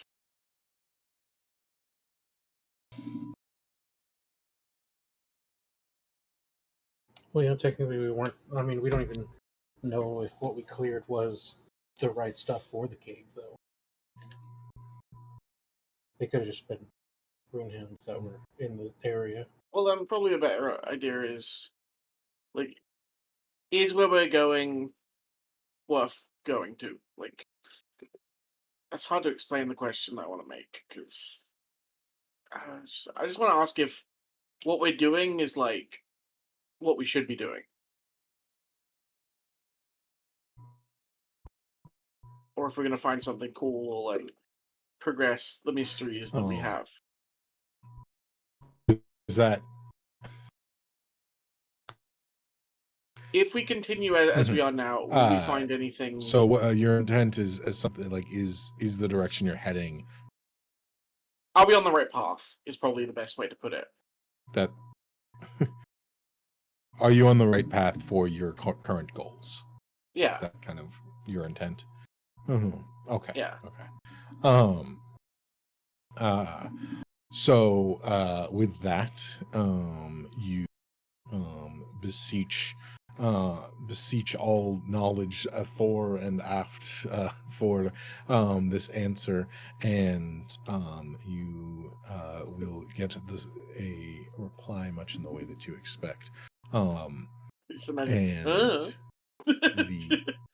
the answer, I don't know, is this what you want? I just love the idea of you get to ask God one question and his answer is, Yeah, I mean, I'm not gonna lie. If you would before you kind of clarified your intention, I was kind of just like, "That's in the eye of the beholder, brother." Yeah, I'm trying to think of a better way to phrase it without being too lawyery about my. No, that's valid. I understand the intent. And words are hard sometimes. The response is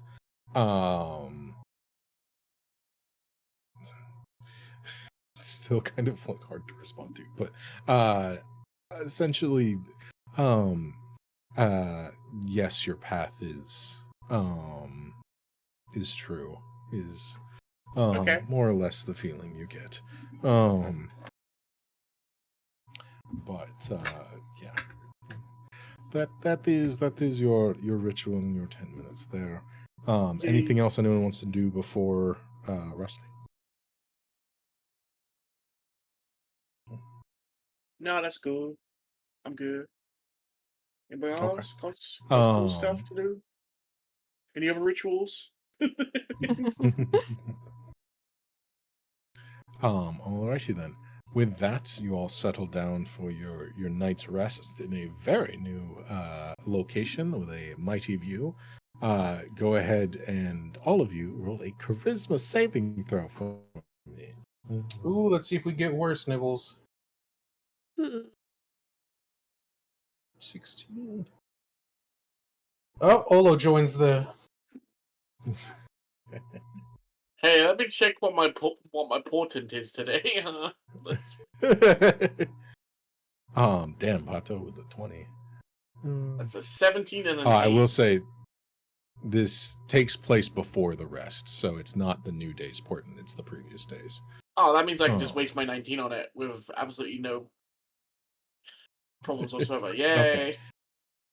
Okay, so I take it the one which you could re-roll in 3 different ways is a 19. Yeah. Okay. In that case, let's see, all of you save. So nothing new. Pato has been dodging this shit like ain't nobody's business every time. I put my highest stat into charisma. No, second highest stat. But it's like by 1. So. Well done. When there ain't anything between no, them fair eyes, between those ears, who are you gonna try? Just I'm a very friendly welcoming. smile. Yeah. Alrighty then. So nothing new on that front. You all will get your long rest and will awake.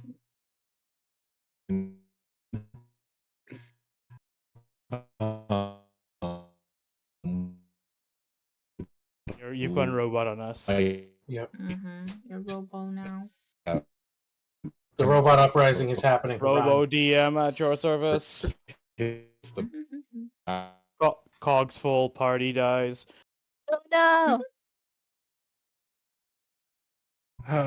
for why? Oh, hello. I hear you now. Welcome. 4K. Wait, I think it's going down. My ping only spikes to 5,000, which I'm pretty sure is just the cap. It's over 9,000. Oh, Last night, Yeah. I changed one of my prepared spells from Unspell to Featherfall. So let's hope that we can get down nicely. hopefully that's helpful.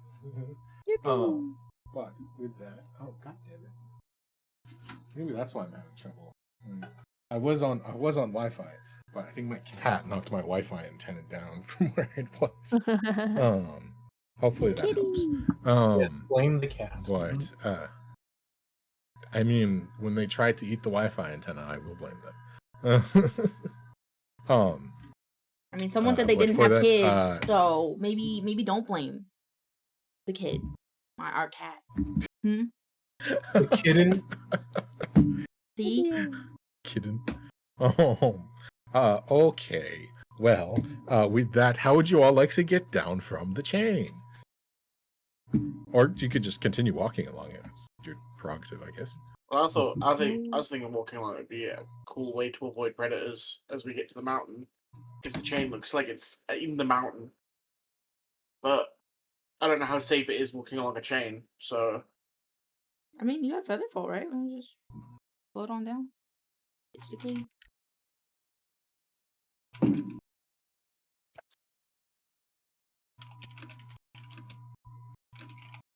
I mean, how many people can you cast it on? Like, is it like a 1 per 1, or is it like a 1 per 4? Or...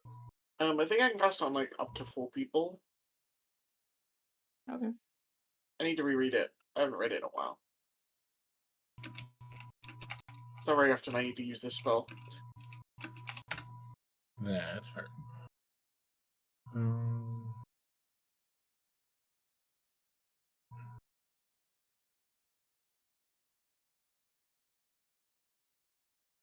Where the heck is it?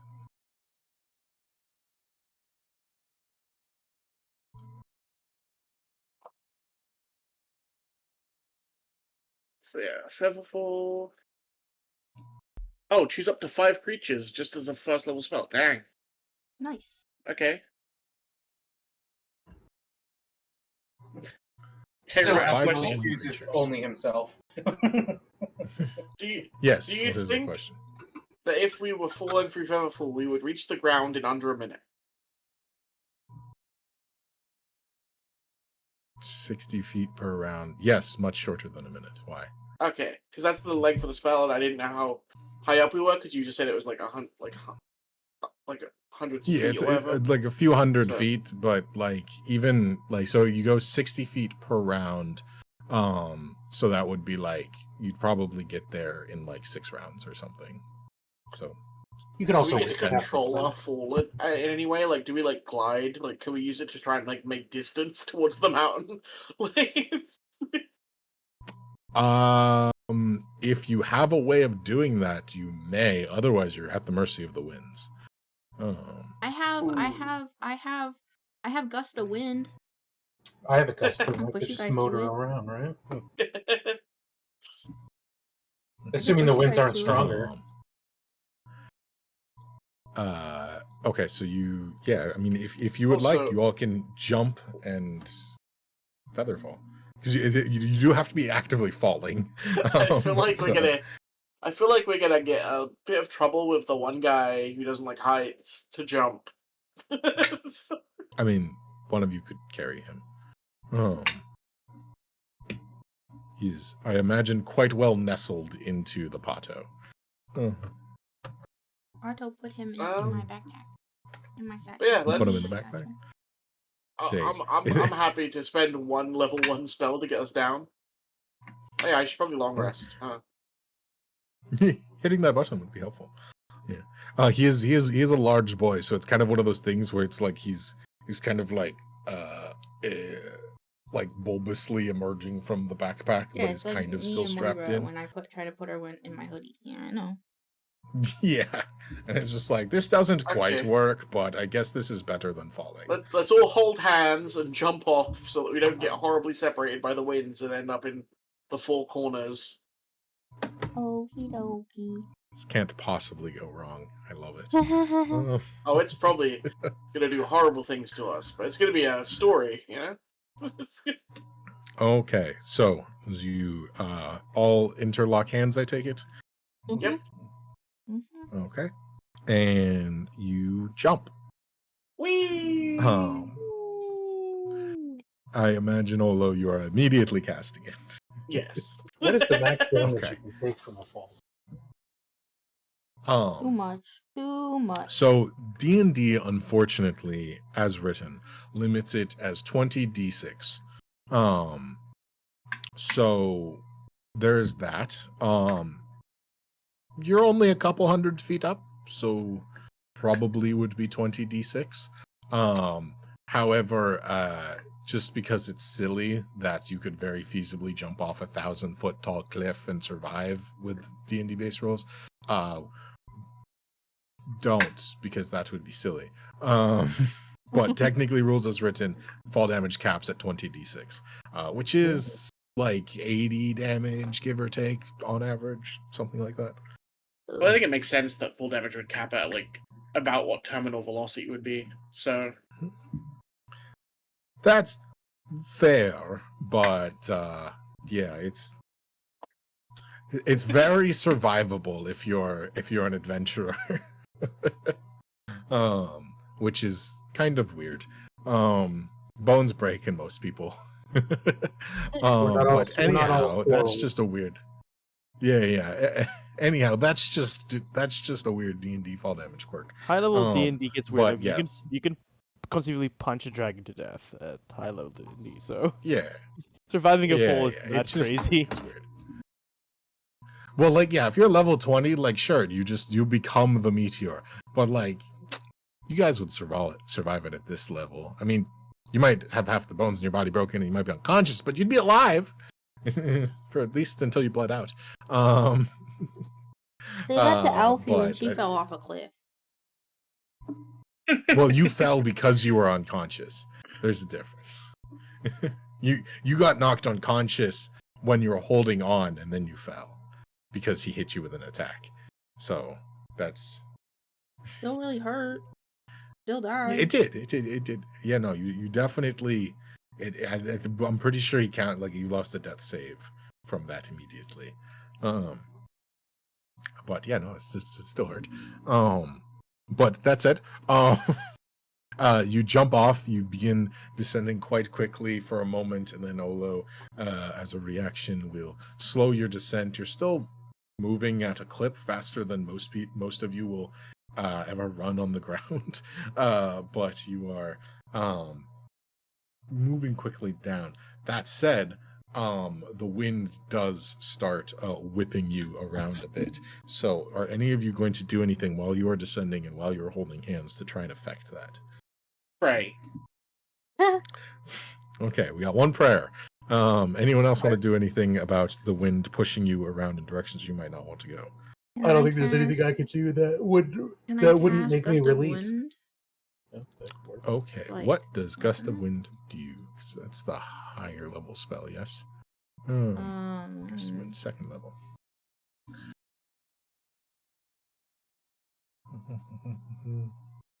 That's strong wind. Okay, so it creates a channel of wind. So, how are you doing? Are you trying to like counteract the winds pushing so you go down, or are you going to try and like push your guys in a specific direction with your I'm gonna gust of try to wind? push him towards the cave. Okay, towards the mountains, I take it. Because yeah, I'd say like you can't necessarily see a cave from here, but you are going towards mountains, so I take it that is the primary direction. Okay, go ahead and roll a modifier using your spellcasting ability. So it's your wisdom. Wisdom. It's +3. Yeah, just roll a straight wisdom check. Just how well you're able to fight the wind. Okay, not terrible. It is quite a strong push from the wind, but you're able to kind of keep it at bay, and at very least keep you guys from getting blown too off course. Let me see where the wind goes. Okay, that's that way, that way, that way. Okay. You're able to keep it from veering you completely off course. You do end up a little bit further south than like right under the chain, but probably only like 100 or 200 feet or so, which isn't that bad. It's not that far from where you were fighting below the chain. Do we see anything interesting while we're falling? Like, do we get Do any? you see anything interesting? If anyone would like to take a look around, you may roll a If somebody who perception has check. perception would like, they should roll. If you're looking for anything. Otherwise, if you would like to try and locate where you are in the valley, you can roll a survival check to try and locate yourself, because you're able to see the valley from up here. No. Quick draw a map. We should have done it while we're up there. Right. Probably. Last ditch effort. Okay. So, perception checks. We have Pato, did you want to roll one? No, For the I'm bad at perception. No. Okay, that is valid. So we have a 20 from Nibbles, an 18 from Olo, and Aruxus with a 13 and a 12. Okay.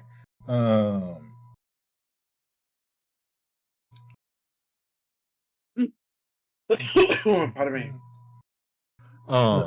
You are pardoned. Okay. Okay. Aruxus, you have a general sense of where in the valley you are. You could, would you, Aruxus? We are in a That's valley. fundamental. Are you someone who would reference the maps? Would you use the maps to help you that you have gained so far, or are you just gonna stick your nose in the air and figure it out? Honest answer, probably stick my nose in the air and figure it out. Okay, cool. That's what I thought as well, especially in this sort of panic of figuring it out as you right before you jump. But yeah, you can see the village like a few miles back below under you guys, kind of like a general sense of where you guys are, and it's where you intended to head, roughly speaking. It's the same general heading. Aside from that, Nibbles and Olo with the perceptions. From up here, you spot a couple of things. Let me pull this up. You can kind of see a full view of like that scorched area. It spans like 3 or 4 miles. Put that like 5-6 kilometers. In like quite like not entirely circular shape. But kind of filling up a decent plot of the land in this area has been scorched. Aside from that, you spot more interesting things. You spot that. You spot. You are able to spot the village. Interesting things. You spot another mountain range that you weren't able to make out quite as clearly before. And it comes into view a bit more from here for you. Let me see if you have. I think you have it.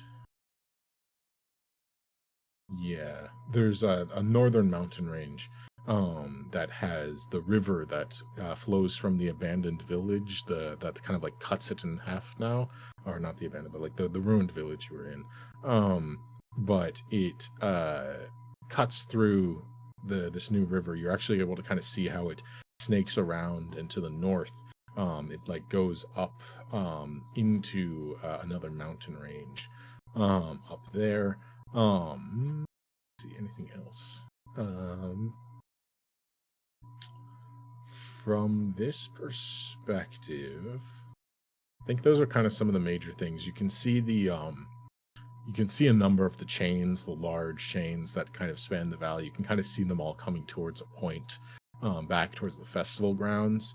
It's a lot easier to see from up here. It's like they are at different heights. They're at different locations. They go in almost every direction, spidering out like a web of chains, but they all come back to a central point at the large statue of Aldathun in the festival grounds.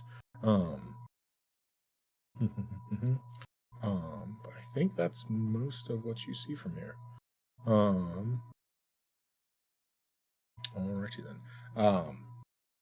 With that, you kind of descend down slowly, and you will catch your feet on solid ground once more, safely delivered by means of the Featherfall spell. Where would you like to? Would you like to try and head in the same direction you were going the night before? I think so. Yeah, Right. I mean, that's our current mission. Okay. Easy enough at this point. You kind of follow in the shadow of this chain once more. And you begin your journey for the day.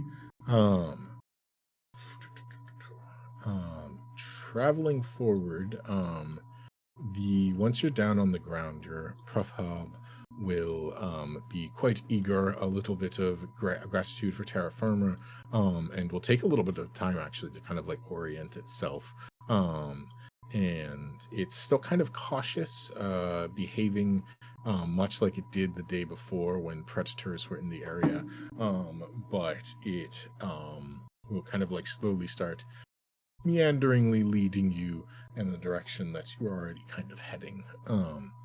But with that, you spend the first part of your morning slowly traversing through the valley. Fortunately, it does not seem that you're fighting the winds on this day either, as they seem to be going mostly northward, so you're kind of traveling alongside the winds, or perpendicular to the wind on this day. But as you continue forward, eventually, there will be an anomaly that catches all of you by surprise. You feel it first. It's almost a low boom that can be felt within your bones, and it's quickly followed by a faint ringing. This ringing sound is a bit different than a constant chime. As the wind, the chime is accompanied by pauses in the motion. As this low boom hits you, this ringing sound like fills in this space. The wind around you almost stills for a beat, and you can sense some of the particulate in the air almost freezing just for a moment, ever so perceptibly, ever so imperceivably, but just there's this pause. And in that pause is when you hear this chime. As you kind of notice this, and it starts to become more apparent, you even feel your steps just hesitating so quickly. Moving becomes just a little strange for a moment, and then it fades as it starts. It just kind of continues this rhythmic sensation in this area. I'm gonna cast mage armor.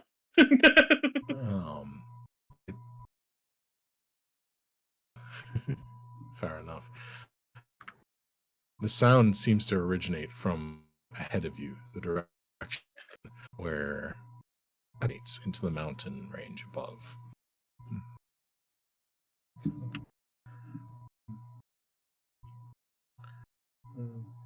So, I take it you continue forward with a little bit of caution?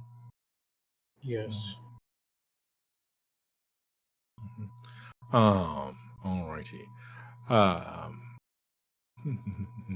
Following under the chain, eventually, with a bit of a probably half the day's journey, especially with the caution and strangeness of this area, eventually a cave entrance will loom into view. The PRUFFHOB is almost underfoot, not leading as much as just kind of with you, Pato, and doesn't seem to be too intent of going off on its own. As you come around this bend and this cave entrance looms into view, the PRUFFHOB almost like kind of starts backing so slightly more into the center of the group, because around this area in the stone is gouges, scorch marks, and in some places bones. You get the sense from your previous encounter this may indicate the presence of the Drakten, cave possibly being their lair. None are currently in sight at this time, but as you stand in front of this cave entrance ahead, a gust of wind rushes out, rocking you back on your feet, and this low kind of booming roar shaking your bones, only suddenly to be cut off and in the vacuous space that it leaves behind, replaced with that familiar chime.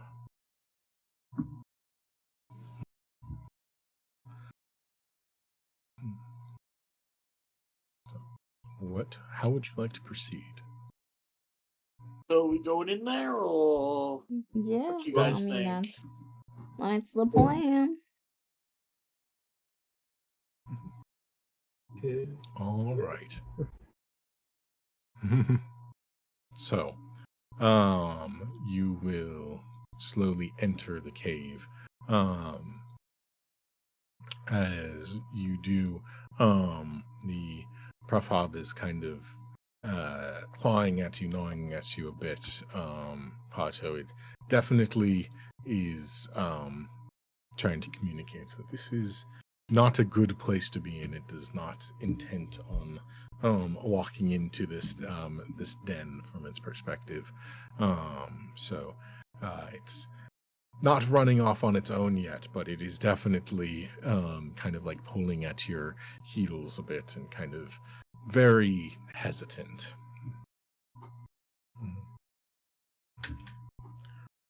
I'll look at what's wrong, fella.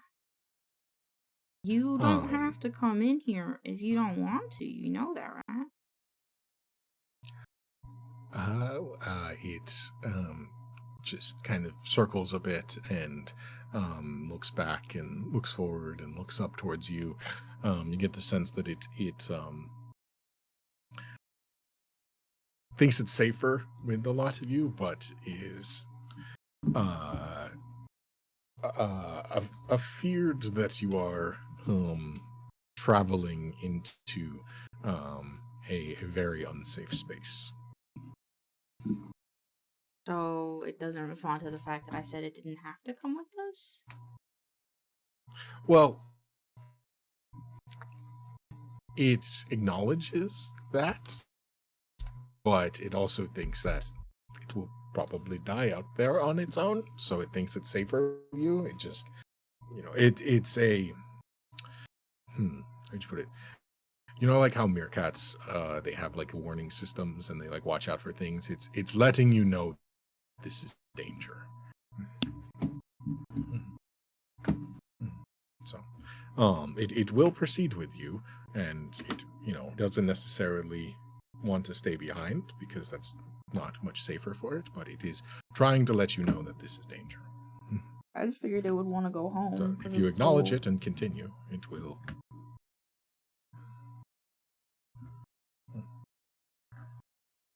What was that? Oh, I was just curious because like before it was like I can help you, but I have to go home after. Curious. That's fair. I mean, would you like to try and convince him to go, or are you going to? No, I want to Like, keep it going. seems like he's traveling with you. Okay. Like it seems like he's content traveling with you. So he will stay with you.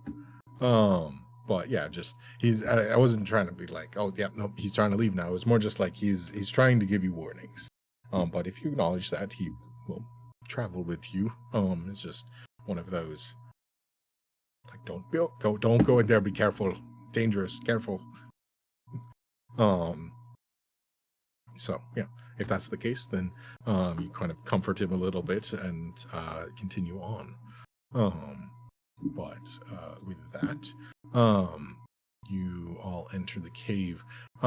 Traveling through it, these pulses in wind that like pause and then push through this cavern make it a difficult trek as you enter.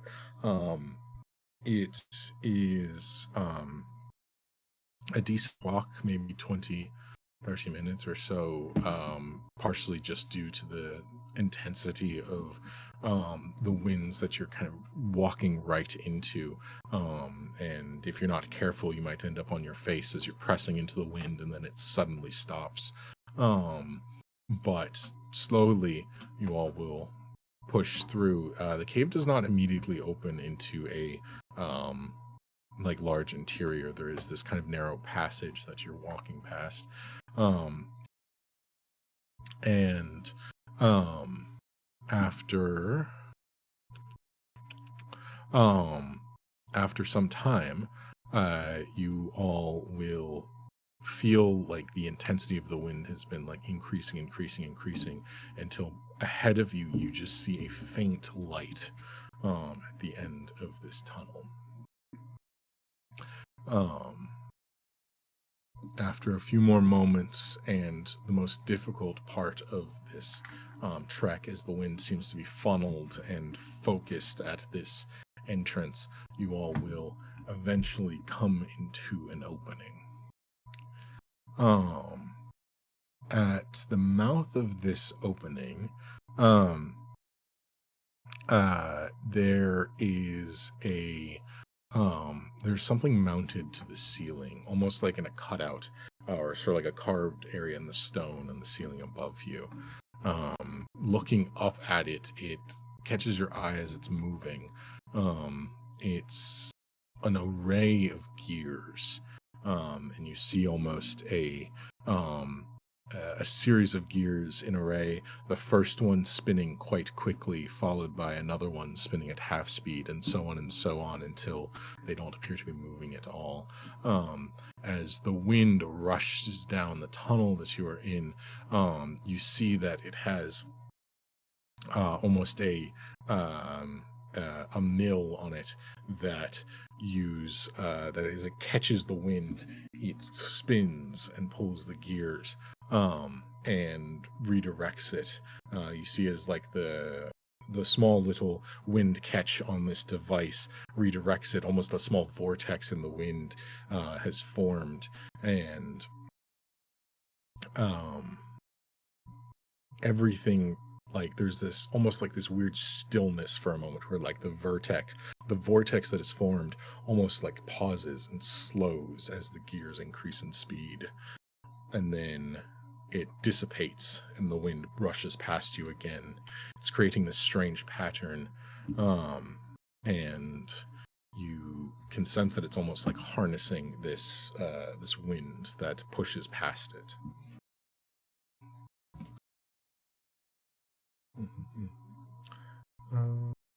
Alrighty. So, before you though, as you kind of come into the space, there is another room that you can see past this entrance. It seems that there is light coming from like deeper within the tunnel, and you can see a doorway on the other side. If you proceed, let's see. Focus.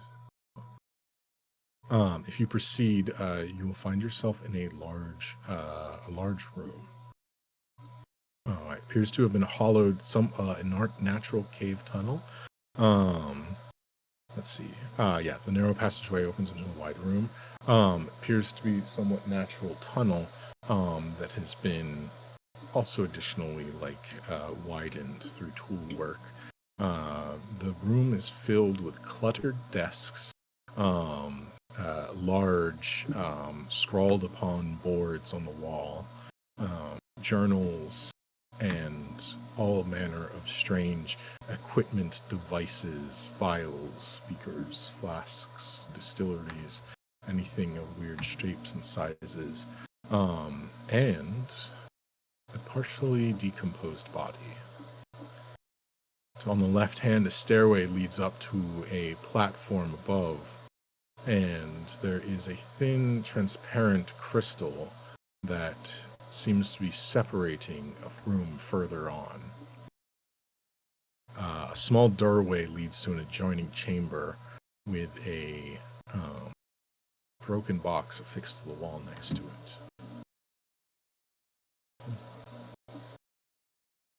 What would you like to do? I guess we try to go knock on the door. I'd like to investigate the body that we found. Alrighty.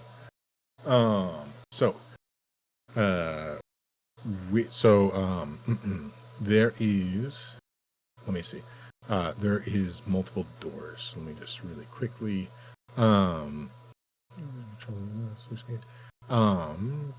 Basic map that you can use. We made a while back, if you remember. Is it? Okay. There was no doors on that map. That is why I'm pausing, because I'm like, I don't remember the doors. Let's see.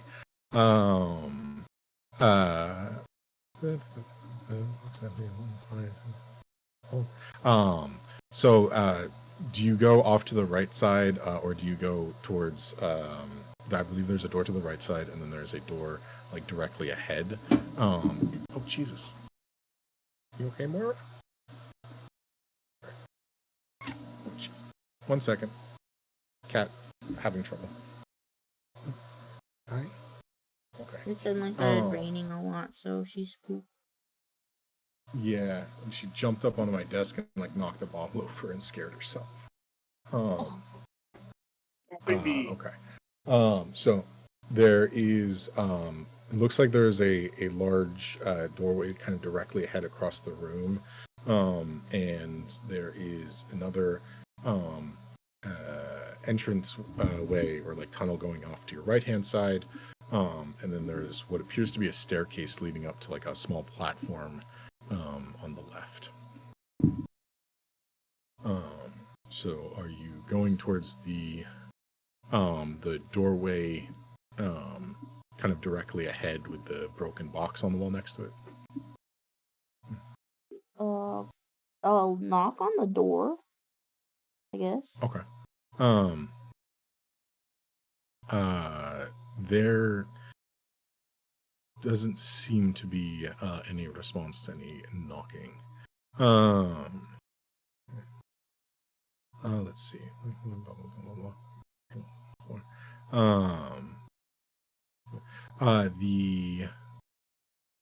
You do see as you approach that doorway, they are the broken box has a written into a piece of metal embedded within the stone, a plaque, if you will, above it. It just says, "In case of emergency." the box below it is empty. One side has a perfectly spherical hole coming out of it, and the other side is smashed open. Well, looks like there was an emergency here. Hopefully the emergency is over. While you were taking a look at that, Olo, you go to look at the body. Yeah. What would you like Another to investigate on the body? Great sign that there was an emergency at some point. Pardon, what did you say? What would you like to investigate on the body? What are you I'm looking for like signs of who he is, what he was doing, like what his job was, why he was here, like stuff like that. Okay. So start with an investigation check for me. Some of that a bit easier than others. That's 15. 15. Okay. You you take a look at them. The body is not too hard for you to identify some things about them quite quickly. While relatively faded, the robes are reminiscent of a style of a scholar's robes. Different, but not too dissimilar from some of the robes that one Leminus was wearing. So it kind of gives you a bit of a clue. You think that it's probably a group of scholars. Let's see. What else? You will see that there are scattered about a number of just all manners of small items that have just kind of been left out in the open, almost like mid-use. Notes, quills, instruments, and on the body, you will find kind of similar findings. They have notes tucked into pockets. They have small sets of like writing equipment that is kept with them, like tucked into their robes. They don't have like anything like overly identifying on them other than just the robes themselves. Are you looking for like anything else on them, or like anything else, like or like looking over their body at all, or anything like that? There's not an obvious sign of death. When you like first glance at them, it's not like, oh, there's a hole in their chest. I'd keep an eye out for valuables, but I think other than that, everything I said is basically it. Okay. Yeah, they don't have anything immediately that you find particularly valuable on the body. Let's see.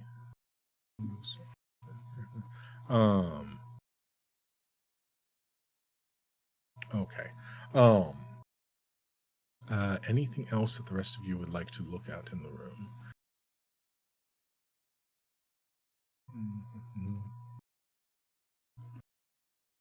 Nope.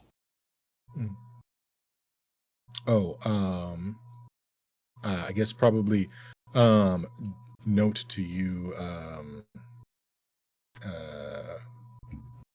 Olo, you would find there is a journal of theirs that might be valuable to you, not necessarily monetarily valuable. Yes, I would pick that up and probably read it next time I get a chance to do something. Okay. Fair enough. It has definitely been filled out. I see what you are highlighting, RD. It says it's in the other room, so if we want it to be here, I will change that now and make it here. It's up to you. I think the way that the rooms were described, fair. There's a bit of a mismatch between how I was describing it and how I think how you're reading it. So I'll leave it up to you. That's fair. That is fair. But yeah. Okay. I will put it here then because I think that makes sense. And that is fair. In addition to that note, or in addition to that journal, you will find a scrap of parchment that is more or less in their hand still, as if it was being written. Would you like to look at that? Yes. Could you imagine if I was like, no? I would be like, okay, fair enough. Well, next. Okay, so upon the note in a bit hasty scrawlings are, it reads, something happened today, though I'm uncertain as to whether I would call it a breakthrough or not. During maintenance, the conducting cables were placed into a bowl of water as a motion sink. We closed the sluice gate completely, but a flock of birds entered the cave. The movement was sufficient to create a notable charge in the wires, and it in turn spilt the water. We seem to have had on our hands the two fundamental forces of movement, attraction and repulsion. I suspect that if we were able to fuse them together again, we might attain distilled motion.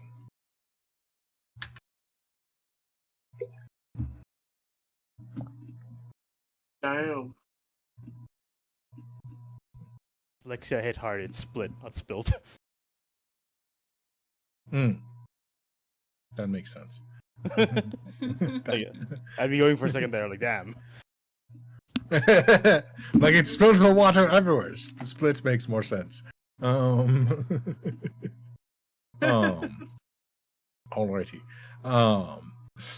So that is what you find. Eruxus and Nibbles, what are you doing while the other two are kind of looking around a few of the oddities in the room? Is there anything shiny I can put in my mouth? Absolutely. So, of the number of shiny things in here, there are glass baubles, there are metallic objects as well. Some of them are a little bit dusty, but not incredibly so. Not so much so that you can see they are not shiny in nature. What would you like to put in your mouth first? Nah, that's a loaded question. Oh.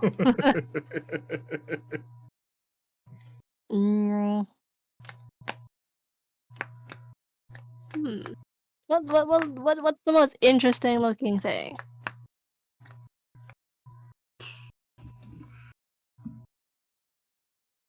I mean, other than the corpse, I'm not.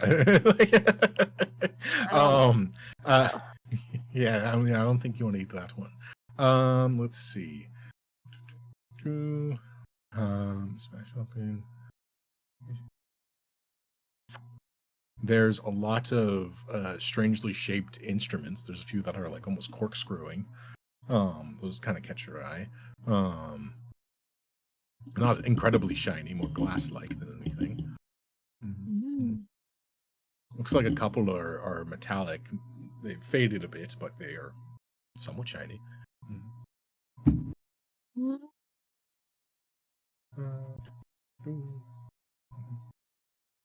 I'm just gonna run around. Things. Yeah. Okay.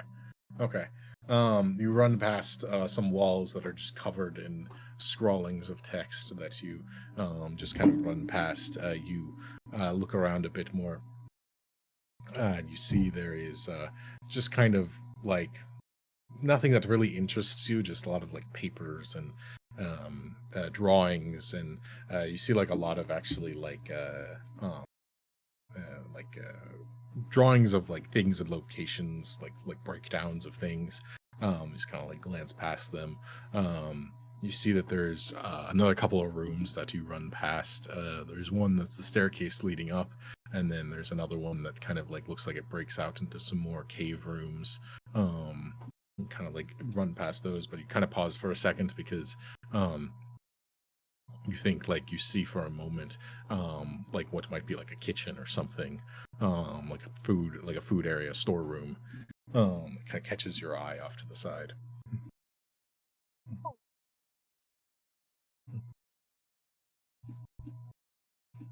you like to investigate? Yes. Okay. You go off to the side, and down the room towards the left, there is a there does appear to be like some additional chambers. You see an area that has barrels and crates that you're certain would contain food. And also kind of like an area with like a interior kind of like metal cooking station, like a heated like wood fired like metal stove, if you will, over like with a pot hanging over it.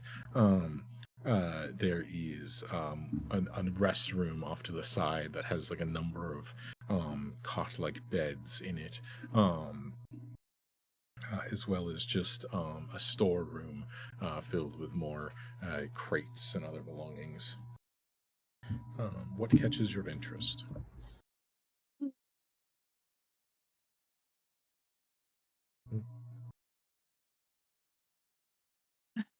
Okay, can I sniff the air, see if there's anything that smells goob? Go ahead and roll a perception check.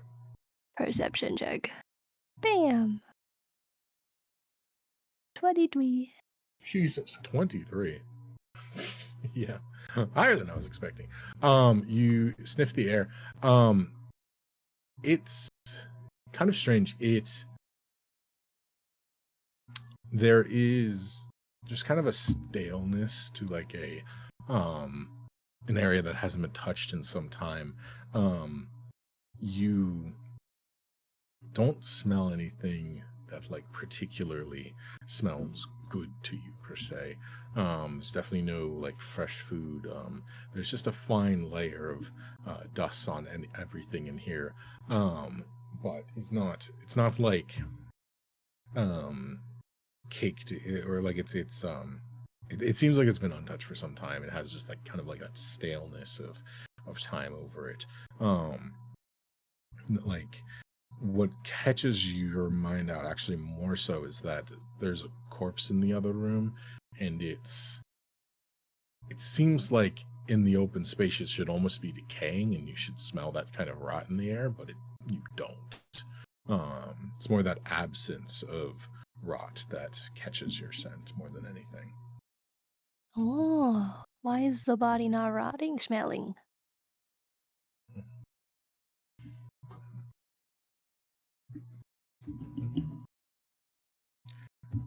Would you like to look at the body? Yes. Okay. Go ahead and roll a medicine check. Medicine. Darn. 14. 14. Kind of looking over the body. There are no immediately obvious signs of what killed them. There is like it almost looks like they just kind of like fell over here. There's no immediate wounds, no signs of severe struggle or anything. And they have like they're starting to kind of get to that point where they become a bit more skeletonized, but they still have like flesh on them. But it's kind of this strange, like, based on the age of the robes and like how long it looks like this place has been here, and like the layers of dust and stuff, it seems like this body is almost like decayed slower than you would expect. Cool. Definitely something a bit off about it. But for why? All right. Anything that you would like to do, Aroxus? No, I'm just kind of taking it all in, I guess. An old corpse doesn't seem appetizing. No, that's fair. Circling back to Pato, in the doorway, you see the little emergency thing, but ahead of you, through this door with this like what is it? It's actually an open doorway. You see a large room. It's almost carved into a bowl shape with a funnel-like effect on the floor inside it, and above there is a domed ceiling. Apart from that, there is a walkway, a narrow walkway that goes around the walls. The floor bowling in outside of that, creating a bit of a sloped surface. On the opposite side of the room, guiding the stream of water into a hole deep at the center. It's like there's almost like a spiral of water that kind of trickles in from the opposite side and slowly spins before falling into the central hole. You see large metallic conduits crisscrossing over the room, hanging from statues that dot all the sides of the chamber. All of them lead to a large central portion of the room with a ring. All the wires leading to this large ring embedded into a platform that hangs over this hole in the center of the room. Inside the ring are 3 smaller rings, each of them slowly spinning around what appears to be a stone pin. The stone pin is in the center of a large chain link. Same size of chain that you were resting on the night before breaks through the cave wall and out into somewhere. No, like it appears to like break in through the wall and then terminate into the center of the room, going no further. Almost the last link in the chain, if you will. The backside of the chamber is open, with a waterfall roaring past it.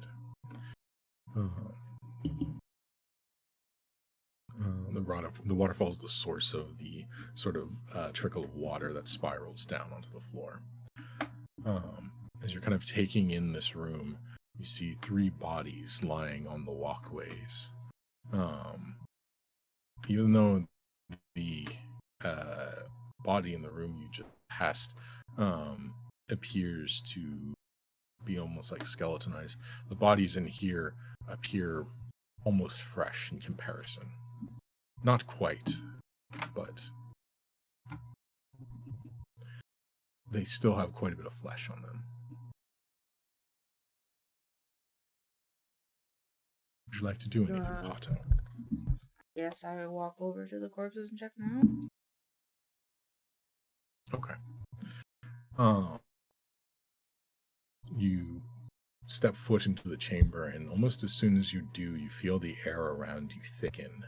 It hampers the speed at which you can walk. Your arms and legs feel heavier, and your heartbeat and even your mind begins to slow to some extent. It doesn't prevent you, but it's like you're walking through molasses. Okay, then I will back up out of the room. That's gonna take forever. Okay. Fair enough. You take a step inside, you feel your movement almost halved, and you kind of step back out slowly. The effect ends almost as soon as you leave the chamber.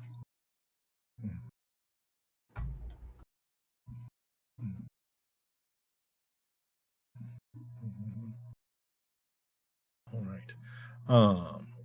Is there anything the rest of you would like to do in this time? This place sounds like bad news. Well, on the plus side, we really just needed to make sure it was clear and tell the guy his cave's clear. We didn't actually have to do anything. Mm-hmm. Yeah. Yeah, you made it sound really, really interesting, so I want to have a look. It is to him, at least. Yeah. Yes. This is some like stalker shit. Like, this motherfucker's got anomalies going on. Like, you fucking bullshit going on. Little do we know that he was here with this research team and he killed them all, but he got out. He is. Oh no, I fully. Is there any believe that- bodies that look like the dude that we met? He was a You want ghost. to take a look? So, how are you going into the next room to investigate those bodies as well, or just the ones in this chamber? I want to The look entry the other chamber, if you will. too. I don't think I know about the slow thing, so I'll start in here. I would tell you room, guys. slow I would room. tell Okay. you guys immediately as to left. Like that room makes you slow, and I don't mean like slow like me, and I mean slow physically like a snake. I want to go in slow room. Yeah, I'll still go. Okay. On that note, I'll also go in the slow rooms. What happens if you jump in the Yeah. slow room? Do you fall like weird? Yes. Do you like slow motion, like cool epic movie like dives and shit in this room? Because I'd stay in that room forever. Yeah. To some extent, yes, it is all motion, not just like movement. Like almost seems to be in like half. Oh shit, my Twitter Like follower. everything in there moves slow. The water in the room like is moving slower the closer you look. So yeah. Upon investigating the bodies, you you note the bodies appear to be especially in the next room. So you especially Nibbles kind of took a look at that first body. It's old, skeletal, but almost like quasi mummified to an extent. Like it's not as severely decomposed as you would expect. The ones in this room are in a far less state of decay. However, the garments on them, what they're wearing, the state of them almost appears identical. They appear to be very similar robes, same style, same look to them. Again, different than what Lemonis at the festival was wearing. These appear almost like a different style of robe, but the same coloring, same patterns, just almost like a style that's gone out of fashion, if you will. But they match the one in the previous room. Is there anything specific you would like to look for in the bodies? Trying to see if anyone looked like that guy that we talked to. Okay. Roll. I'm trying to think. I can't think of the name of that movie Oh, where see how they like die. a creature took over, like alien or something, or takes over, and they look like other people, but they The Thing. The Thing. Thank you. Yeah. Okay. Go ahead and roll roll investigation check or investigation or perception. Damn, it rolled off me. Either one. My perception too. Yes, yeah, both of you as you're looking through stuff. 25. Jesus. Let me perceive. 25. Jesus Christ. Okay, 11. So starting with the looking over them, Eruxus, none of them appear to be the same individual as that one you've seen. There's a mixture of male and female bodies, and none of them appear to be quite the same as him. Various states of age, but none of them really strike your appearance. Nibbles, you're looking over them, you find the same thing. They all seem to be different individuals. None of them are the same as the person that you met. But as you're looking over them for cause of death, there are like no injuries that you can tell on them. They almost seem to be in like good health. If it weren't for the fact that they've clearly died. It's almost as if they just fell over while they were walking. Huh.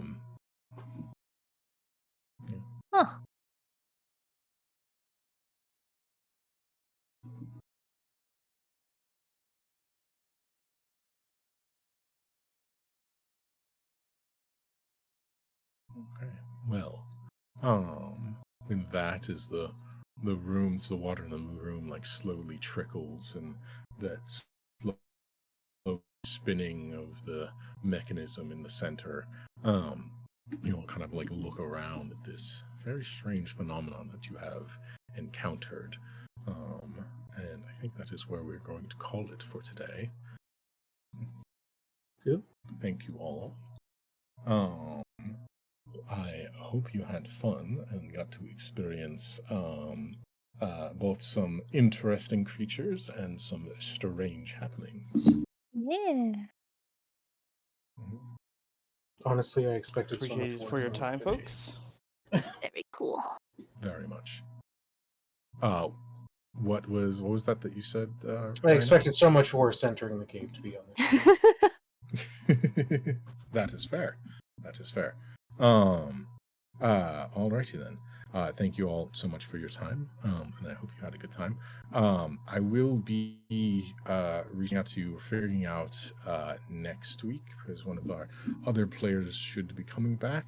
But Oh man, one of the people were might dead. do Crazy. Well, I'm out he of woke town. up from a I'm slumber. also out of town next week. Damn. Okay. Thank you for letting me know.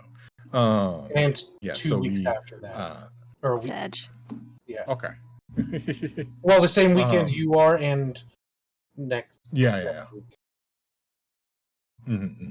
Okay, that sounds good.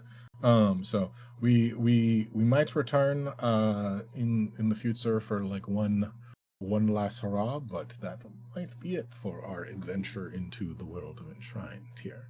It was I fun. think that was a good taste, though. Ha! That's funny, Mhm. given two I'm of us glad. like to eat everything. Mhm. Alrighty, well. Thank you everyone so much for your time and your patience. If you have any opinions or thoughts, they are very much welcome and encouraged. But I would thank you again, and I hope you all have a wonderful evening. Almost morning. Thanks for the some session, of you. DM. Jesus. Yeah. Hey Ryan, just before you bounce, Alrighty. when did you want to take a break before we go over direction stuff? Yeah, just a Okay. little Thanks. reset of the brain space. Let me know how much time you need. I've got other stuff to do as well, so it doesn't have to happen right now. Okay. Probably would be a good idea to eat first, so Alrighty. I'm going to be right back. I'm going to get myself a little snack and stuff like that. And then we're gonna do a fun test little quiz by Kiwi. So I will be right back, and I love you guys, and I will be back in a second. Let me change the music. And thank you so much, Zoe, for the raid. Oh my goodness, Zoe, it was. Thank you so much. And it's nice to see Kazia and Gordian. Thank you for the follows. Azro BT and Ice Prince. The 13th. I want to guess. I don't know Roman numeral numbers, but I will be right back.